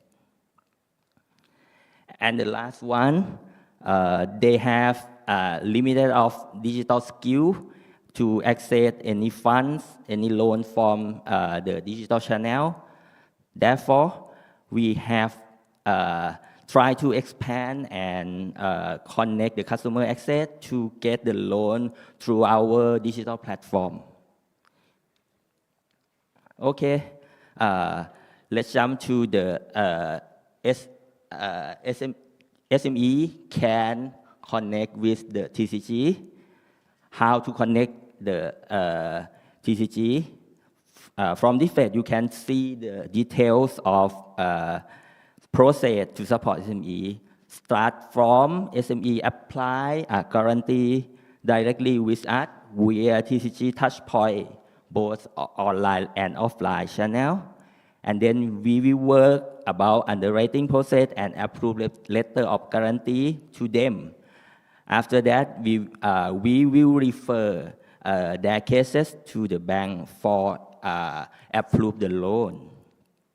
When the customer cannot repay and fail to do debt restructuring with the bank can claim with TCG, and TCG will take care the SME instead by offer the special debt restructuring program for SME to help all of them. That is all presentation of me, and we am passing to the next section for Thailand Ministry of Finance. Thank you.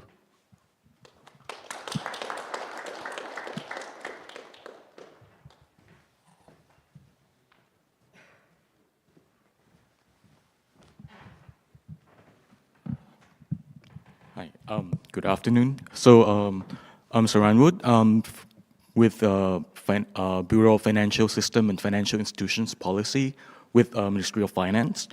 So my presentation is very much the extension of my colleagues. So Thailand is transforming the public initiatives regarding SME financing. So I'm just introducing you to the new initiative called the National Credit Guarantee Agency, which is pretty much the upgrade version of TCG. And the bill is going through the process of being approved, hopefully this month. So instead of going through the problems that SME face, I'm just focusing on the limitations of public mechanism that we have come to learn during the past few years, especially during COVID. So basically, the very limitation we have is that the current law is restricted to commercial banks only as a source of credit for SMEs. And the other one is the main contribution is from the public, and TCG, as effective as it is, it's still constrained by government regulation as the state-owned enterprises. So, and the last one, and which is, in my view, is the most critical, is there's really no central data repository regarding SMEs in Thailand, so which doesn't really allow banks to utilize new type of data to assess the creditworthiness of SMEs. So with this restriction in mind, what we come up with is this one. So the icon denoted in red is the new scope of the new expansion of the mandate. Starting from your right, so the new institution will be expanded to cover loans from non-bank institutions as well, and as well as the credit that's sourced from the capital market. So the debentures and or SPVs can be guaranteed from the new institution. Now moving to the left, we learned during COVID, Thailand at least, we didn't really have a buffer mechanism when it comes to financial intermediation during crisis. There's no mechanism to absorb credit risk that are big enough for in the event of crisis. So with this in mind, we designed this institution to be able to cope with that as well. And on the flip side, we don't really have a central agency, financial agency that cooperates with the Ministry of Commerce and Ministry of Industry to coordinate the financing policy with the industrial policy. So with this, we form the border policy under this institution that coordinates with other relevant agencies when it comes to strategic directions of the country, so we can focus precisely on which sectors or industry that we want to focus. And in that case, we expand the coverage not just for SME, but for the whole supply chain. And lastly is the financing to ensure that it's financially sustainable. I think previous panelists touched on this as well. So previously, all the financing comes solely from the government, but with this institution, we draw inspiration from KODIT, and we actually put it in the bill that the financial institution, whether it be commercial banks or specialized financial institutions, which are state-owned, must contribute as well. And the last feature that we have is our attempt to construct the central data repository for SMEs. So we will mandate at least all the government agencies to contribute the data, the anonymized data. So all the data will be hashed by the same function, and will be stringed together to form probably the biggest database in Thailand for the new institution to be able to conduct or build the credit risk model that is precise and effective. And hopefully we're in talk with the Ministry of Energy and Natural Resources as well to get the data about the green financing aspect ready as well in terms of energy consumption, energy emission, and in terms of waste management as well. With this data, we will plan to expand it so that the public sector, public agencies, or even the academic institution can access this data, and hopefully they can analyze and get to know Thai SMEs better to get more insights for us in the government to make an informed and more like evidence-based policy when it comes to SME. And that's it. Thank you. Thank you. Thank you for your presentations. So I have just quick questions. So the TCA and NACGA both are the credit enhancement institutions, but the separate bodies. Am I right? Yeah. So once the NACGA is fully operational, TCG will be absorbed to the new agency. Oh, I see. Okay. Thank you so much for your presentations. And then the next presentations in this first group is Cambodia. So please go ahead. Yeah.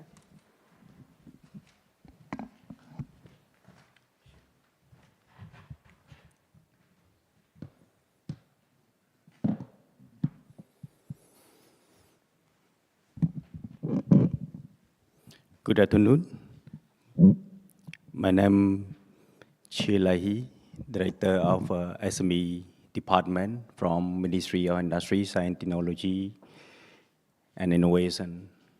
I'm glad to be here, and thank you for allowing me to sharing the brief presentation regarding to the, you can see the very important topic today is about the SME financing Asia and Pacific, especially in the Cambodia case. And before I starting my presentation, I also introduce my colleague as well from Ministry of Economy and Finance, Mr. Acharawade, also jointly support our presentation as well. My responsibility for the SME sector in Cambodia, we play the national coordination agency for supporting the SME directly for the SME for manufacturing and indirectly for the SME for another sector as well under ASEAN framework as well. So today I would like to raise the 4 points regarding to my presentation. One is the overview of the SME finance policy and credit guarantee mechanism. And second is the key challenge of SME financing and addressing a measure. And the third is the Cambodia financing practice. And the fourth is opportunity for the country collaboration. So, I think that Cambodia is not different from our neighbor country or the country among Asian countries. We define the definition of the SME from the micro, small and medium, and also light industry. And we understand that Cambodia approximately for SME is around 70,000 SME in Cambodia, and for the manufacturing is around 40,000 SME in Cambodia. And the majority of the SME in Cambodia is, the micro, and mostly is a family based. So when we're talking about the SME financing, it's a big challenge for us. And we can say that right now, most the bank or microfinance, they are also facing a lot of difficulty, especially to work close with the SME, and how can they collaborate each other to receiving the loan, So many things that we are facing, and in the name of the government agency, we work a lot for how can we support, and by then we having some cooperation with development partner like ADBI, World Bank, and another international agency as well, work together. And I just only brief the slide because the time very limited. And this is the definition from Cambodia that we categorize in the three main sectors: agricultural and industry, and the last one, service and trading. And you can see here. Sorry.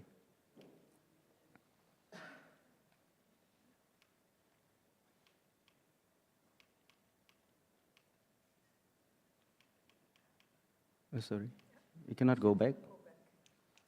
I see here. Okay. Yep.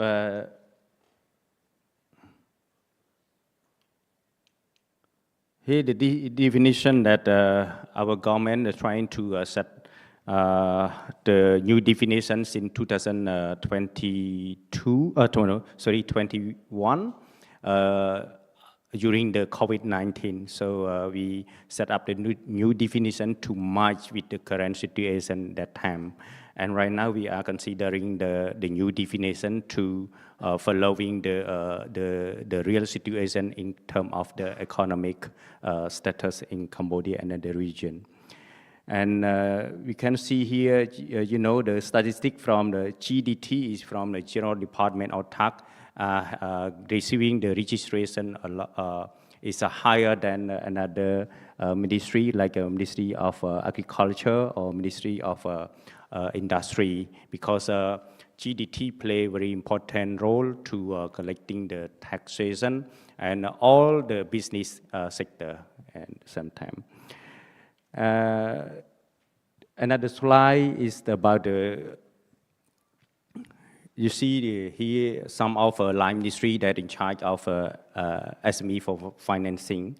Ministry of Industry also play the role. You can see here that developing the SME development policy and to coordinate with the line ministry, especially. We also working closely with the Ministry of Economy and Finance to provide some incentive, especially for the, we have some achievement, like we right now come back to the SME financing challenges. One of a collateral that SME receiving the loan is demanding a collateral. So that's why the government just launching the new mechanism to create the, how can we say that, the credit guarantee corporation to support the SME that they don't have enough, how can we say that, the collateral. So they, because CGCC gonna be play the middle between SME and the bank. So this is the achievement for this year. The government have been provide some budget to the CGCC to play the role to support the SME, especially for the SME priority one, the potential one that are able to for exporting as well. So the next slide. This is some of the SME financing policy and strategy, and also we also categorize into part SME policy and strategy. Right now, beside the National Strategic Action Plan, we also specific the SME development policy. Inside the SME development policy, one of the point that we are that the government keep in the priority is the asset to finance. And inside the asset to finance, we also consider how to develop the national SME financing framework during the term of the new mandate of the government, especially Cambodia preparing, how can we say that, in 2029, Cambodia gonna be graduate from the LDC. So we must be ready before the LDC graduation, and also we setting up how can we do after the we become another level after the CDC LDC graduation. So this is only the, we have another policy and from the government, but I just mentioned in 2 points that are very important. I think this is an important point. And national financial inclusion strategy as well that play the role. And this year is the last year of the national financial inclusion strategy. And the government try to set up the post of the strategy after that. This is the next is the mechanism, you see. Okay, please. Yep. SME bank government setting up during the COVID-19 as well. At the first installment is $100 billion and support a lot during the COVID-19. And right now, SME bank play a very important role as well. And CGCC, I just mentioned earlier the role of the CGCC. And also another bank also we established at the same, I think at the same year as SME bank, mainly focus on the agricultural sector. and enterprise as well. We to promote the entrepreneurship program, especially we provide some fund to the SME and startup as well. The next slide is I want to skip this slide, and also the role of National Bank Cambodia. National Bank at Cambodia play the role to coordination with the commercial bank and microfinance and other things at developing the policy to promote the SME. Especially right now we have the informal economy policy as well in Cambodia. So NBC work a lot on this sector because we missed some information about the informal economy. So the thing that we can do right now is how can we support them by providing some fund to support the informal economy as well. The next is so I could jump to the challenges. Sorry. Here the challenges, I think that is not different from our speaker from Thailand that I can see here. You can see here the lack of credible financial record and collateral. And the second thing is the lack of financial literacy. This is very important thing. This is the main priority for Cambodia. That the first thing we could do right now, how can we promote the financial literacy to the SME? Otherwise, they cannot get the loan. Otherwise, they cannot, how can we say that they can manage their business properly, you know, and then to ensure that they can pay back to the bank or to the commercial bank. I could say that for my next slide about how can we support SME by encouraging the MSME formalization. Right now, Cambodia still face the problem with the formalization of the SME. More of the SME want to stay outside. They don't want to come to the formal life because some of the internal issue related to the personal business, and tax declaration, something like that. So they don't want to come to the formal life of SME. So that's why the government try to find out the point and to encourage them to be the formal life one and provide them a lot of incentive as well. I jump to my last slide. The opportunity that we are working right now together among Asian countries, among of the Asian, like we receiving some the project from, especially from the Korean government to promote ESG,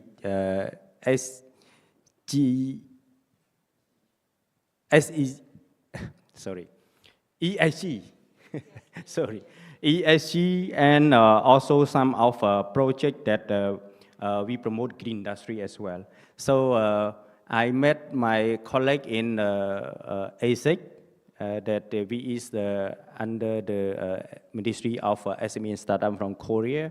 If the project approved, we're gonna be start in 2026 about the green industry, and also this is very important point that the project gonna be promote the green innovation as well, and we gonna be provide some fund joint with the government, Korean government fund, and also the Cambodian government fund join together to promote them. So this is one of the things that we are planning to develop the green financing framework in Cambodia as well. So thank you for my presentation. Thank you for your presentation. So actually, I should have speak about our time constraint before we start. But anyway, this is the first group's presentation. So even though the time is really running out, but I would like to open the floors and then get some questions from the floors. Yeah, if you have any comments or questions to these three presentations, please, yes, please, yeah, Professor Yoshino, thank you. Thank you very much. All very good, interesting presentations. I have two questions. In each country, do you have any problem about your budget in moral hazard program? Mongolia, I think, had failed when they established credit guarantee corporation. Banks brought lots of bad loans, and then credit guarantee corporation has to support those bad loans, and default risks went very high. So what is your mechanism to protect those moral hazard problem in each country? Otherwise, credit guarantee system will go into bankrupt. So that is my first question. Second question is Cambodia's presentation. SME included agricultural sector, agriculture, manufacturing, and services sector. Usually in Asia, agricultural sector is different from other SMEs, manufacturing and services. So I'd like to know Thailand and Indonesian case. Do you also include agricultural sector, or is it separate from manufacturing and services? Thank you. Thank you. So who will speak first? Yeah. Yeah. So for Thailand, the system right now is portfolio guarantee. So basically, we set up the maximum liability that the TCG will take from the guarantee. For example, if they provide guarantee up to 100 million baht, they might take up the loss up to 30 million. So that is one of the mechanisms to reduce moral hazard. And the second question regarding the agricultural sector.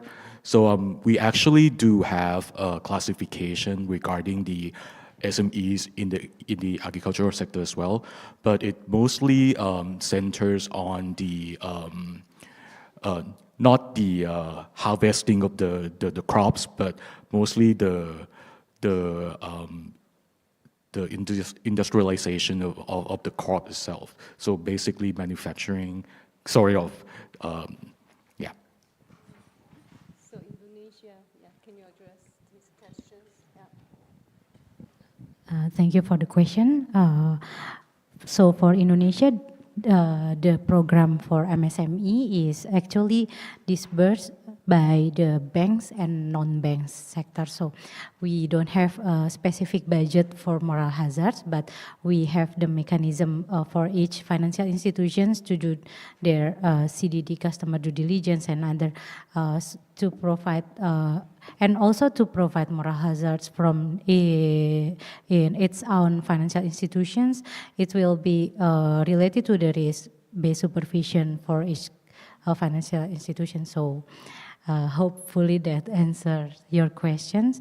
And also for the second questions, we have a specific sector for agricultural, but also under the same KUR program. So we will have a specific agricultural sector. We will have also a specific creative industry sector. So that's the segment for our KUR program. So Cambodia, do you also have some tools to avoid the moral hazard issues? Yeah. Thank you for the question. I would like to answer the first question is regarding to the how for the credit guarantee scheme that could be, how can we do it, the sustainability one. One is this CGCC is under control by the government, and it is a public enterprise where it strongly support from the government. And until now, this year, CGCC has been provide the loan around more than $200 million US, and the budget is from the government. And also they also charge the fee from the SME as well. One they stand on the middle between SME and the bank. And this is the question, the answer that I want to answer. And the second one regarding to agriculture in Cambodia. In fact, we define we include the agriculture as the SME because we define the definition that for the primary processing is also for the agricultural sector as well, and secondary processing is that from like industrial sector.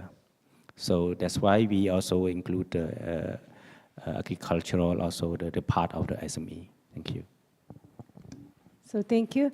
And now let's move on to the next group. So you can go back, return to your seats, and I will invite the delegation from the, which country? It's Philippines, Bangladesh, and Sri Lanka. Yeah, please come forward to the stage. So actually, I gave,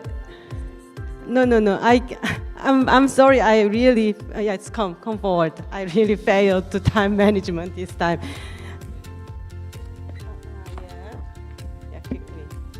So actually, I prepared the red card and yellow card to limit the presentation time. So each country had 7 minutes, but in the first group, most of them used 10 minutes. So the next group, please, make your presentations as concise as possible within 10 minutes. So I will ask you to finish before 10 minutes,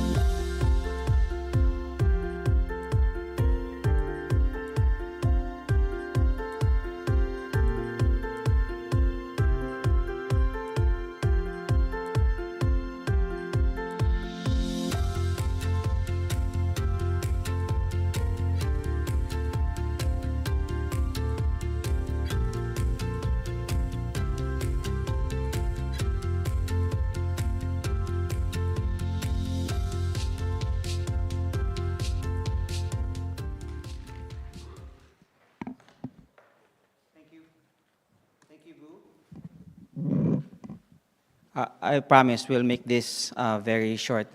Good afternoon, everyone. My name is Chris. My colleague is Lourdes. We're from the Philippines. Thank you to KODIT and ADBI for inviting us to this two-day workshop.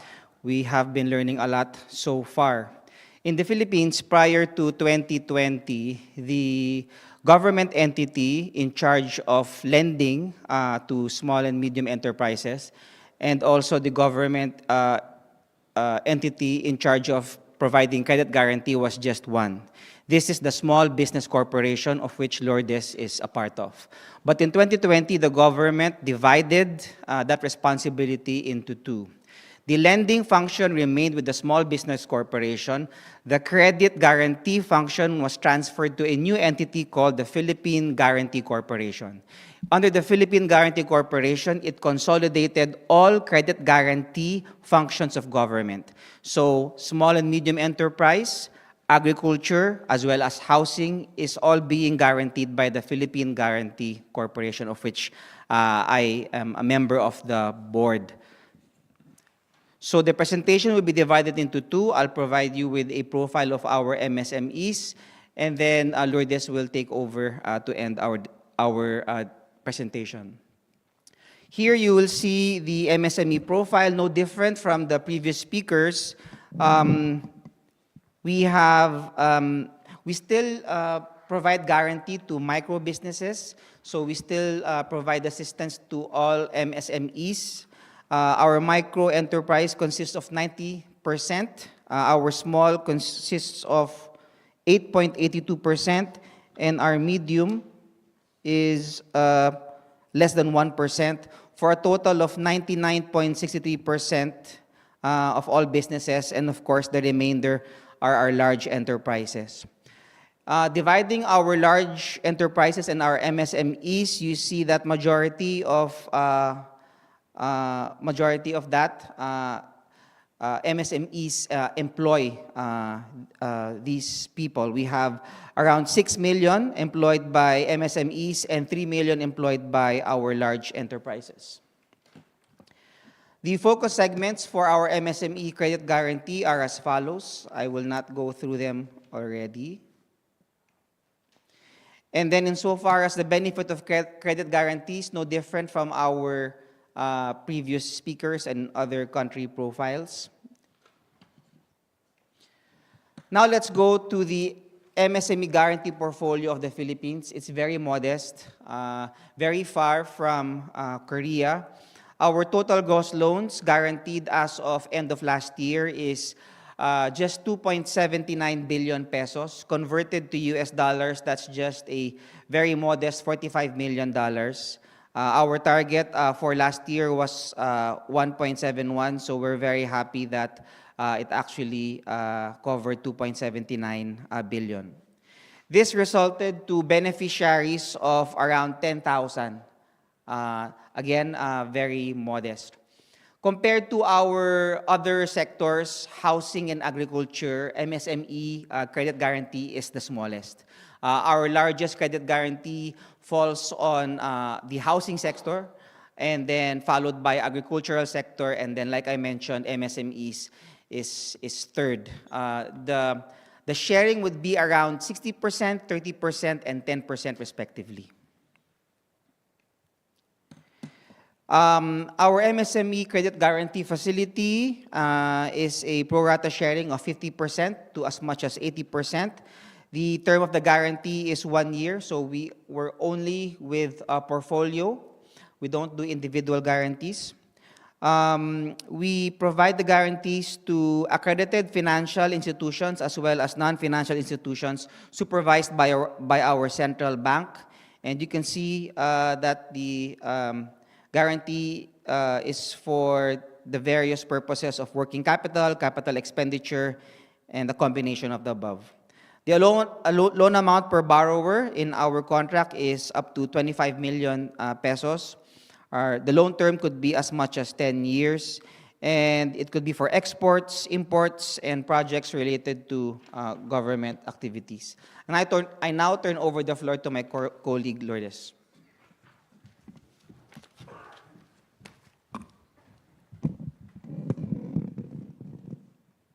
Yes, good afternoon. I'm Lourdes Baola, representing the Small Business Corporation.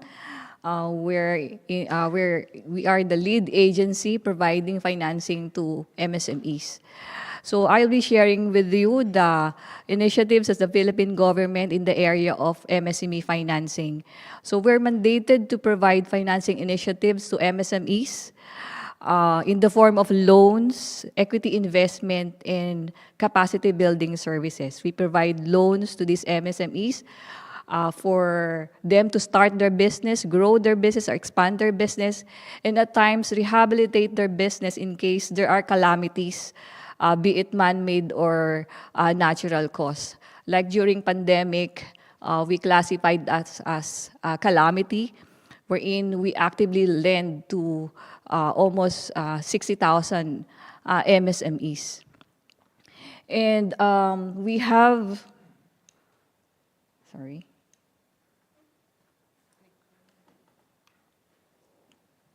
Yeah.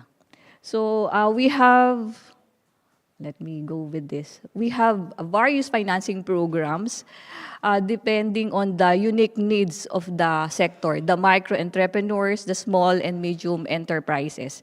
For micro entrepreneurs, we have this multi-purpose loan that would bridge the gap of their working capital or operating capital requirement.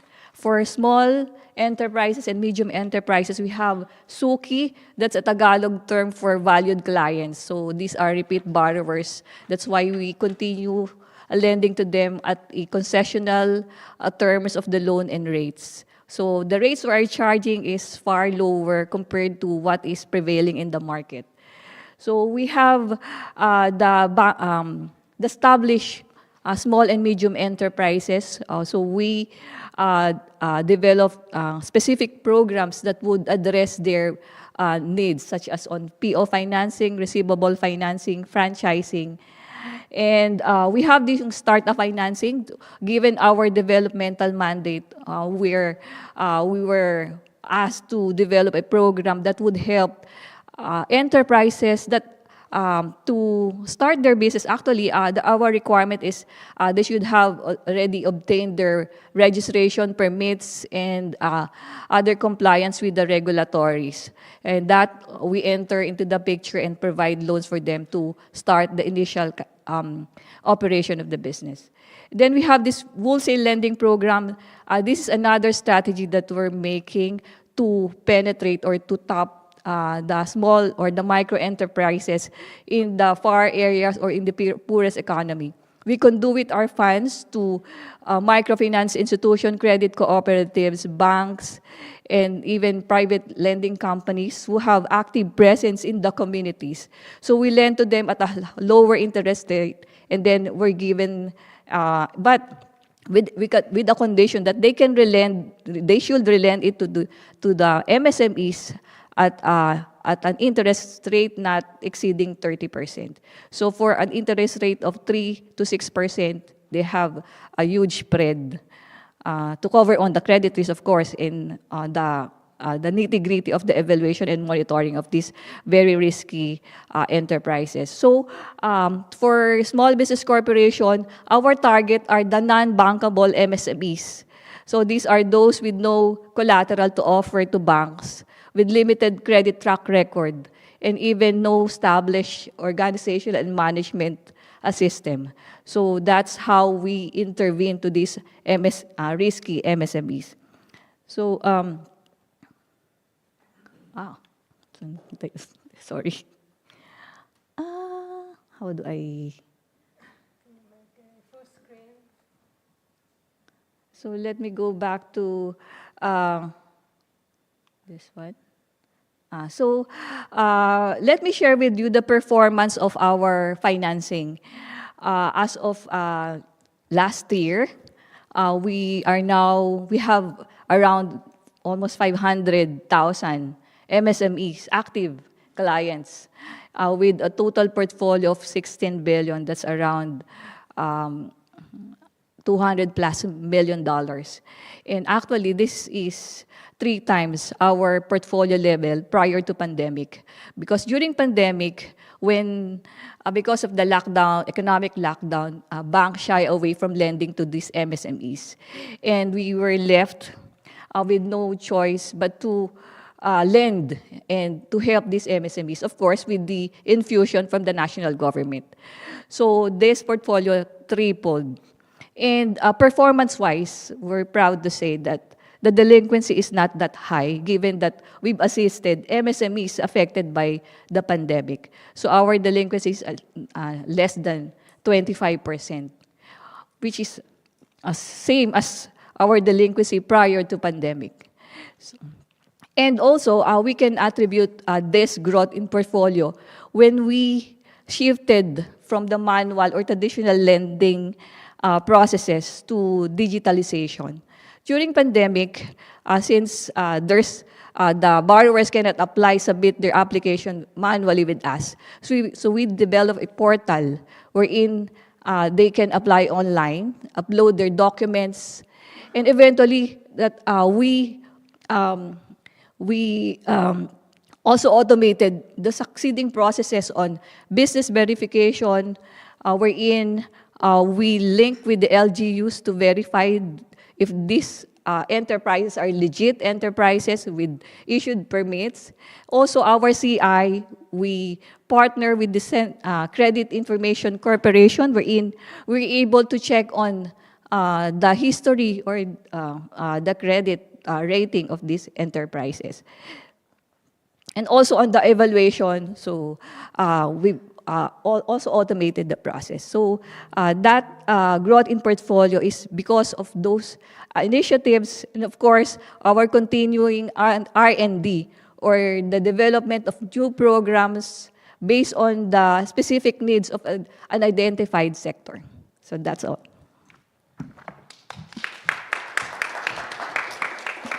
Thank you for the presentations. I think we should quickly move on to the next presentations.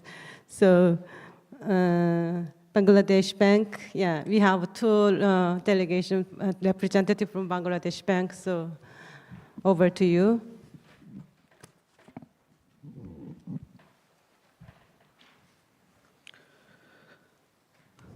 Good afternoon, distinguished guests and fellow participants. It is an honor to be here today representing Bangladesh to discuss the topic of SME financing in Asia and the Pacific. Thanks to ADBI and KODIT to organize such a wonderful program. I am MD Abu Naim and my colleague Mr. Imam. We'll present a short overview of financing scenario, especially in SME financing in Bangladesh. First, come to the green financing. Bangladesh Bank introduced 94 products as a green products, and this is the current scenario of green financing. This is increasing day by day, and this is the sustainable finance scenario. In sustainable finance include green finance, sustainable MSME, sustainable agriculture, etc. And it's also increasing day by day. Bangladesh Bank introduced a lot of refinance scheme from Sustainable Finance Department. Introduced a refinance scheme for the environment friendly product project initiatives. They are introduced 75 products, among them brick clean, waste management, rooftop solar, etc. Are included. Then the refinance scheme on the TDF, Technology Development Fund, and the Green Transformation Fund. Here is the disbursement scenario, which is around 1481 crore BDT finance till February 2025. From now, my colleague, Mr. Imam, will continue. Thank you. Thank you, Naeem. Next slide, please. Okay, this.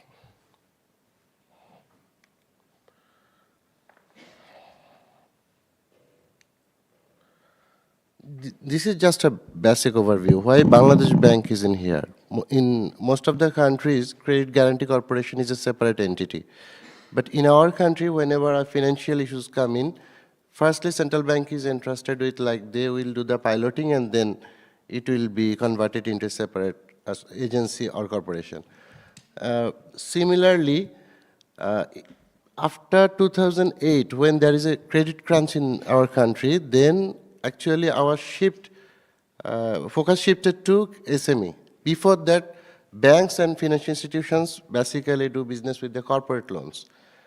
Then they realized that they have to mix the portfolio and they have to shift their focus on SME. That's where Bangladesh Bank comes in, and I will show you. Basically, Bangladesh Bank has given these two responsibilities. One is access to finance, that is ensuring access to institutional financial system for the marginal, small and new entrepreneurs from rural and urban areas, socially underprivileged, neglected, handicapped, ethnic and third gender entrepreneurs, and also carrying out refinance, pre-finance schemes. First, we have circulated many instructions to the banks and FIs to shifting their portfolios to the SME portfolios, but that not really happened. Then Bangladesh Bank decided, even the government decided to intervene into the market. They have decided to launch refinance scheme. That is the fund with like 5%, that is our bank rate, and bank will take that fund and they will provide SME loans by maintaining 2% spread, that is with 7%, and we strictly monitor that.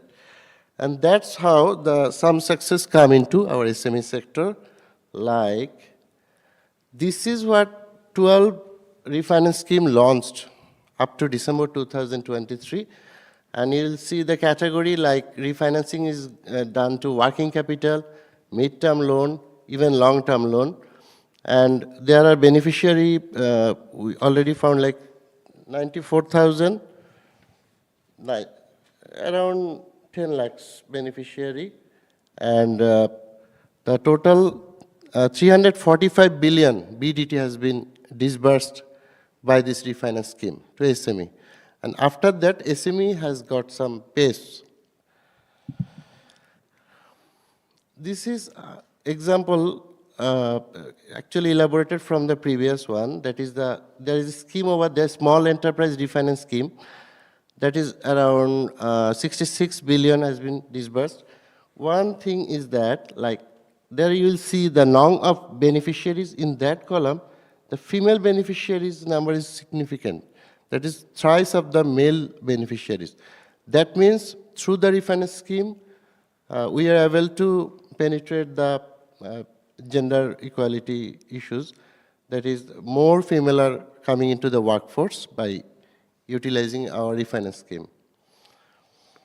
Now, after that, still, providing refinance scheme, still there is a problem exists in the market. Some people come, those who cannot get into the bank due to the lack of collateral. Their credit guarantee comes into effect. Very good products, because it has been launched in Bangladesh in July 2022, and within 2 years, you will see this is what is the guarantee provided. First, I want to say, for safety, the initial guarantee has been designed under the refinance scheme. That is, the refinance scheme, those SME already provided to SME customers, guarantee has been provided to those customers initially for the safety, because to know the market structure and other things. Currently, 4 structure is running. One is CMSME CGS, this is 25,000 crore pre-finance scheme. Pre-finance because when it was refinanced, that we observed that banks were not really interested to take the loan case by case. There we initially allocate like 100 crores and others to banks, and they provide the loans and report to us. Then 1,400 crore agro-based product, 3,000 crore refinance scheme for women entrepreneurs, and BDT 750 crore for financial inclusion scheme. Some accounts there is no frill account known as, they don't have to pay anything, like farmers and marginal people. Even for them, financial inclusion department also have a scheme that is 750 crore. We also provide guarantee for those marginal people also. And guarantee ranges from amount of 25K to 5 crores. This is the latest scenario. In the last column you will see, already we have issued 9,017 credit guarantee, amount of 768 crores. And agro, women, these are relatively new. And if I see the more demanding one is the 25,000 crore SME, CMSME scheme, because there is demand in the middle segment also. That's why this is flourishing. Another one we are discontinuing right now, but it works magically during COVID. That was 20,000 crore stimulus project. Right now we are discontinuing that. That's why the data is not in the number 1 column, but this is discontinued right now. But during COVID, that also worked very well. So here is some key challenges, because we already decided to revisit our SME circulars and others, and some focus group has been built, and extensive 6 months work has been done. All those issues maximum related to SME product. But interestingly, most of the SME borrowers and bankers emphasizing the fact that credit guarantee scheme should be there, because it has been eased out their day-to-day activities, bankability, and also to have loanable funds. That is, ensure credit guarantee scheme for all SMEs, not limited to refinance, pre-finance. That is, the demand is already there to launch independent product, not under refinance or pre-finance. So we should have separate risk matrix, separate fees, and separate things for this kind of product. Okay, these are regular SME challenges. One thing, so far what we have done, it's only from the demand side. We already have Swedish Development Agency in our country. They want to launch their own credit guarantee product. They will give that guarantee to green ready-made garments for conversion. And so they also treated Bangladesh as a potential customer for credit guarantee. And World Bank already provided us 600 crore BDT as a seed money. And this is for the air quality improvement with a collaboration with DOE. So we already have external agencies working with us. Another demand is to us for the remittance workers. Those are the migrants, those who migrated to the other country for work, or those who come back, and social reintegration. So Ministry of Manpower also offering us this project. If they provide us the seed money, then we launch one for them. These are the opportunity why we are here, and we think in a very early age in Bangladesh, the credit guarantee scheme. But if we get the proper support, I think we can do it in a better way. All of us, only from the demand side, from the supply side, we need to be ready. We need to design cautiously our products. So I think one thing is our collaboration or membership is required, because there is a very good platform to exchange views and knows the recent trends and other things. And capacity building for diversified products and services required. Technical assistance for already in a very 2 years' time, we have already launched an automated system there, and borrower can apply through the CGIMS system, and application directly forwarded to us. So this is a good one, but there are some issues there, so we need technical assistance on that. We'll try to work with KODIT regarding this. And skill development in use of AI-based credit scoring model.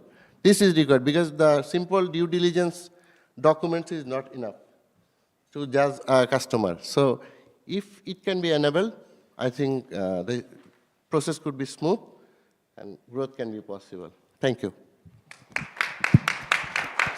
Thank you for your presentation. So he raised us some issues about the green finance and then gender-centered policies. Thank you so much. And then let's move on to Sri Lanka. Yes. Good afternoon. Good afternoon, everybody. It is great honor to me here to stand before you, representing Sri Lanka in this forum, and I would like to extend my gratitude to ADBI, ADB, and Government of Korea as well as the KODIT to organizing this timely, valuable forum. So, considering the time, we'll move to the my presentation, and this is the outline of it. As many developing countries, our country also, the backbone of our economy is the SME sector. It accounts for over 75% of all enterprises, provide 45% of employment, and contribute to the 52% of our GDP. However, in recent years, SME have faced significant challenge, starting from the Easter Sunday attack. I think you may have heard about that one, as well as the COVID-19 pandemic and the economic downturn. Because of that, our most SME has now classified as non-performing loans, not NPL categories. It is classified. So therefore, to reboost our economy, we think re-energize the SME sector is must. When we consider the key challenges SME financing, as like my other countries presented, we are also having the same kind of challenges. For that high interest rate, that means that our SME lending rates are affordable for many SMEs. So for that one, to address this issue, Our Central Bank of Sri Lanka has implemented monetary policy measures to reduce market interest rate, so creating more favorable borrowing opportunities to SMEs.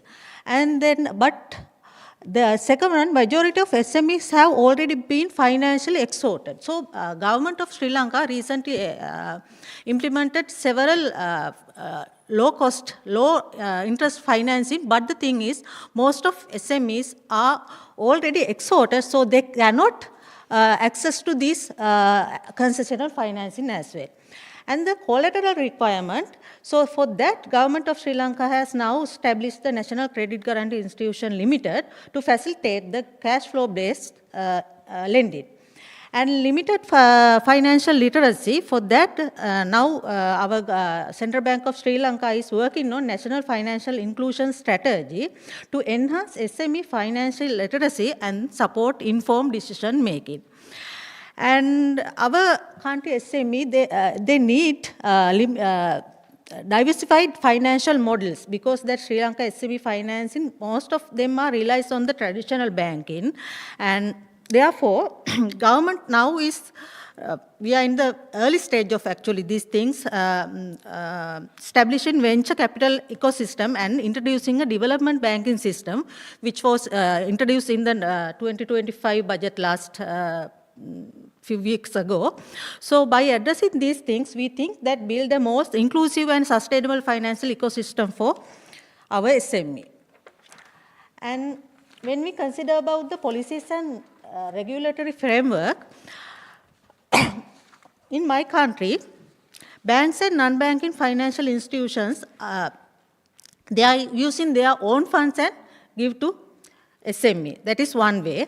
And other way around, government-supported loan schemes are there, structured in two models. One is refinancing model, and other is interest subsidy models.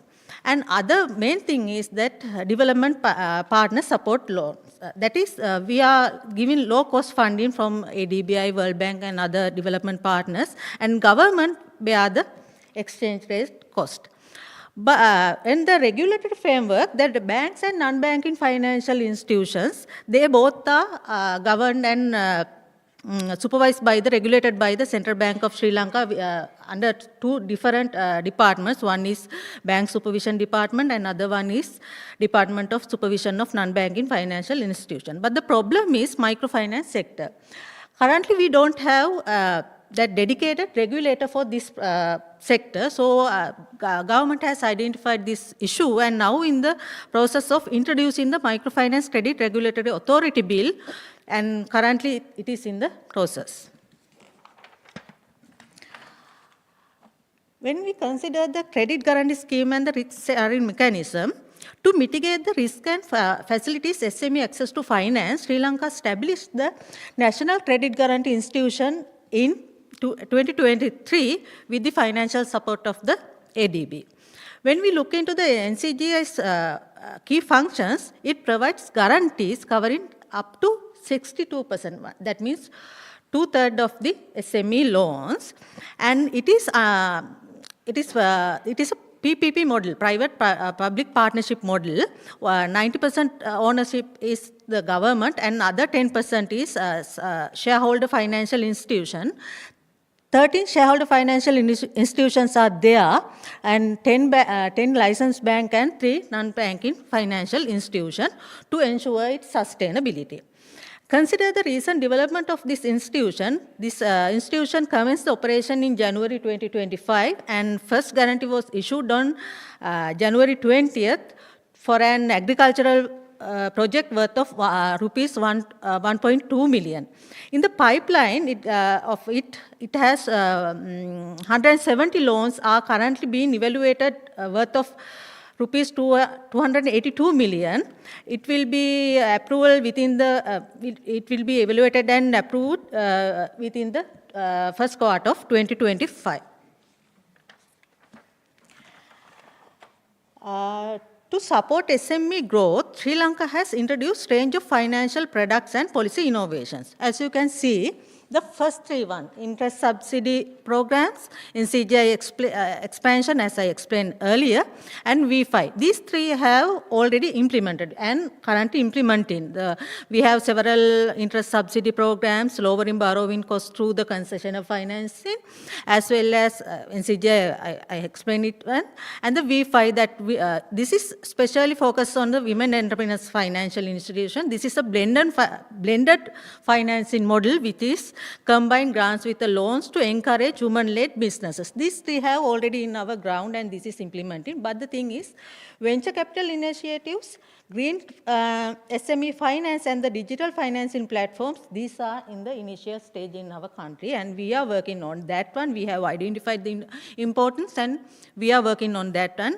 We are of the view that each of these measures strengthen the financial inclusion and SME resilience.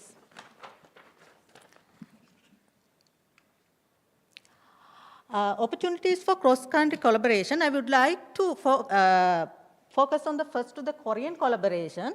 Sri Lanka-Korea collaboration, when we consider the Sri Lanka-Korea collaboration, we need to learn from KODIT to enhance our own SME guarantee, because I heard that that presentation that they are well ahead. So we need to understand, we need to learn, and we need to get their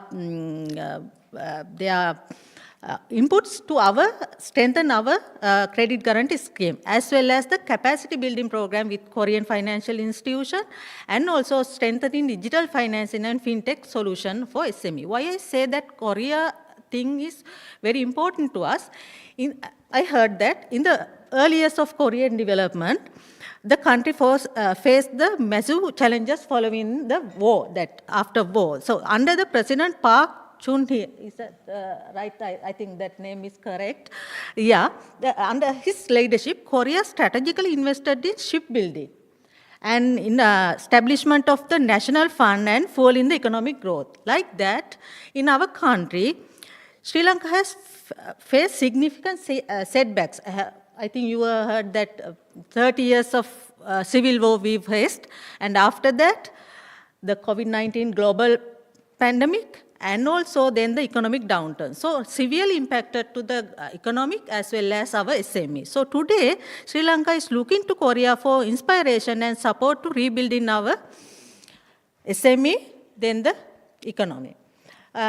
Then also I would like to express my sincere gratitude to ADB, because it is it's our long-term development partner, that prolonged relationship we are having. ADB has been long-term partner of our supporting SME development schemes, introducing SME Lock 2, and V5 code, as well as National Credit Guarantee Institution. And moving forward, we see continued collaboration with the ADB to further strengthen SME financing and infrastructure. In conclusion, I would like to say that Sri Lanka is in the transformational journey to improve the SME access to finance, so that through the strategic policies, financial innovations, and international partnership, we think that we can achieve our targets. So once again, I extend my appreciation to the ADBI, ADB, and Government of Korea and KODIT for this opportunity, and thank you very much. Thank you. So now the oral three presentation was completed. So let's open to the floor. So if you have any questions to these three presentations, please raise your hands. And yes, Jung-gyu, please. Actually, it is not a question, and because our speakers commended a few times and also raised the examples of the working together with ADB. And I'm not a representative of ADB. We have a new president just came in, but just on behalf of ADB, we want to say we remain very committed and to the countries and invited, especially Bangladesh and Sri Lanka, and also our host country, Philippines, those credit guarantee systems, and also supporting SMEs and for the underserved sectors, and all of these specific policy measures, and we are ready to work together. And also I know my team is also already have been working and good examples you already raised, and including the setup of the credit guarantee system and ADB's policy-based loan and financial intermediate loan so far. So we continue to work, and together very closely, we remain very committed. So let us know and how we can, the better serve in our the developing member countries. Thank you very much. Yeah. Thank you. Is there any other questions? Actually, I had some questions, but it's almost 5 p.m. and I don't want to take your time. So let's move on to the final group. So please return to your seats, and I will invite 2 countries, Mongolia, and let's give them a big applause. Yeah. And Mongolia, and the lastly, Malaysia. So please, Nadia, you can come to the floor or come to the stages, and yeah. Yeah.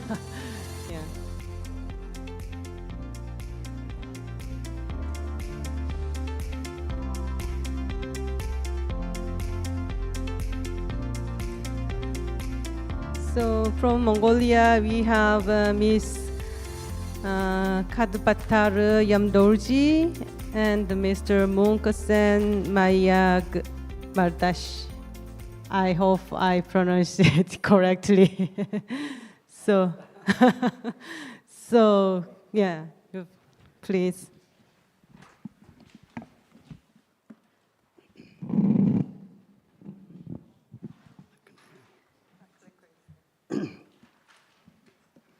Okay, greetings from Mongolia.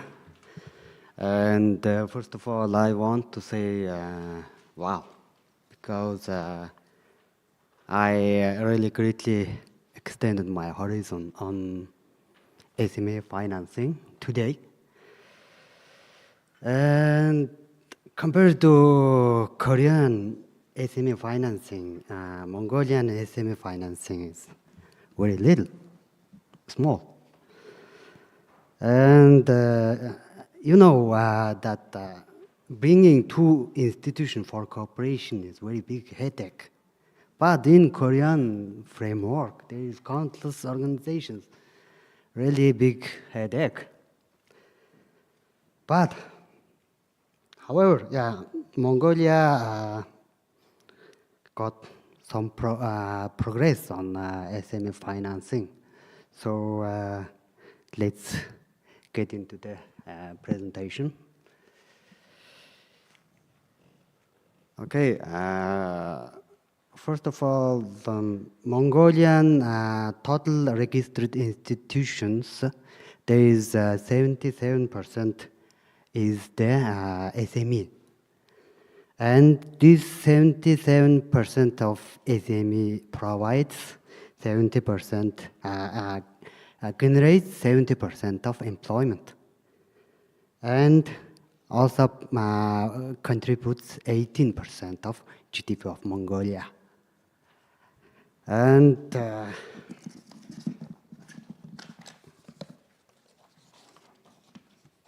okay, SME is a very important role to GDP of Mongolia and Mongolian economy. And also, however, accessing finances remains the major obstacle for SMEs in Mongolia. So let's talk about the key regulatory policy and framework. We have SME law on this, and this law defines SMEs and aims to create conducive environment for their growth and development in Mongolia. It establishes a legal framework for SMEs to access finance, support innovation, and enhance competitiveness. There is also a movable collateral registry to help SME overcome the challenge of limited collateral. Mongolia implemented a movable collateral registry in 2017. This system allows SMEs to use movable assets for such as inventory, machinery, or receivable collateral for loans, making it easier for them to access finance. This registry has improved access to credit by enhancing the security for lenders. And also green finance initiatives, and the government has introduced policies to promote green financing for SMEs and encouraging them to adopt environmentally sustainable practice. This includes offering financing support for projects focused on energy efficiency, renewable energy, and other green initiatives. And green credit guarantees, James. There is an organization called Credit Guarantee Fund. It operates like a KODIT of Korean. But this organization guarantees only 60% of the credit, not like KODIT. KODIT, I learned KODIT guarantees 80 to 100% of the credits. It's just comparing this is very different because we bring it. We managed to bring it up to 60%. It was very big headache, but Korean managed to it up to 100%. That's very interesting. Also, there is a risk-sharing mechanisms via EBRD and IFC. EBRD and IFC have been pivotal in introducing risk-sharing mechanisms. The institution have partnered with Mongolian Bank to offer trade financing and financing options for green sustainable projects.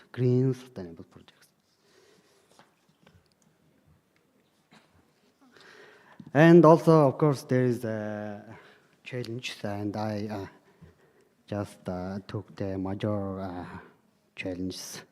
It's like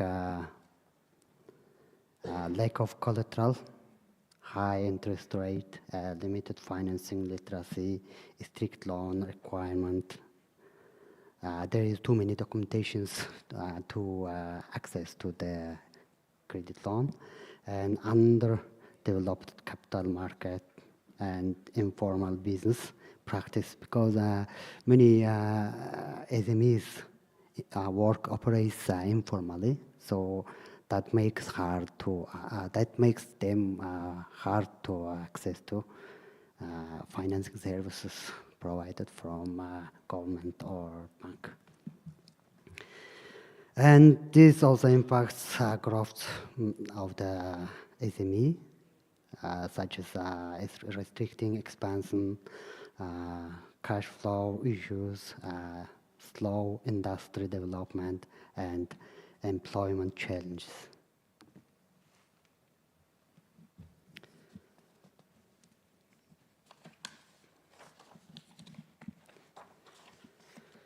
Okay, innovation, financing solutions, and practice. Mongolia has made notable strides in addressing the challenges faced by small and medium-sized enterprise when it comes to access to finance. And also policymakers, finance institutions, and international organizations have introduced a variety of innovation financial solutions to improve credit access and promote sustainable business practices among SMEs. And first, policy innovations and financial instruments for SME credit access. Innovation, movable collateral registry. One of the major reform aimed at improving SME access to finance was the introducing the movable collateral registry in 2017. Impact of this is the movable collateral registry has greatly expanded access to credit for SMEs, especially micro-enterprise and those in sectors like manufacturing and agriculture. Okay, credit guarantee fund innovation is established by Mongolian government, provides partial guarantees for loan taken by SMEs. Impact is this helped mitigate the risk for banks and financial institutions, increasing their willingness to extend credit to SMEs. The fund also supports risk-sharing mechanisms that ensure SMEs have greater opportunities to access the financing needs for growth and innovation. And there's also SME Development Fund, and now it's changed to SME Development Corporation. It also provides direct financial assistance to SMEs in form of grants and low-interest loans. The fund is designed to support business operating in priority sectors such as agriculture, manufacturing, and tourism. The impact of this fund is made financing more accessible to SMEs that would otherwise struggle to obtain loans from commercial banks. Okay.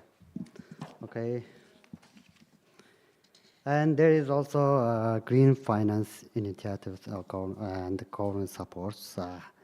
It enables SMEs to adapt green energy technologies, reduce their environmental footprint, and meet international sustainable standards. And also there is a green bond issuance regulatory support, and this also impact to SME growth. The green bond market has provided SMEs with alternative financing mechanisms for environmental sustainable projects. It also offers opportunities for institutional and individual investors. Okay, let's talk about opportunities. The areas of regional international cooperation. Development of credit guarantee scheme, regional collaboration is partnering with neighboring countries to establish a regional credit guarantee fund can mitigate lending risk associated with SMEs, such as fund would encourage financing institutions to extend more credit to SMEs sharing potential risks, and also the promotion of the green financing. There is notable partnerships and programs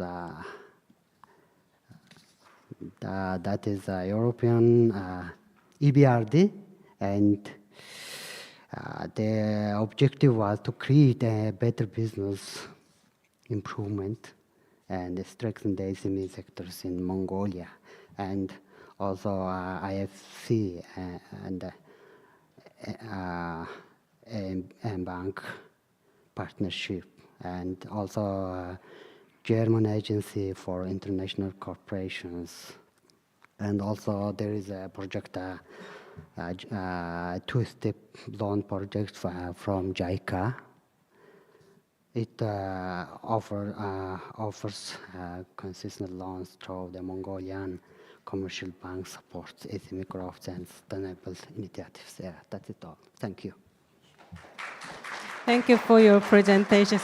After the long session and long presentations, we all lose our focus now. So please be awake. And then here is our last speakers, Ms. Nadia. Thank you, Ms. Chan. Good afternoon, ladies and gentlemen. I realize I am the final presentation, keeping you from the rest of your evening and also dinner. So I will try to keep this short, 5 minutes or less. So I have to be transparent. Firstly, thank you very much, ADBI and KODIT, for having Securities Commission Malaysia as part of this program. We're delighted to be here. And I also must be transparent that initially Malaysia was not part of the lineup of the country presentations. But when we looked at the program, and the program description was how different economies are addressing challenges in terms of SME financing, I emailed Ms. Zhang and said, can we, join the lineup as well? But coming from Securities Commission Malaysia, as a capital market regulator, we wanted to share with you what we are doing from the capital market perspective in terms of addressing the SME financing challenge. But we do have one slide on our collaboration with the Credit Guarantee Corporation of Malaysia in terms of de-risking the investments in the SME. So 5 minutes, right? I will not go through this slide because the point of the slide is the same, that the MSMEs, and for us, we have a category called mid-tier companies, form the backbone of our economy. Now, mid-tier companies are the ones we identify as being too large to qualify for the SME government financing, but are not yet mature enough to go for listing. So they have a sort of like a middle challenge which we are trying to address. But if you see, they account for only 1%, the share of firms or companies in Malaysia, but when you look at the contribution to the GDP, the first line, it's quite significant. So it's very important that we address not just the medium and micro, but also the MTCs. So if you look at the capital market, traditionally, of course, for capital market regulators, the focus has been on larger corporations, big ticket sizes, fundraising. But we realize now there is an opportunity for the capital market to play a much bigger role in terms of supporting SME financing. I'm using SME here to cover both MSMEs and MTCs. So if you look at the segments here, you can see that you've got the main market, of course, for the larger companies, bond and sukuk. Then you've got what we consider as the MSME and MTC capital market. You've got the ACE and LIP market, which are also segments on our exchange, Bursa Malaysia, but it is for growth, and it's a sponsor-driven segment. And then you've got private equity, P2P, ECF, and venture capital. And what we see is that the MSME, MTC capital market, that yellow segment that you saw just now, the fundraising continues to grow, especially via ECF and P2P. So these are, again, challenges which is also not unique to Malaysia, that they have constraints in terms of accessing capital. So what SC Malaysia did was we put together a 5-year roadmap. And this roadmap is purely to target at initiatives that would help flow SMEs to the capital market. We have a fundraising target. And whilst there are 1 million companies, which are MSMEs and MTCs in Malaysia, for SC, our focus is really on 28,000 of them, which have the capacity to fundraise through the capital market. And of course, the roadmap is aligned to the country's overall plans in terms of for the manufacturing sector, energy transition, etc. So what are the I won't go through this slide because it's basically a more detailed capture of what the target is, which is the 40 billion ringgit fundraising in 2028 alone. It's a 5-year roadmap. This is what we call the roadmap house. I will not go through all 36 initiatives, but mainly they are bucketed into 3 aspects. One is to look at how we as a regulator, in terms of regulating the capital market, can provide flexibilities or try to drive MSMEs and MTCs to the capital market. Second is to sort of improve allocations, try to secure funding, whether it's through ministries, the government, and flow this through to the MSMEs and MTCs. And thirdly is capacity building. For many MSMEs, they're just not aware that they have solutions via the capital market. Or some of them are just too nervous to even approach this fundraising option. So those barriers need to be brought down. So these are just a few initiatives I'd just like to quickly highlight. The Elevate program, just as its name, is one that we focus on the mid-tier companies and some of the medium-sized companies. It's a 4-day program mainly to prepare companies which might be primed for listing. And this is, again, starting to address some of those myths. How do you create your equity story? Is listing suitable for you? What would that be like before they go for listing? Elevate was launched 2 years ago. It's now in its 3rd cohort already. We've also issued a simplified ESG disclosure guide for companies in Malaysia. This is basically to help companies start to disclose on ESG, a very simplified version of what that would be like. I'll talk about this tomorrow in the session. And 2 things that are coming up also as part of all this initiative is a capital market starter pack. This is like a short booklet to introduce the capital market to MSMEs and MTCs, and a simplified pitching guide. How do companies put up an effective pitch? Because they will have to, whether they meet the Credit Guarantee Corporation or not, they're going to have to tell their equity or their business story. So how do you put that together effectively? So these are coming up. I'll be happy to send a note out when it's issued sometime in April. These are just some of the regulatory requirements that we've also introduced to help ease flow into the capital market. But let me just talk about this. It's a co-investment fund mechanism that we have put in place, and we have this collaboration with the Ministry of Finance and the Ministry of Investment, Industry, Trade and Investment. So this is a blended finance approach where for the MITI, the Ministry of Industry, which is focusing on manufacturing, they just allocated about 131 million this year, and it's not a grant. So previously the governments would give up grants, and then they don't see it, you know. But through COSIF, this structure, a co-investment structure, is revolving, so the money grows. So how it works is the NIMP COSIF, which is a government allocation, matches the investment by private investors. And this is done through ECF and the P2P operators. So if these companies are operating within sectors which are the priority sectors of those ministries, they are then eligible for this co-investment. And so one example is MySIF, the one with the Ministry of Finance. If you look, it started off with a seed funding of just 50 million, but it has since grown. So it has grown 4.6 times over that amount and have raised 6.1 billion ringgit through ECF and P2P, benefiting about over 9,000 MSMEs. So assuming that was just given as grant, it would have just stopped there. But this has a multiplying effect, where the government can then direct investments into very strategic sectors. So for MOF, for the Ministry of Finance, that was in the food security scheme. They have a 1-to-2 co-investment ratio, and those with the ESG, Environmental and Social Impact Scheme. For our Ministry of Industry, the Ministry of Industry, the focus is really on the manufacturing sector. So if you're in those sectors, you raise a fund through ECF, private investors invest, you meet your limit, they will match it. So that's how, that's one of the mechanisms that has been introduced. This is the one where we've got that's our chairman, with the Credit Guarantee Corporation, trying to look at how we can further de-risk it, including for the P2P operators. We are also now exploring an equity guarantee, so we'd love to continue conversations with the colleagues from KODIT on this. That's just a timeline. It's a 5-year roadmap. I have the privilege or pain of seeing this roadmap through, so wish me luck. But there it is.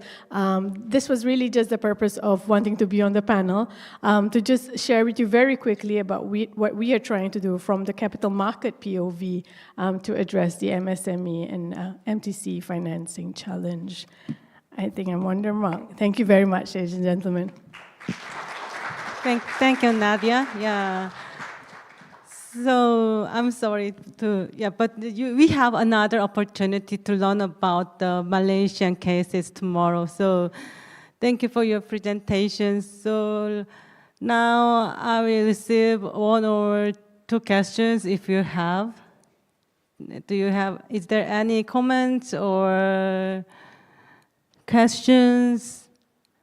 Yeah, if there's no, I would like to conclude our session because, we are really running out of time. So from all the presentations, I want to share my observations. First, I found, all countries has a well-established, a strong and well-established scheme or credit guarantee scheme or some frameworks to support SMEs. But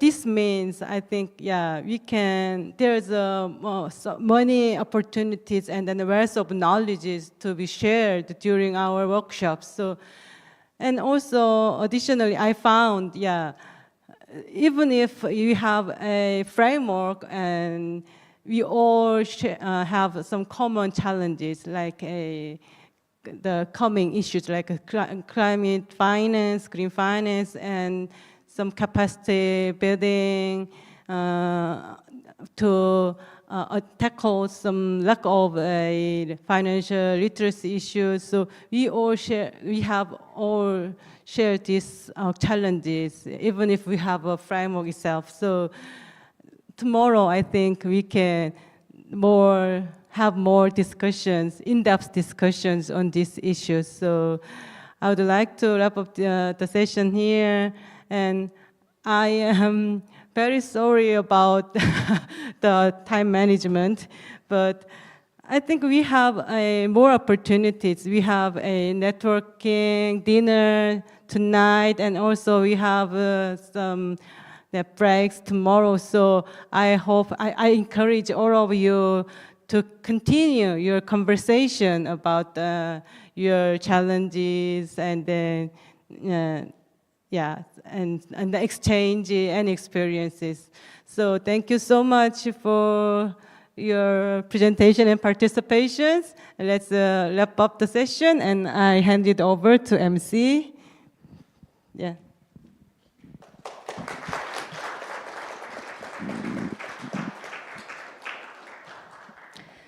Thank you to our moderator and panelists for this insightful and informative session.